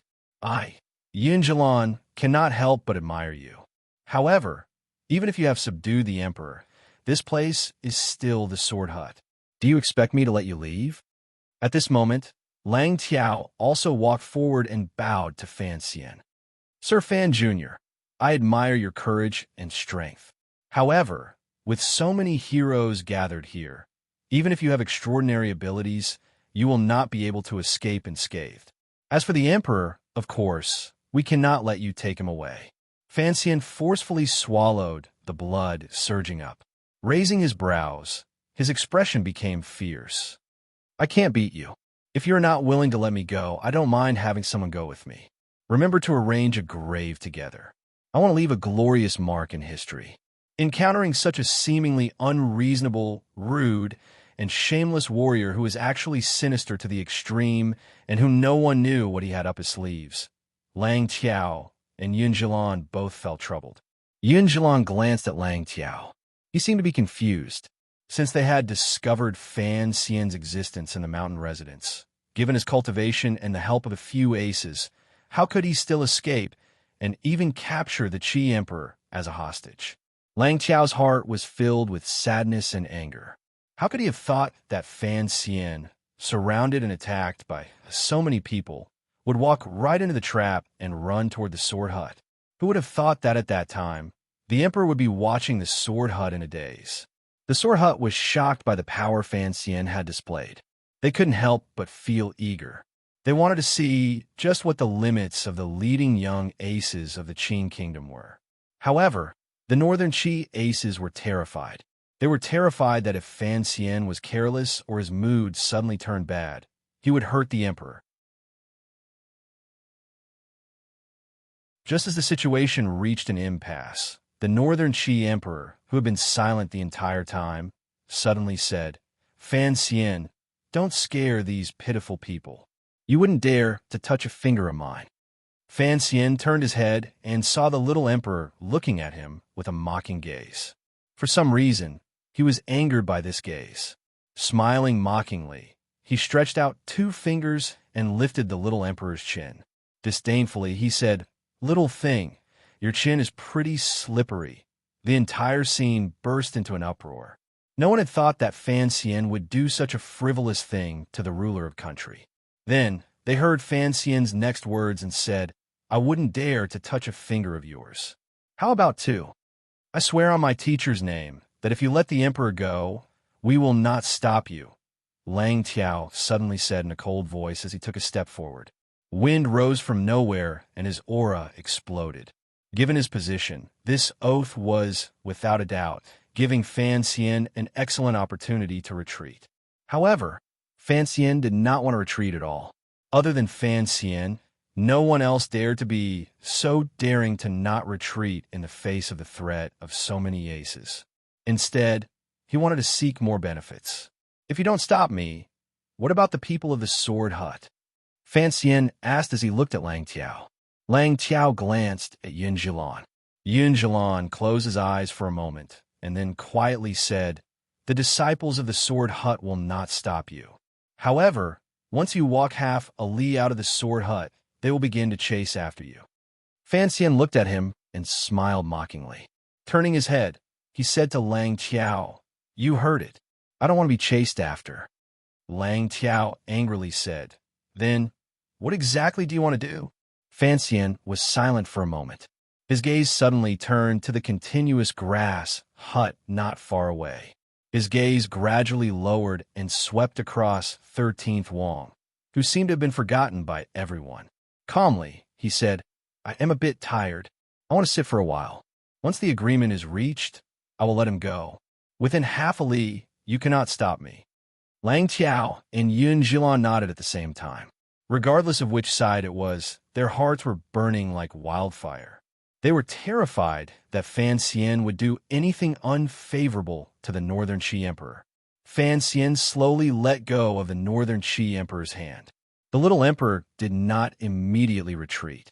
Instead, he looked calmly into Fan Xian's eyes, as if he wanted to see some secret in them.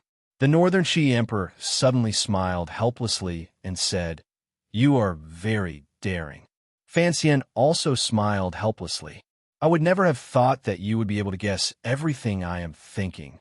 I know you won't let me go." The Northern Qi Emperor looked at him coldly. "I'm just curious. If this stalemate continues, you're already injured and your strength is gradually weakening. How will you be able to defend against a surprise attack from a few aces? Of course, I can't bear to let you go. Furthermore, I am indeed tired." There was no expression on Fan Xian's face. "I want to find a place to sit." The two of them did not speak loudly. The Northern Qi Emperor knew that even if he exposed Fan Xian's intentions in front of his officials, it would be difficult to change all of this unless he guessed what Fan Xian was preparing to do next. Take a seat? In such a dangerous situation, where could Fan Xian go to sit and not worry about being hunted down by these aces? The Northern Qi Emperor's gaze suddenly landed on a New Year's painting hanging on the wall of the grass hut. His heart jumped. His eyes lit up.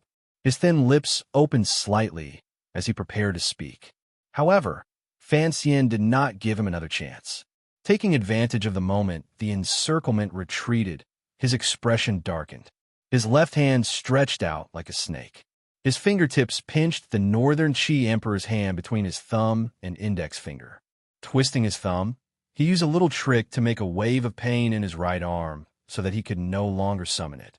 In the instant that Fan Xian stretched out his hand like lightning, 13th Wong, who had been standing silently on the outskirts under a willow tree, slammed his palm into the willow tree. His face suddenly became deathly pale. His body began to tremble violently. The poison in 13th Wong's body had not been purged.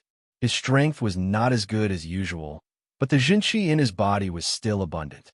Particularly now that he had unleashed his full power, coupled with his usual indomitable aura, he immediately caused a ripple in the scene. His body trembled more and more violently. The willow tree under his palm also trembled more and more violently. After 3 breaths, with a crisp crack, the lower part of the willow tree snapped. 13th Wong let out an explosive cry. Holding the willow tree upside down with both hands, he used the tree as a sword. Gathering all of his cultivation into his hands, he demonstrated the most powerful attack of the Siga sword. The tree trunk as a sword, the branches as a blade, and the leaves as the tip, sweeping away an army. Countless muffled groans rang out in the field, and smoke and dust rose. It was unknown how many experts reacted in the time it took for a spark to fly off a flint. They either dodged or slashed at the willow tree that seemed to have flown out of the sky, displaying their ultimate skills. They knew that when faced with such a willow tree that contained an aura and power, if they didn't use their full strength, They would probably end up with broken bones and shattered tendons if they took the slightest hit. The encirclement around the sword hut immediately fell into chaos. However, there were two people who did not panic. Lang Tiao and Yun Jilan had not been confused by this willow tree that could sweep away an army. The two aces stared coldly at Fan Xian's every move. Suddenly, they turned into two black shadows and attacked Fan Xian from both sides. In the instant that 13th Wang broke through the willow tree and struck, Fan Xian had already finished adjusting his breathing and regained control of the Northern Qi Emperor. With a muffled grunt, he raised his body and leaped into the air. When Lang Tiao and Yun Jilan came behind him, 13th Wang's willow tree also smashed toward Fan Xian's body. Fan Xian stood on his tiptoes in the air and beautifully raised his body by another half. The tip of his foot gently stepped on the top of the willow tree. With a puff, a leaf shattered into strands. A branch was soft and bouncy, but it seemed to have boundless rebounding power. It shook Fan Xian's body until it turned into a streak of light and headed toward. The main door of the sword hut charged toward it. Lang Tiao's hand stretched out hurriedly. With a hiss, he tore off half of Fan Xian's clothes. The curved knives tied to his wrists flew through the air and slashed viciously, but they also missed. Yun Jilan made a smooth turn in the air. The sword at his waist flowed out like water and slashed toward Fan Xian's completely exposed back. It only barely managed to cut open Fan Xian's right shoulder and draw out a trickle of blood. The willow tree 13th Wang held was too long and too big. The speed of the tree tip was too fast. It was so fast that it was as if it had sent Fan Xian flying. It was faster than the long-hidden attacks of Lang Tiao and Yun Jilan. With a crisp crack, the grass door of the sword hut was smashed to pieces by Fan Xian. He grabbed the Northern Qi Emperor and charged forward like a gust of wind.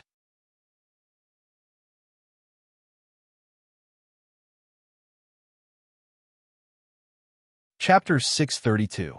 I had worked so hard to write 6,666 words in the last chapter, but it was 6,660. Speechless. P.S. I want a monthly vote. When 13th Wang's palm cut through the willow tree and Fan Xian turned into a butterfly, Lang Tiao and Yun Jilan did not even look at each other. They could feel the regret and fear in each other's hearts. Only now did they understand why Fan Xian had not thought about retreating after being discovered in the mountain residence. Instead, he had fled toward the sword hut. That was why he had coincidentally subdued the Northern Qi Emperor. From the beginning, Fan Xian's goal had been the sword hut. He had come today to enter the sword hut and see Sigu Jian. In midair, Lang Tiao let out a wild howl. The metal chains on his wrists clanked. The two curved knives sliced toward Fan Xian's back like two pieces of golden light. He knew that he could not allow Fan Xian to take the emperor hostage and enter the depths of the sword hut. Once he left his sight, no one knew what kind of terrifying conclusion Northern Qi would meet. Furthermore, he believed the emperor, who was subdued by Fan Xian. Although the emperor was young, his experiences these years had proven that he had insight and wisdom that far exceeded that of mortals. Since the emperor calculated that Fan Xian would not harm him, then Lang Tiao was going to bet on this. He was going to attack, where Fan Xian had to save him and force him to withdraw his hand. The two pieces of golden light sliced toward Fan Xian's opening. The long sword in Yun Jilan's hand was incomparably quiet. It calmly and evenly passed through the gap between the two pieces of golden light and pierced toward the back of Fan Xian's neck. The sword light spat out like a silver snake spitting out its tongue. The sword intent was swift and fierce. The sword intent of this strike was actually very similar to the sword intent 13th Wang had used earlier with the willow in his arms. They were both Sigu Jian's most focused attacks that only cared about the front and not the back. Yun Jilan's reason for taking the risk to attack was different from Lang Tiao's. He cared about the Northern Qi Emperor's life and death, but he didn't believe in the Northern Qi Emperor's judgment. However, he had a great reason not to let Fan Xian enter the sword hut, because his teacher was inside. Due to different reasons, the two superior 9th-level aces made the same decision. At the same time, they used their trump cards. Regardless of the cost, and even risking the risk of Fan Xian killing the Northern Qi Emperor, they sliced toward the large opening behind Fan Xian. At this time, the four people in the air were like birds flying above a stone plain in the front yard of the sword hut. Time seemed to have stopped at this moment. Fan Xian held the Northern Qi Emperor in his hand. Although his right hand held the black dagger, he was unable to stop the chill from behind him. Behind him, Lang Tiao and Yun Zhilan floated in midair. Their swords and sabers sliced through the air soundlessly, but their auras interfered with each other, giving off a chilling creaking sound. At this moment, if Fan Xian did not abandon her and turn back to save himself, only death awaited him. If he turned around to save himself, he would probably be heavily injured. Furthermore, the Northern Qi Emperor would certainly break free of his control. So, Fan Xian chose to do nothing. He continued to follow his fixed flight path and rushed toward the second door of the grass hut, completely ignoring the curved knife and straight sword behind him. He had left Jingdo, come to Dongyi, entered the mountain residence, and charged straight into the sword hut. It was all based on one judgment and one confidence. He did not believe that after the other party had shown so much sincerity, they would just watch as all this happened. This matter had nothing to do with luck. It was completely based on Fan Xian's judgment of the situation in the world, his insight into people's hearts, and his confidence in that strange old creature. Things happened as he wished. When the knives and sword were still half a foot from his back, the door 3 feet in front of him creaked open. The second door of the sword hut opened wide in front of the fleeing Fan Xian, welcoming his arrival. Fan Xian carried the Northern Qi Emperor and threw himself in. Then, the door closed with a bang, firmly shutting Lang Tiao and Yun Zhilan outside, as well as the 2 curved knives and the long sword outside. The door of the grass hut was often only a symbolic separation. It was mostly made of hay and wood. Such a weak door had, in that instant, blocked between Fan Xian and the 2 aces behind him. How could such a door stop the red-eyed Lang Tiao and Yun Zhilan? The scene outside the sword hut was in chaos. A dozen streaks of flowing light scattered, avoiding the willow tree. 13th, Wang had abandoned the willow tree and stood alone. No one paid attention to him. They only turned their nervous gazes toward the door of the sword hut.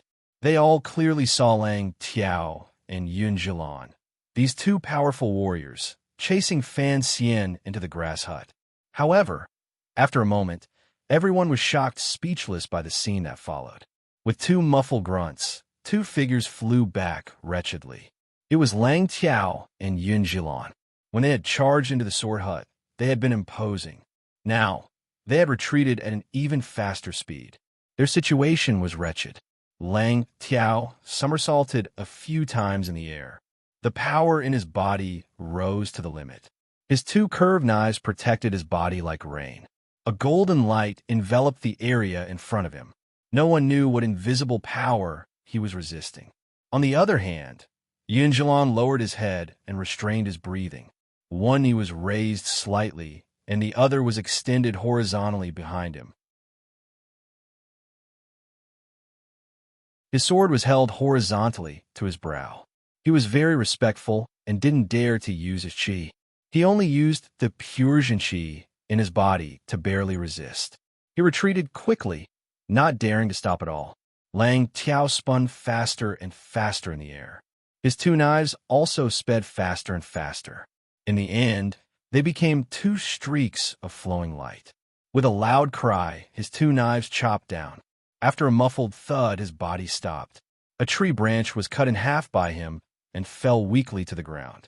Lang Tiao pushed back with 1 foot and raised his brows. He forced himself not to retreat, but his chest felt heavy. In the end, the boundless killing intent contained in the tree branch had shattered his meridians. He spat out a mouthful of blood. Yun Zhilan retreated even faster than Lang Tiao, more completely and more respectfully. He had no intention of using the sword in his hand to resist anything. He was forced back 150 feet. He then knelt on 1 knee on the ground and raised his sword with trembling hands. A verdant leaf was attached to the blade of his sword. Everyone present was shocked. They watched as these two warriors were about to capture Fan Xian. Who would have thought that the person in the sword hut would only use a branch and a leaf to force these two warriors back? There were only a few people in this world who had such an unfathomable realm. The master of the sword hut was clearly one of them. It looked like the ruckus outside the sword hut had finally startled the ruthless sword saint. Sigu Jian had chopped off a branch and picked up a leaf to force back the two ninth-level aces at the very top of the human world. The realm of a great grandmaster was indeed far beyond the mortal realm. However, in the end, this great grandmaster was still biased. So, he had thrown a leaf at his eldest disciple and a branch at Lang Tiao. When he saw the green leaf fly out of the second door, Yun Jilan could only retreat in fear. Lang Tiao, on the other hand, was filled with an endless desire to fight. He forcefully took on the branch. That was why Lang Tiao was injured and vomited blood. In the time it took for a spark to fly off a flint, this was what happened. Sigu Jian, who had been silent for almost 3 years and had hidden in the sword hut and not seen visitors for 3 years, finally made his move. It would have been fine if he hadn't made his move. Once he did, it was world-shaking and shocked the surroundings. Outside the grass door, all of the disciples of the sword hut knelt on the ground in unison and kowtowed in the direction of the sword hut. The disciples who had participated in the matter of controlling 13th Wang felt fear and a powerful sense of unease. Unconsciously, they began to search with their gazes for their eldest disciple brother's figure. Just like what was written in many novels, among the groups that were best at taking the blame, the eldest disciple brother would definitely take the most blame, such as the monkey. Yun Jilan half-knelt on the ground. His expression was calm, but the sleeve on his forearm trembled gently like it had been blown by the wind, revealing the true emotions in the depths of his heart. He didn't know when his teacher had come to the front of the sword hut. He also didn't know what his teacher thought of his actions. He only knew that he had to do this, even if his teacher did not allow it. Friar, he supported the injured Lang Tiao. The Northern Qi aces looked in shock at the tightly closed door of the sword hut. They didn't know what was happening inside or what was about to happen. Why would Sigu Jian help Fan Xian hold the emperor hostage? Was the emperor still safe? Their hearts were burning with anxiety. Under Sigu Jian's might, they did not dare charge and to save him. Even the most powerful of them, Sir Lang Tiao, could not defeat a branch casually thrown by Sigu Jian. This kind of difference in power could not be made up for with determination and courage. Lang Tiao slowly wiped away the blood at the corner of his lips and looked coldly into the depths of the sword hut. A complicated emotion flashed through his eyes. It was as if he felt that some things were beyond his expectations. Landing heavily on the hard stone ground, the tip of Fan Xian's foot pulled back in the moment of impact. Using the momentum, he bounced up. His palm had long let go of the little emperor's hand. Raising it, he held the black dagger upside down in his right hand. Half crouching on the ground, he stared at the wooden door behind him. In such a short amount of time, he had forcefully changed his position, prepared his killing move, and assumed the posture of a tiger fighting a rabbit. It had to be said that Fan Xian's present strength was indeed valiant. If Yun Jilan and Lang Tiao had broken in at this moment, at least Fan Xian would not be as wretched as he was earlier. On the contrary, he would have been able to give them a lightning-fast attack. It was just that after a long time, that seemingly fragile grass door was still quietly closed. No one broke through the door, and even the sound outside the door gradually became weaker. This overly ordinary grass door seemed to be able to shut out all the wind, rain, and blood outside. It allowed the people inside to form their own unity and live peacefully in the sword hut, seeking their own happiness in seclusion. After a long time, Fan Xian slowly rose and looked at the door with narrowed eyes. He knew that since Yun Jilan and Lang Tiao had not charged in earlier, they would not have the courage to make a second attempt, at least in a short period of time. Without even thinking, he knew why. Although the sword hut was a martial holy land for Yun Jilan, The only person who could drive him out was the master of the Sword Hut, that strange and ruthless great-grandmaster. Fan Xian was not surprised. The reason he had chosen to forcefully break into the Sword Hut earlier was because he had guessed that Siga Jian would not just watch as he was taken advantage of. He was only curious as to what method Siga Jian had used to express his attitude. It was completely silent inside the Sword Hut. Fan Xian turned around and found that the little Northern Qi Emperor was half sitting on the stone floor, holding his foot. It seemed that the collision earlier had injured him. Fan Xian was not in the mood to pay attention to him. He only calmly looked around. However, he did not see any trace of anyone. He did not see that branch or leaf. In the instant before he turned around, he faintly caught a familiar figure out of the corner of his eye. It was this figure that made him feel strange. Coming to the Sword Hut today, he did not bring the shadow. Who was that figure?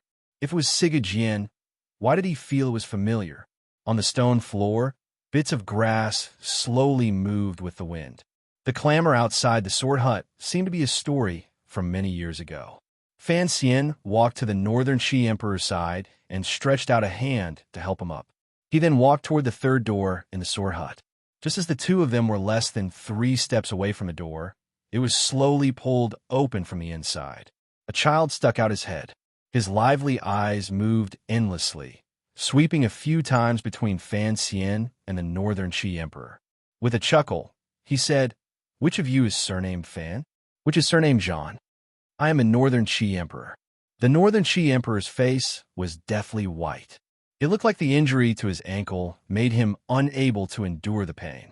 Inside the Sword Hut, he still habitually opened his mouth to speak first. Fan Xian felt very strange. He didn't know what he would encounter in the Sword Hut. With a slightly mocking smile, he said, "Then, I can only be surnamed Fan." Hearing the two of them announce their surnames, the child smiled happily and pulled the grass door completely open. Bowing respectfully, he said, "Please follow me. The room is still inside." The child turned to lead the way. In Fan Xian's arms, the Northern Qi Emperor furrowed his brows. He had been in Dongyi for a number of days and had entered the Sword Hut many times. He was not unfamiliar with the roads, but he had never seen Siga Jian in person. Fan Xian had broken through his and Yun Zhilan's obstruction and forcefully entered the Sword Hut. It looked like Siga Jian was not angry. On the contrary, he had the intention of meeting the two of them. Thinking of this, the Northern Qi Emperor's state of mind became serious. He faintly sensed that something was wrong. Fan Xian's gaze was focused behind the child. The child carried a long sword on his back. It looked completely at odds with his thin figure. Before long, the child brought the two of them to a room deep in the Sword Hut. A servant woman brought in hot water and food before retreating, leaving the quiet room for Fan Xian and the Northern Qi Emperor. The host had not said anything to meet them, so the two guests could only passively accept the arrangements. Deep in the Sword Hut, the room was unusually quiet. Fan Xian and the Northern Qi Emperor were alone in the quiet room. The atmosphere immediately became strange. Fan Xian walked to the window and pushed it open to look out. With a glance, he saw the large pit in the middle of the courtyard. His pupils constricted slightly. The Northern Qi Emperor sat on the side of the bed behind him and stared coldly at his back. "Fan Xian, right now it's just you and me. If you have anything to say, you can say it." Fan Xian didn't turn his head. In a quiet voice, he replied, "I trust that Siga Jian will be able to hear anything we say. However, I am indeed curious as to how you guessed I was hiding in Lily's room." The Northern Qi Emperor smiled strangely and didn't explain. On the contrary, he said, "I am also curious as to how you guessed I knew your whereabouts and arranged for someone to kill you." Fan Xian shrugged and pulled his gaze back from the various swords in the pit. Turning to look at the Northern Qi Emperor, he calmly said, "There is no need to explain this question. Actually, I'm just a bit angry. Why do you become so stupid and childish?" He slowly lowered his eyelids and said, "Have you ever thought about what kind of price the world will pay after you kill me?" The little emperor furrowed his brows.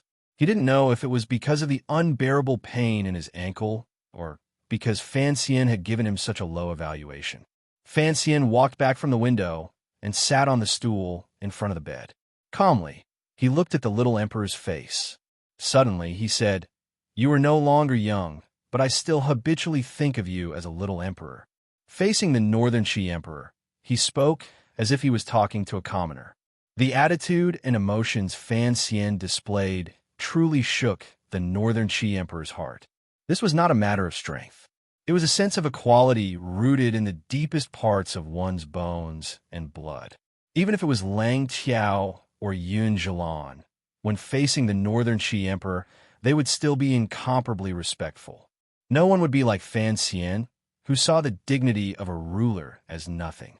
Fan Xian calmly looked at the little emperor's delicate and ordinary face. His thoughts had drifted somewhere. He knew better than anyone else in the world how powerful this little emperor was. A few years ago, he, who was still rather immature, had already taken the lead in setting up the Jiangnan area of the Qin kingdom. Regardless of whether it was Fan Xian or the eldest princess who controlled the palace treasury in the future, he would receive some benefits from it. Another example was the death of Shun Zhong, the commander of the Northern Qi brocade guards. This little emperor had cleverly used Shang Shanhu and killed 3 birds with 1 stone. It had to be said that the emperor's heart was like a mirror. However, Fan Xian still could not understand why the emperor would want to kill him. During the Jingdo Rebellion in the 7th year of the Qin calendar, the Northern Qi emperor could have used the eldest princess's hand to kill him and then help the great prince ascend to the throne, which would have been of great benefit to Northern Qi. Now, 3 years had passed. If he was killed in Dongyi, Northern Qi would not be able to stay out of it. Killing you in Dongyi can at least force Dongyi to be unable to surrender to the Qin kingdom. The little emperor looked at Fan Xian coldly. It was as if she was not afraid of explaining anything in front of him. As for whether or not your death will anger the Qin court, that is not within my consideration. Are you saying that if you don't die, your old emperor will not use military force against the Qi kingdom? The little emperor laughed coldly. Since regardless of whether you live or die, you will not be able to stop the war from erupting, your death can at least have Dongyi's side with me. Why wouldn't I do such a good thing? You're tuning in to the Romance Rendezvous YouTube channel. We're so grateful for your support, and don't forget to subscribe to join us on this incredible journey through captivating stories. Your generosity through donations truly makes a world of difference, as it's the primary source of revenue that allows me to expand and enhance this channel for you. Thank you from the bottom of my heart for being a part of this adventure.